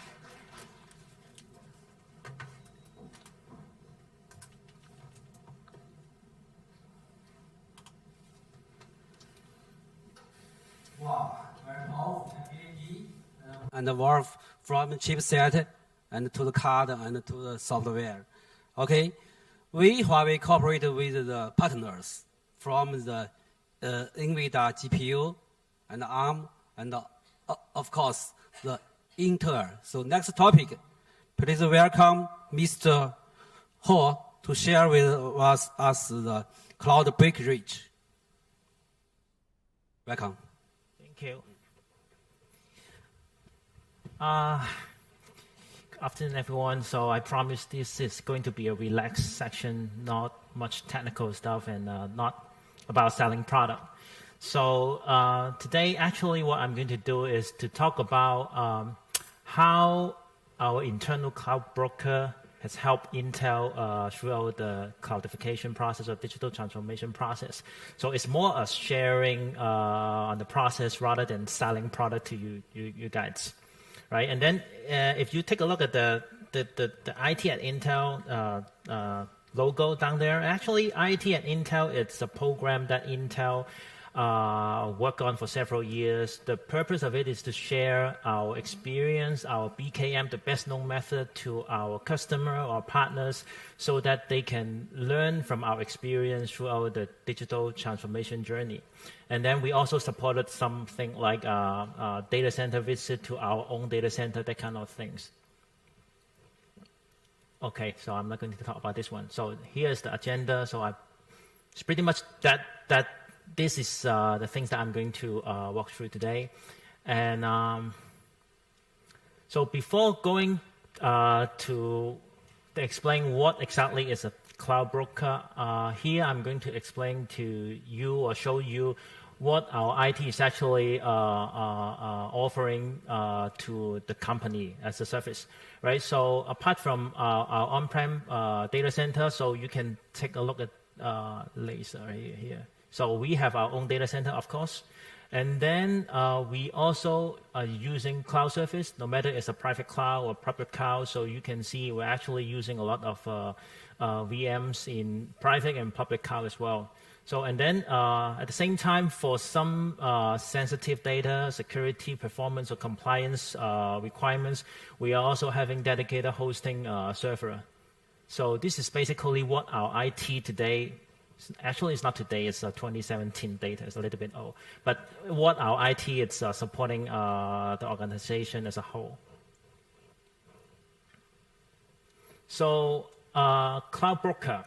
So a broker is just like a middleman. So when you think about middleman, well, in economics terms, it's always talk about saving transaction costs. So here, throughout the whole files, the whole idea is to talk about how our internal cloud broker can help us to save costs or to make sure the company is running the business, operating the business in a compliance manner. So first of all, I'm going to talk about the function of our internal cloud broker. So of course, our organization is having a lot of different business units. So one of the very important function that our cloud broker is doing is they need to understand and gather all the requirements from our different BUs so that they know their requirements, what they need, so that they can plan what to buy or how to host the services, how to host their workload. And then at the same time, externally, they need to manage the cloud service provider as well. So, for example, very obviously, when we are using the service from a service provider, we have to do PO payment, those kind of things. And at the same time, we also need to evaluate them whether their security compliance or whether the capability really fit our requirements, right? So these are the things that our cloud broker will think about when they are doing the external vendor management. And of course, internally, they are also acting as a consultant to the end user. So of course, business units people's it's actually focusing on the business that they're doing, right? So they may not be really expert on those cloud services provider. Those services providing in the market. So sometimes they will need to go to this cloud broker to understand how's the market look like, what kind of new services have been provided by certain cloud provider. So these are the basic functions that they're doing.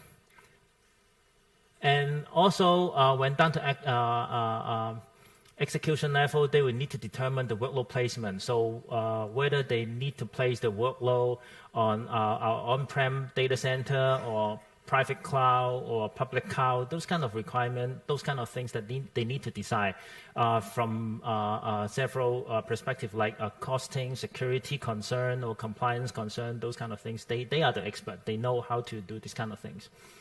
And then when down to onboarding and account management, of course, they will help all the internal user to make sure everything is smooth enough, and also everything, again, security and privacy and compliance very important to us as well. So they will consider all those kind of things for all the end user in the company. And the other thing, the cloud broker is very, very critical to organization is about cost optimization. I'll talk a little bit more about that in the next files, but overall, it's because the end user themselves, they just need the service. They don't care about the cost usually, but who actually pay the bill or place the PO will be concerning more about the cost. So that's why we need a centralized party to make sure we are doing everything we need in a cost-effective manner. So that is also one of the function of the cloud broker. And other things like public cloud tool management is also part of the function as well.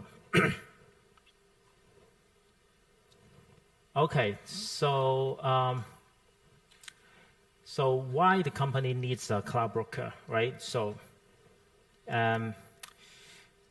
so as I said, the service provider is actually launching new services every now and then, and it's really difficult for each individual user to really understand who is providing what services, and especially when you're talking about how the service is compliance to our internal regulation, or if you are running a multinational organization, that will be even more complicated because you need to comply to regulations in all over the world, right? So it's challenging for each user to really understand, up to date, the new services and market. So we need an expert who really know what's happening in the service provider area to provide such kind of a consultant to the end user, right?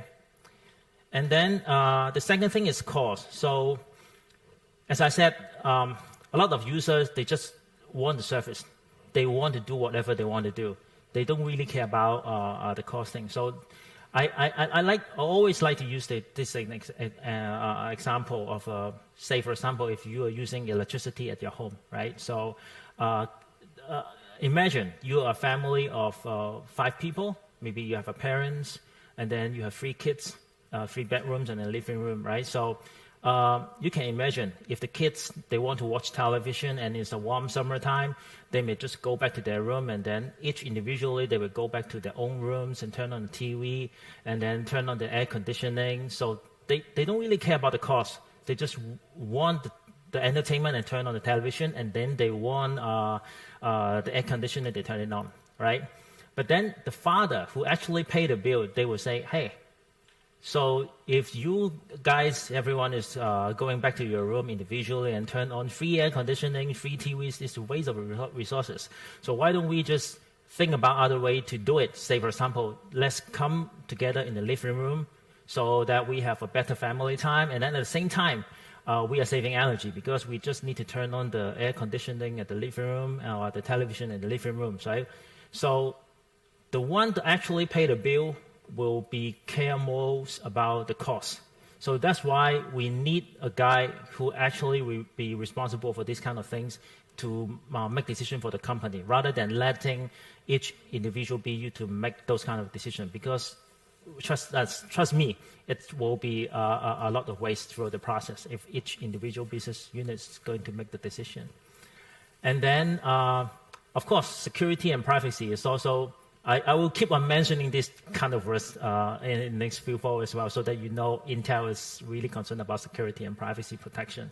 So business units, they do business according to their needs, right? But somehow they may not be an expert in security or privacy. So they need someone who they can who can help them to understand these kind of requirements and make sure the company is operating in the compliance manner, right? So a cloud broker right now, comparing with traditional IT, people will somehow treating traditional IT as a supporting role in the organization. But to us, our internal cloud broker, we are seeing them more as a business partner to help us to do business in an effective way, rather than we are asking them to do whatever we want them to do. So it's not in a supporting role anymore. It's more a business partner who will be able to make suggestions to how the BU should run the business, right? And if you're talking about how the cloud broker evaluate between different cloud providers, of course, the first and top priority is again a security review. So we will need to run a lot of risk analysis, and then also security and privacy compliance. You will see this word over the foil again and again. And then at the same time, we also, the cloud broker also need to understand the service and capability, whether the service they're providing is really able to support the business needs. And also they will need to consider whether there is an alternative service provider can provide the same solution so that they can bargain with the certain cloud provider, or they have no choice but they have to go to a single cloud service provider. And then, of course, again, if you're running a MNC, you will need to consider the regional availability as well. So you don't want that you're operating a business in a certain area that your cloud service provider is not able to provide service in those areas. So that kind of things, our cloud broker will also take this into consideration. And then, again, cost is another very, very critical part throughout the process, because, as I said, cloud brokers' existence is to drive efficiency in the business. So they will need to consider different kind of cost model to make sure we are placing the right workload to the right optimized investment for business units, right? So, and then when they are considering the workload for public cloud placement, first of all, again, it's security is on the top priority. So no matter it's Active Directory, single sign-on, those kind of things, they will need to consider it. And also, privacy is always on top priority when they are considering which cloud service provider to use. And then data affinity, where the data happen, do we have to move data or, transfer data to a different, to the data center from the edge, from our own data center, because transferring data has also cost a lot of money as well when the amount of data is huge, right? So we have to consider about where the data interaction happen as well. And then the overall performance, end-to-end latency. And one thing is workload stability. So is it only to support a certain time of period that you see a workload height spike in certain period of time, or you actually need more data center of your own to handle those workload? Because if it is only a seasonality thing that you only encounter this kind of spike in certain period of time, you may want to do a public cloud service because that is giving you more flexibility. But if it is security concern that you want to increase your own data center, you may need to consider the workload stability as well, right? And then the other thing is the cost. Again, cost is very important throughout the process. And some of the things that the cloud broker will consider when they are choosing which public cloud service provider. So they will help to make certain type of analysis because there are so many services in the market right now today. And even if it is within the same service provider, if you're talking about VM instance, different configuration may give you a huge difference in terms of performance. So to really understand that kind of VM versus VM or virtual cost versus physical cost, or even, the more difficult, complicated thing is the same VM or the VM provided by a certain service provider versus another service provider. It's a really complicated comparison that will need an expert, which is our cloud broker, to consider or help our end user to choose from. And also the other thing that we really need to consider before we actually place a workload in a certain service provider is that usually once you place the workload there, it never moves away. So it's really difficult to move from one service provider to other service provider. So they really need to think through everything before they actually make the decision. And then this file is about how our internal broker engage with our end user, right? So we have different way of, contacting our cloud broker. So first of all, we have a hosting portal, so we can submit an online application to request for hosting services, those kind of things. So we also can send work queues to the cloud brokers team, so that they hold on. So service engagement. I don't know what it is about actually. Anyway, so it's a ticketing process that someone in the organization will submit through the system and then wait for someone to call them back so that they can consult the services. And then we also have an enterprise level Wikipedia, so that if you really not sure about what to do, so you can type certain search keywords in the intranet, and then our internal enterprise wikis will come up with certain things or certain answer for you to step-by-step answer how you can request for services, right? And then, of course, also we can have a direct contact with our cloud broker, but it rarely happens. But if it's really needed, so our cloud broker will be reachable through email, IM, or phone calls, or anything like that. And then they will be able to talk to them directly and then consult their opinions directly. And then why our internal brokers want to engage with the business units? 3 things. Security, always on the top. And then cost optimization as well. Cost is important.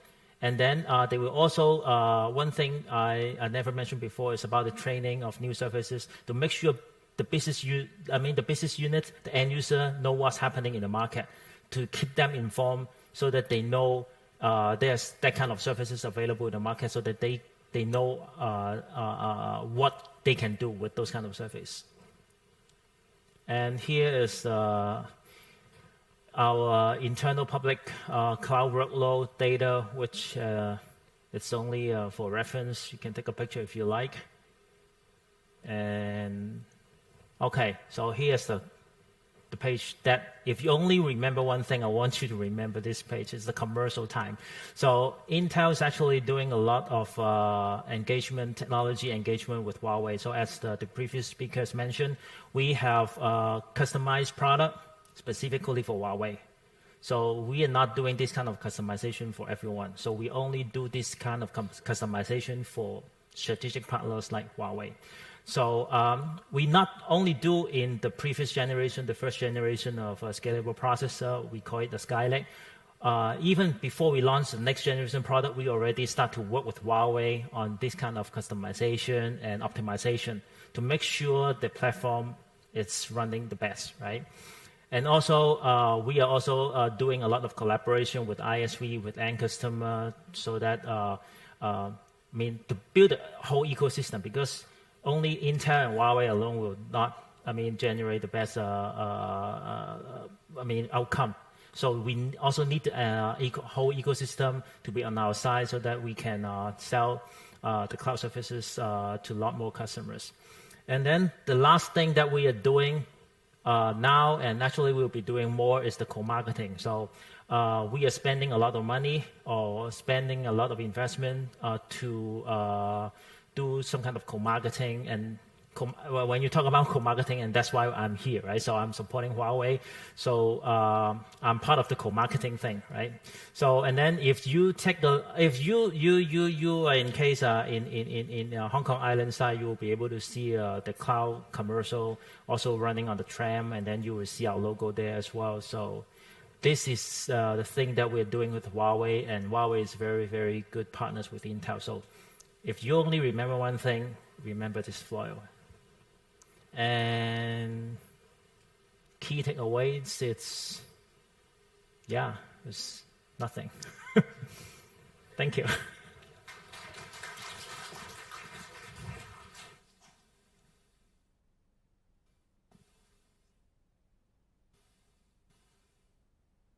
Thank you. Many people love public cloud. Pay as use, use on demand, and pay and use. But for some government and enterprise, they want to keep their data in their own data center, in their private cloud data center. So it is time of buy model. So we are talking about, is there any solution or any bridge for that? So next topic, welcome Mr. Lee to share with our Huawei Cloud solution for that. Welcome.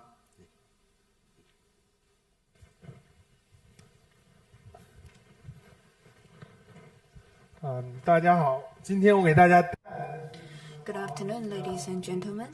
I will be briefing you on the Huawei Cloud Stack Online, HCS Online for short. And this is the best fit, I believe, for the government and enterprise digital transformation. Typically, we have public cloud and private cloud. Public cloud can provide us with various services and elastic resources. Companies can leverage the public cloud benefit for quicker innovation and shorter TTM. Private cloud is usually deployed in the local data center, ensuring higher security and lower latency. Many of the data computing can be dealt by the private cloud. Now, we are heading towards the intelligent transformation. The medium and large enterprises are now transforming the legacy application to the intelligent applications.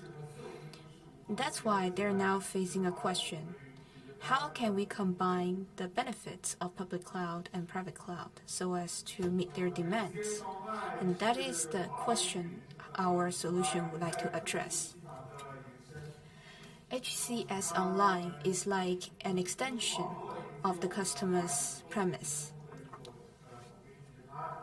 We use the unified full-stack and reliable hybrid cloud solution, ensuring same experience as the Huawei Cloud. Customers can choose to deploy their key or critical applications on-premise and deploy some other applications on the HCS. The HCS Online has 3 different specs. The lowest spec can support 100 compute nodes. The higher spec supports 500 compute nodes. And the top-notch offerings can support 2,000 compute nodes. Additionally, we have comprehensive DR solutions, deploying the applications of the enterprises in multiple data centers and back up the data on Huawei Cloud so that they can enjoy higher reliability and data security.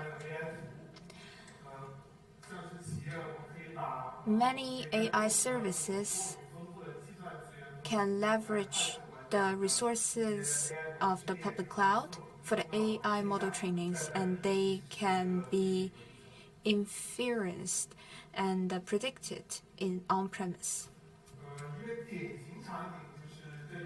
A typical scenario is as such.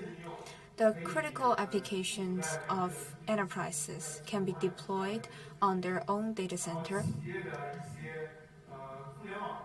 and other innovative applications of the company can leverage the services of the Huawei Cloud.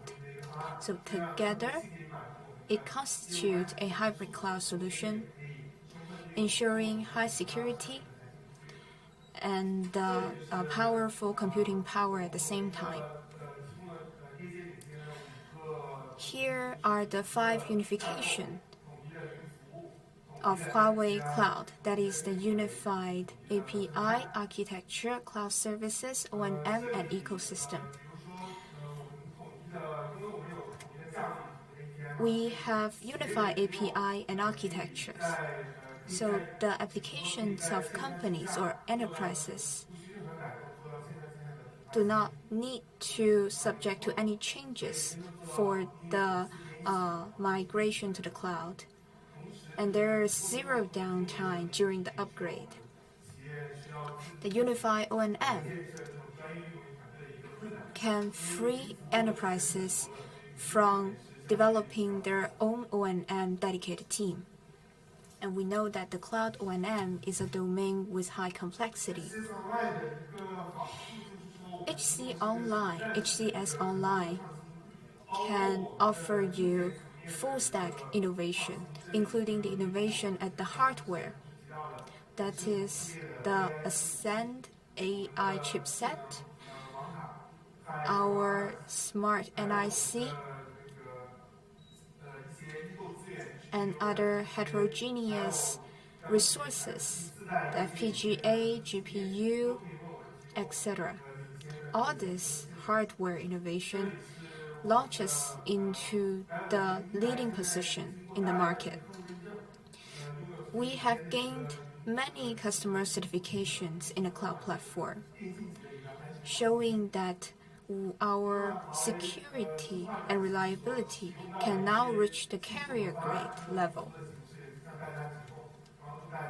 In addition to all this, we also provide other capabilities to help the enterprise and government's applications to seamlessly be migrated to the cloud. And the last but definitely not the least is the innovation with intelligence.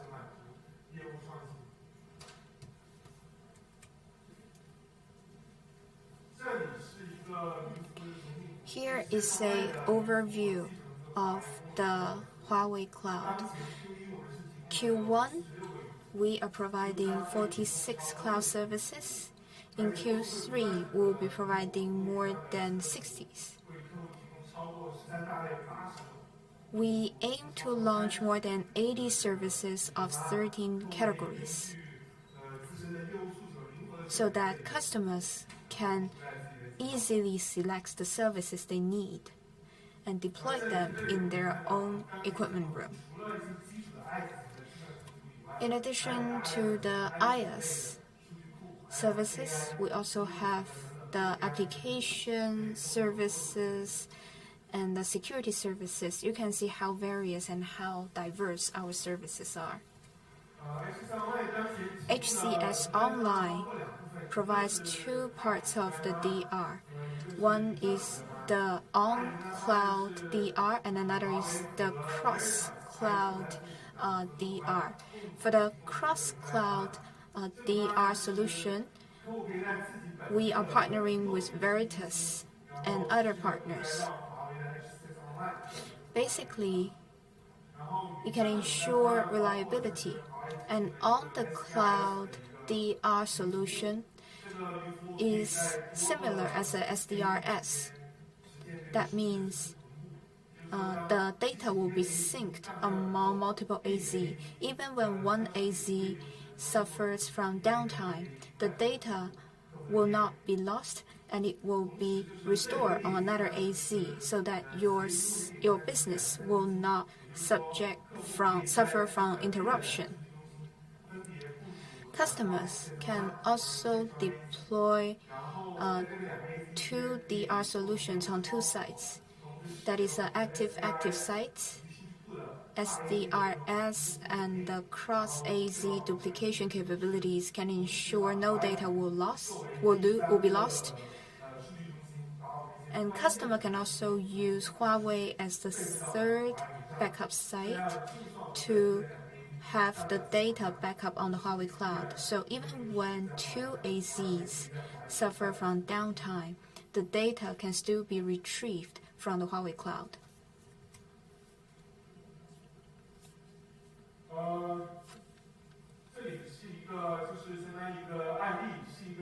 A little case study from an insurance company. The insurance company has three demands.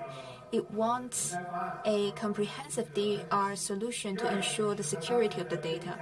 Secondly, they have the legacy business architecture and can no longer meet their current demands. And thirdly, they would like that the resources can be allocated flexibly and elastically. That's why we recommend them with the HCS Online.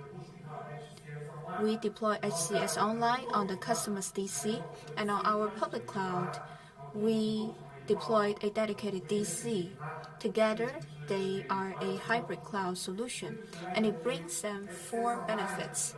First of all, security compliance. The HCS Online has isolated network and physical resources, so that the financial sector's most demanding security expectation can be met. And the second perks of it is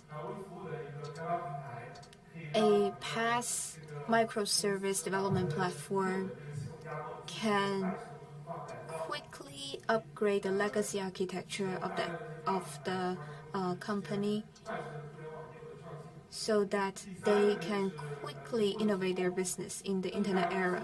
The third benefit is outstanding performance, including computing performance and storage performance. And eventually, it will improve the end-user experience. And the fourth one, which is not here, that is the unified O&M capability of Huawei, can enable our customer to focus on the business innovation without worrying about the basic technicalities. And we will also regularly send out push notifications to the customers, reminding them on the latest update of security. That's basically all that I would like to share today. Thank you very much.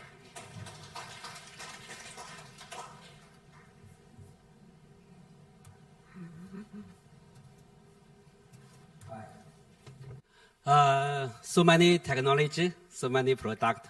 So next we will talk about money. Money.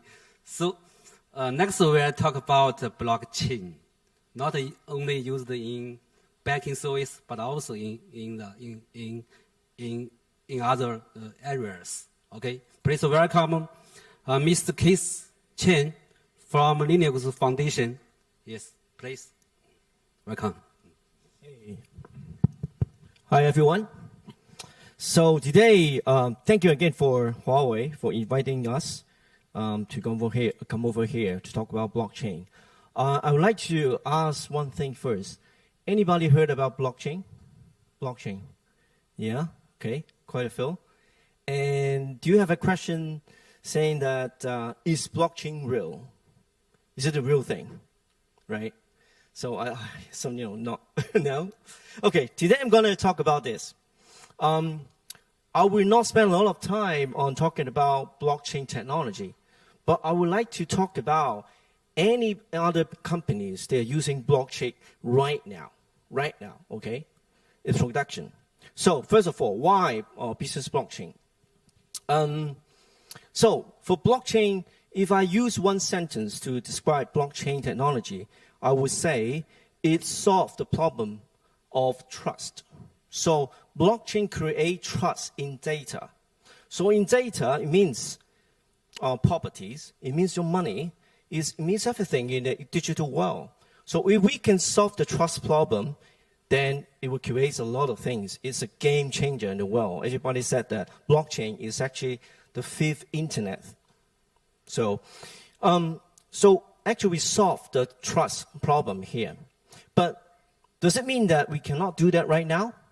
No, we can absolutely do that because we're using centralized database today, right?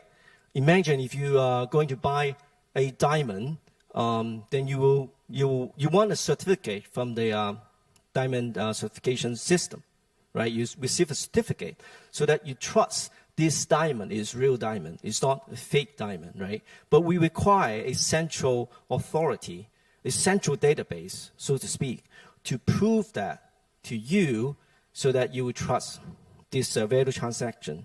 So in short, blockchain use distributed ledger or distributed database. Let me put it in a simple way. So that we can create a much faster, much reliable, and also hacker-proof transaction. These are the things that I would like to talk about, for this slide. Again, in order to do that, we need to have a really innovative way.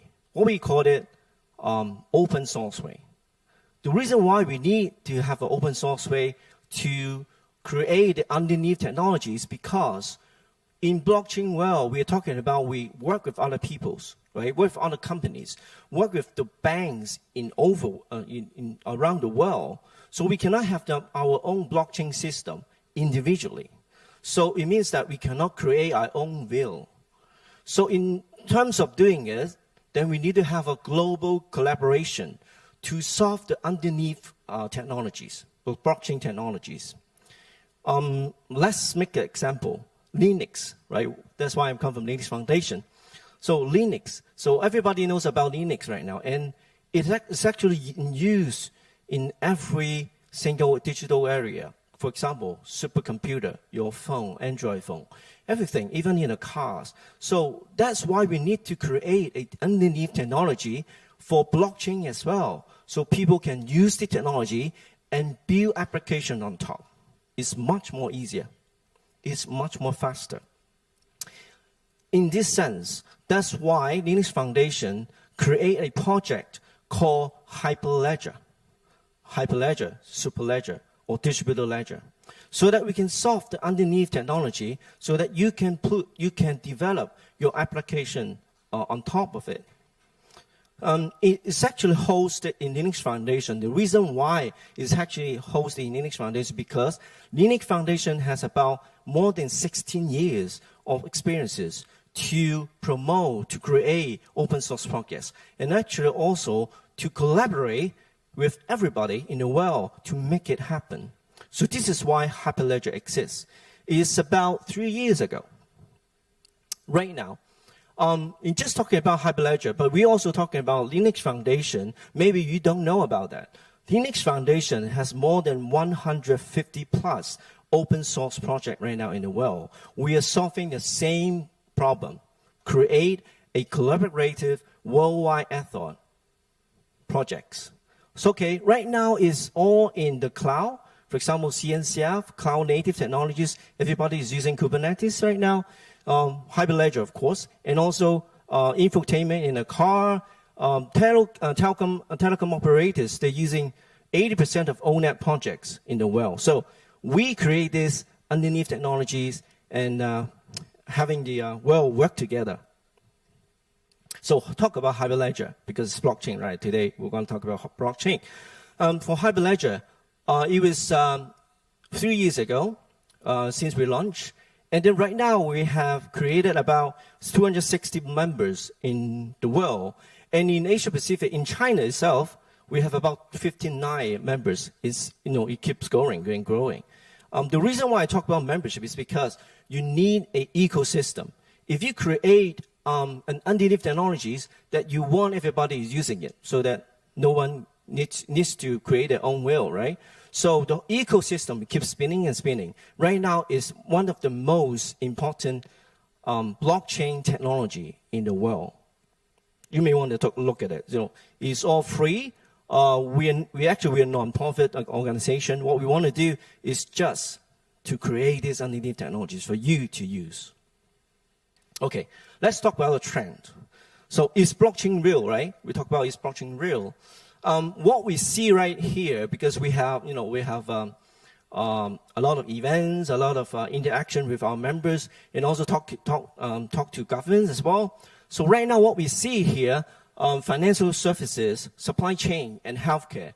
These are the three main areas that they are using blockchain. But we see a lot of other things as well. I will talk about that later. Financing, financial services, of course, cross-border trading, LC, letter of credit, supply chain trade finance, food traceability. These are the main area that they're using blockchain with. And healthcare, your healthcare record, and also people can claim insurance right now in this, minute of second. Okay, let's talk about the real thing, the real deployment. Okay, you guys ready? Okay. The reason why I picked diamond here is because imagine right now you can buy a diamond, you dare to buy a diamond in the internet. Why? Because blockchain solved the trust issues. So in this case, in 2003, the Kimberley process certification. So it's certified that diamond comes with the original source, is not what we call blood diamond. Right? Have you everybody heard about blood diamond? People are smuggling, diamonds, or maybe they're mining from, from children's or from slave or all these kind of things. Blood diamond. So this system wants to prevent this kind of diamonds into the system, or even sell this kind of diamond to you. But it was a lot of history of fraud and also missing papers. So people cannot really certain that this diamond is not blood diamond. But by using blockchain, the whole data process, the process from the diamond mining to the diamond cutters, traders, retailers, and to you, the whole process is actually in the blockchain. It means that this data, this diamond, when you receive it, is actually real. It's actually from a reliable source. Okay, so they use blockchain to solve this problem. Okay, so what does it mean to you? It means in the future, if it's Valentine's Days, maybe gentlemen, maybe you're there to buy a diamond for your wife or girlfriends in the internet. You don't have to go to the shops and to look at those diamonds, right?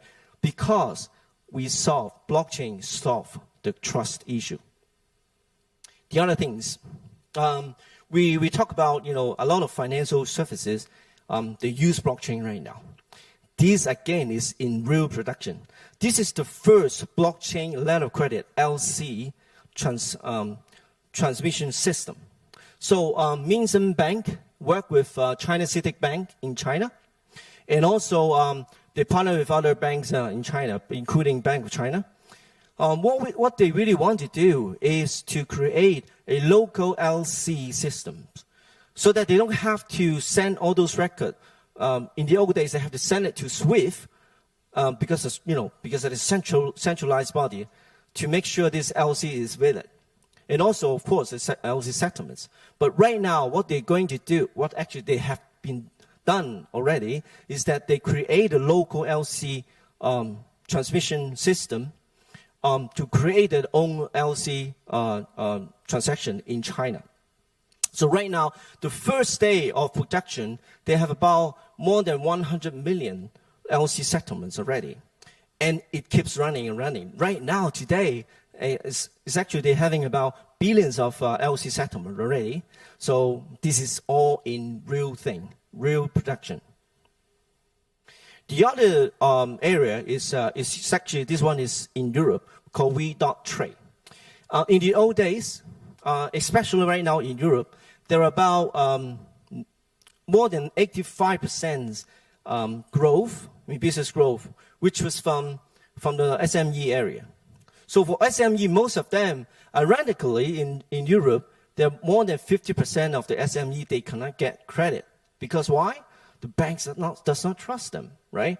How can I give you trade finance without having proof of, your products has actually delivered to your buyers? But these are the things that in the old days, the banks, they don't really trust those SMEs. So that's why more than half of the small SMEs, they cannot get a credit. So that's how WeChat comes along to solve the problem. So using blockchain, the whole trading process is actually on the chain, and everybody can verify it, including the banks, including the buyers and the sellers. So it means it solves, again, the trust problem. And right now, they are running already. They're running this system already online in live situation in Europe, called We.Trade. You can go to just we.trade.com, and then you can see a lot of details. The other things is this one is really, really interesting. It's also come from one of our members. In China, we have internet court, right? Internet court. It means that a lot of court cases can be settled on the internet. But how can you solve the problem of having those proof documents and then back and forth from the authorities? It's actually quite time consuming.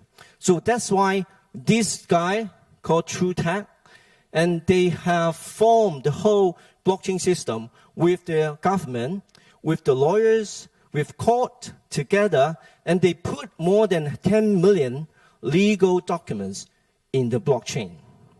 So as far as I know, they're already using it for 2 court cases already in Hangzhou, and one of them is in Beijing. So this is really, really interesting. Internet court using blockchain technology. This one is even more crazy. And in China, particularly in China, of course, of course it is important around the world, food safety, right? In China, when they think about this idea, they think what they should start with when they want to solve the food safety problem is rice, because we all eat rice, right? So they partnered with Beidafang, okay, this company. They actually distribute about 10% of the rice in China, 10%. And they're using blockchain technology, also IoT device, to track the whole, from planting, from distributing, from logistics. The whole record is on a chain. What does it mean to you? It means that you can right now buy a bag of rice with authenticity in the website, or even in JD.com for 69 RMB. So when you receive this rice, it's actually called blockchain rice. It can you'll be really happy to receive that, because by using this solution, you make sure they have make sure that you receive pack of rice with real thing. It's not something that they have put other rice in your bag. So they sell this kind of luxury rice in the internet right now. Another case related to food safety, if you go to JD.com right now, they're also using blockchain technologies, using Hyperledger Fabric.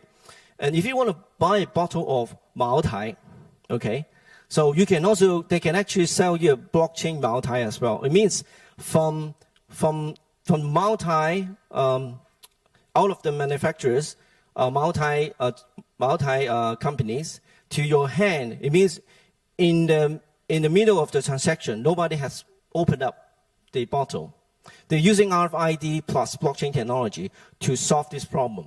So this is what we call food safety or supply chain cases. The other thing is also related to the trade finance, which is e-visible in China.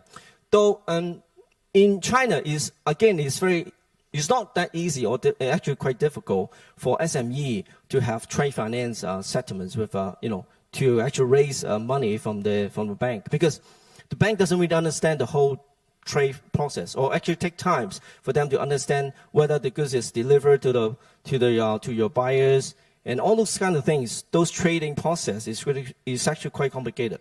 So that's why they partner with a lot of banks together. And right now they have about 166 users to have trade finance online. And the banks, because again, it will solve the problem of trust, so that's why they can get trade finance very easily, very fast. They are using also what we call blockchain as a service underneath. So they actually do it on the cloud using blockchain as a service from I think from Huawei. Okay, the other things, circular.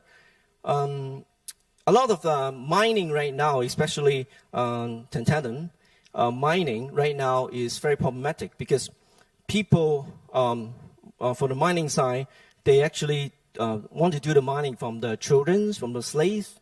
So and then they sell it, to other companies, and it's actually violate OECD regulation, and also China bans it as well. So for this system, circular, they use blockchain again to prove the source.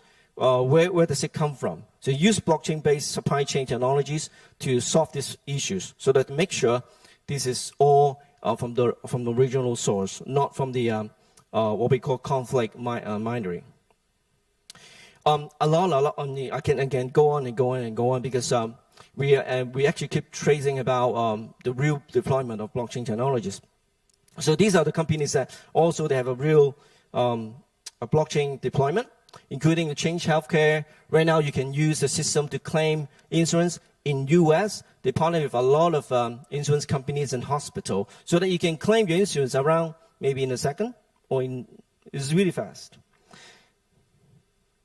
And then the other, if you want to keep track of the blockchain deployment, you can go to CoinMarketCap.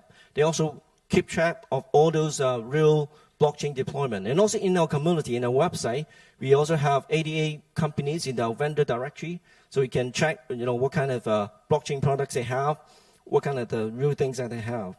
It keeps going as well. So go back to, because I want to talk about just a little bit in the technology side. So in order to do that, I mentioned about we need to solve the underneath technologies.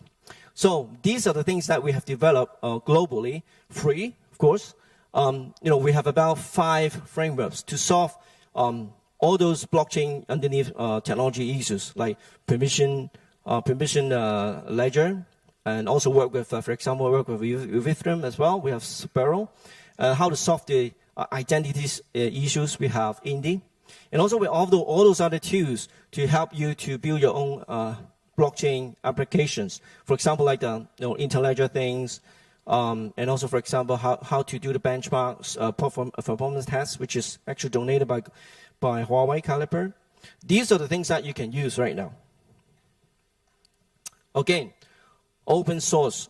This is all open source. We welcome everybody to work with the community, not us, it's actually the community, to develop these kind of things for everybody. Okay, so for the technical community is actually 100% open to everyone. And the other thing I would like to mention is because a lot of people, they ask, hey, will this project actually dominated by somebody? It will not, because we have a governance structure to make sure it's vendor neutral. When you use it, it means for you is that there will be no vendor lockdown. Okay, you can change any other vendors by using, because they're using open source already. So you can actually change very easily. So we will make sure this is not any companies cannot actually dominate the whole solution. This is again a worldwide effort. We have a lot of members to make sure this is happening. Also, we need to build up the whole ecosystems, right? Otherwise, if only just some of the companies are using it, it's no point. So we need to encourage a lot of companies to join as a member to help accelerate the whole process. Okay, so these are the PMM members, and also we have a lot of global members. As I mentioned before, we have about 260 members around the world. So what you can see here, for example, of course, Huawei is here. And also, interestingly, BGI, which is Huada Jiyin, they use blockchain as a solution as well. And banks, and also some other startups. A lot of companies are using Hyperledger solutions. Okay, these are the associate members. We work with governments, we work with universities to make this happen as well. And right now, this is a last line. Right now, all the major cloud provider, they actually have launched what they call blockchain as a service solution. It actually enables you to build blockchain application in the cloud. Because again, right, you have to work with other people to form a consortium chain, or to form a private blockchain or a public blockchain or hybrid blockchain. So these are the things that they have already provide to you, blockchain as a service. And thank you very much today. Thank you.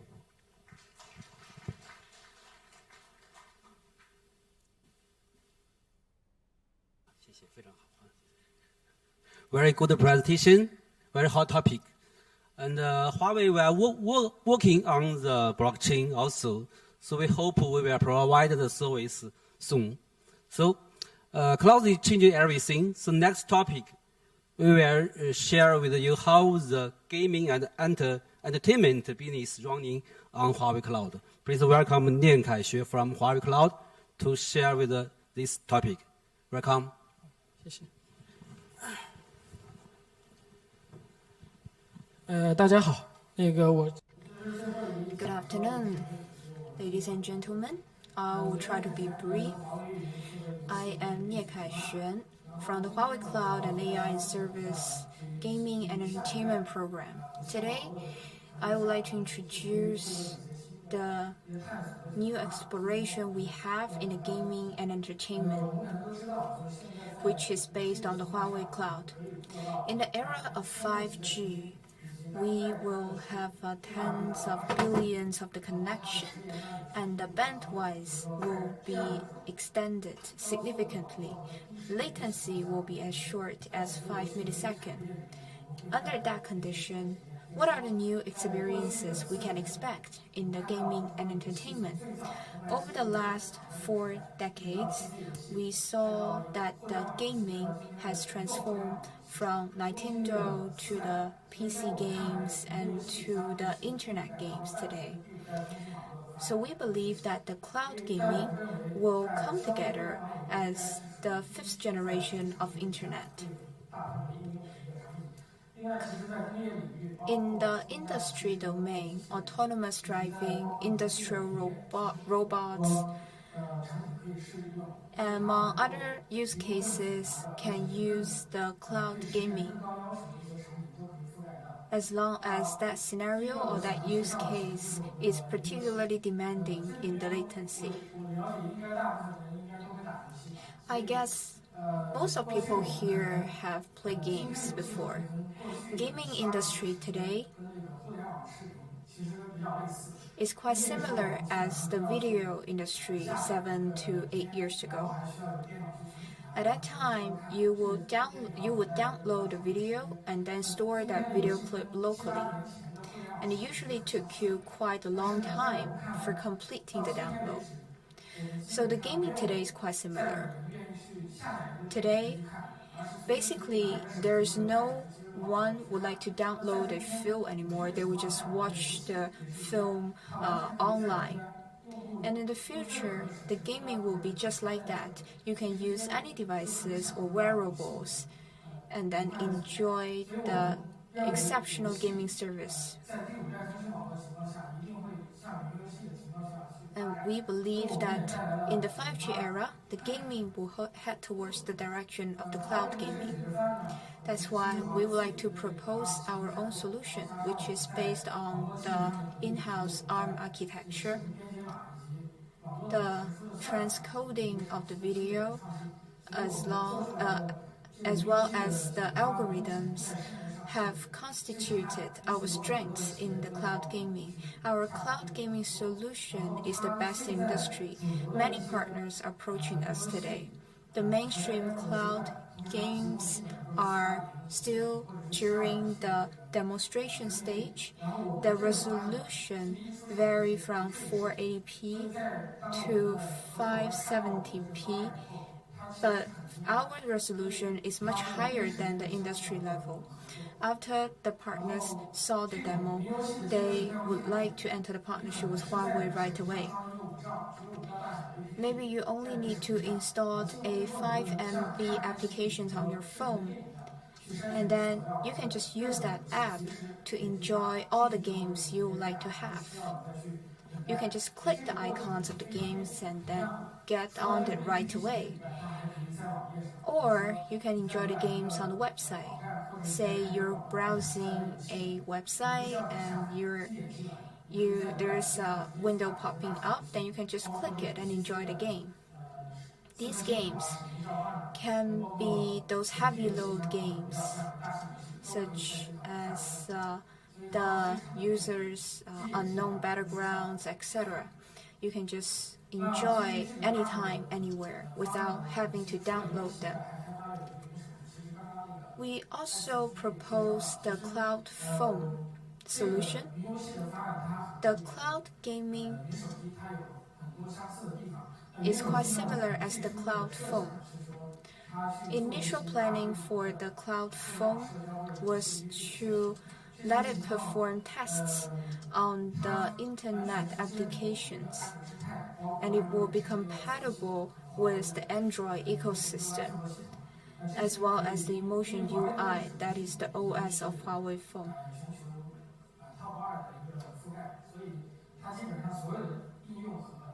The applications can be adapted to the Emotion UI.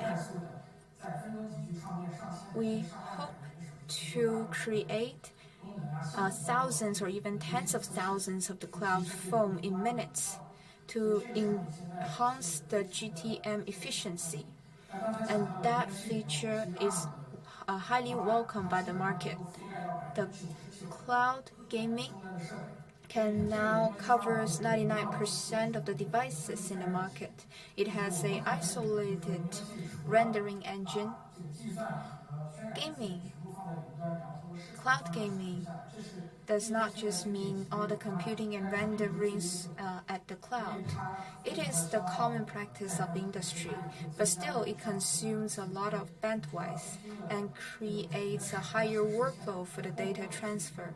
GPU's production capacity in a year is limited. For the game operator, that means high cost for them. It's not a favorable term for the commercialization.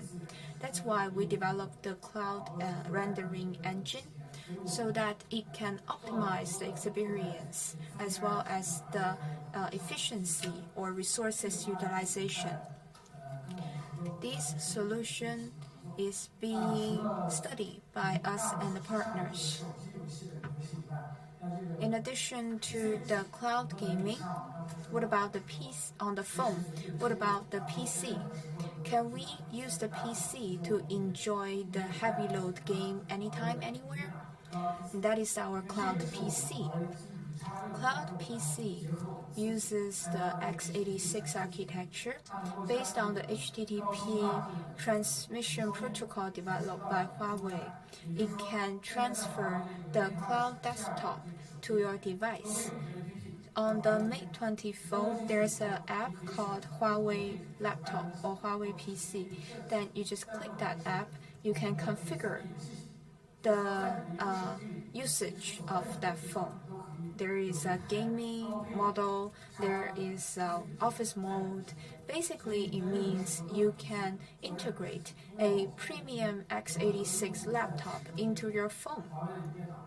Many people are already using the cloud PC. They just need their phone to access their office system. In the cloud gaming, we can also leverage that feature so that the user can access their phone and enjoy the game all the time. And they can even access the PC game on their phone. So for users, for consumers, they wouldn't identify the PC game from the smartphone game or mobile game with a very clear boundary. The UHD video provided by Huawei is based on the H265 codec.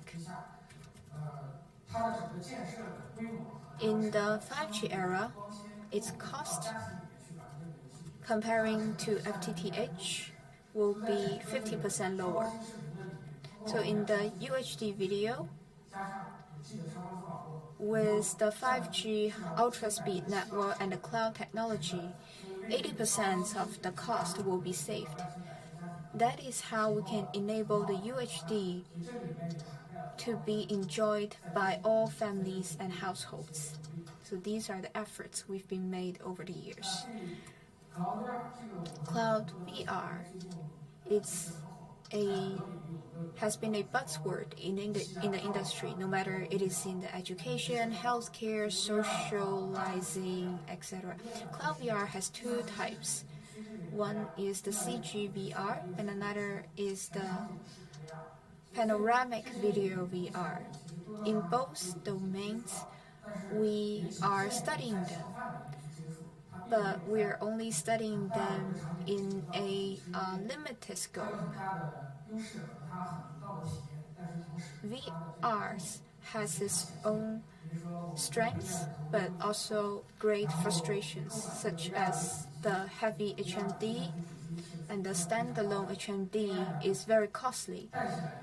And when you put on the HMD and the MTP is a little long, then people will suffer from the motion sickness.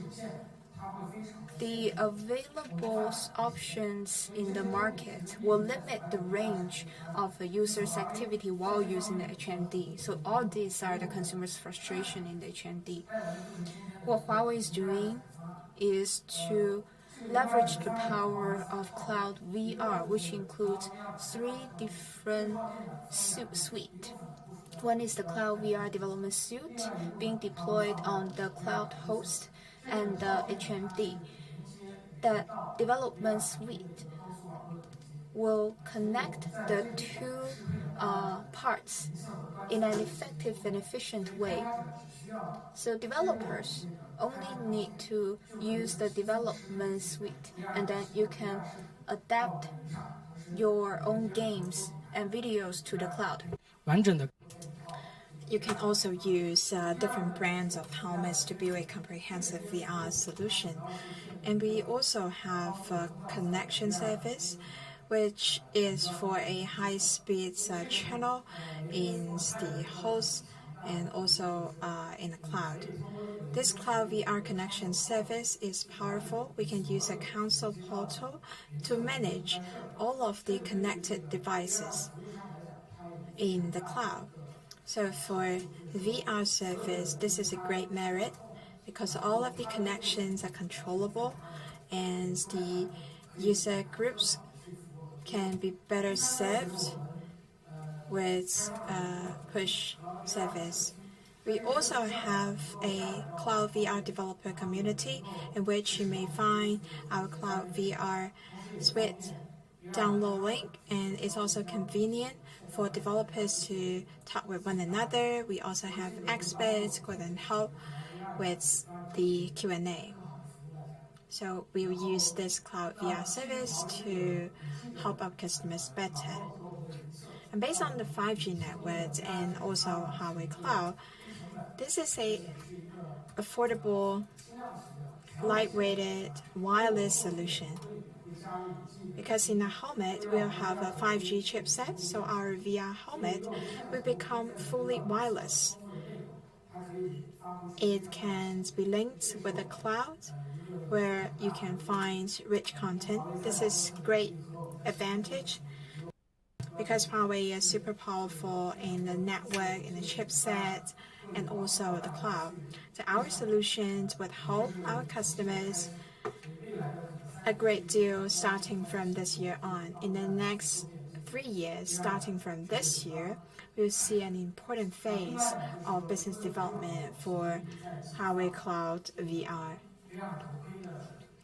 And we are also releasing a lot more capability of helmets because you don't need to store everything locally. You don't need to have really strong rendering in the edge device. You can use a cloud, so the helmet will be a lot lighter.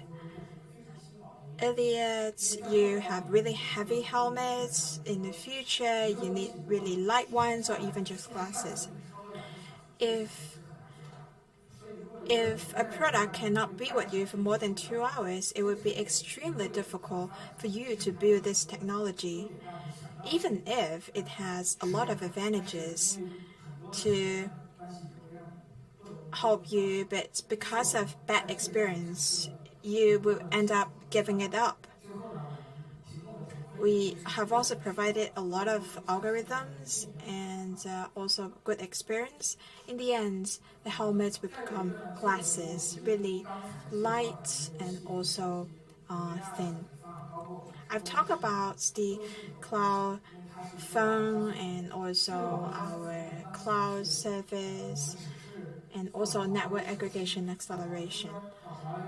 And this is actually, that was actually about the connection between Huawei phone and also Huawei Cloud.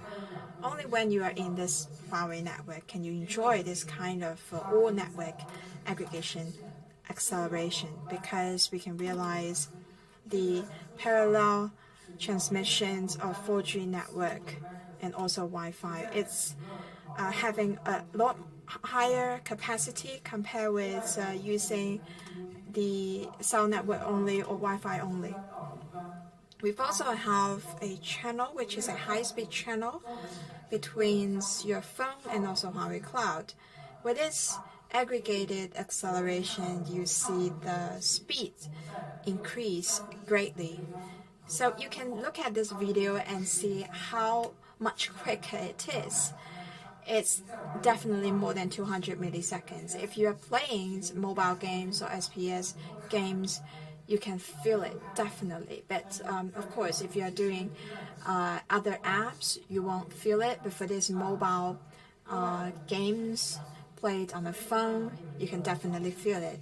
And you can see how much quicker if we use our acceleration to watch a movie online, and also without our acceleration online. So you can see how much longer you have to wait before you watch the movie. Now it's free because this service can help us link a lot of important products and solutions of ours, so it can help boost the development of many aspects of our business.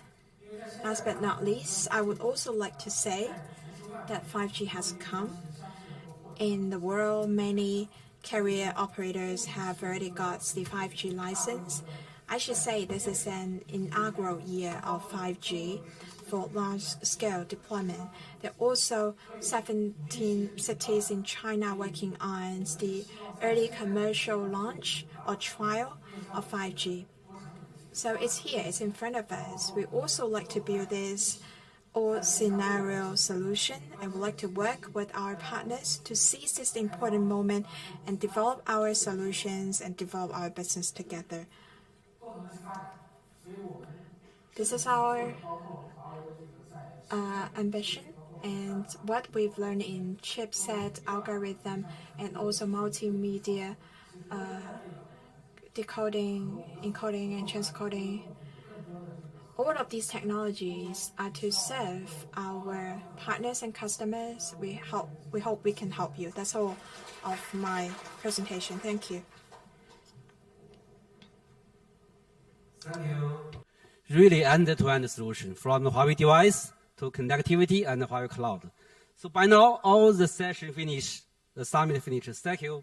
Thank you be here and thank you your time. Yes.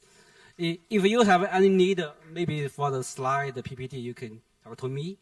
And my name is Jerry. I'm also from the Huawei Cloud Business Unit.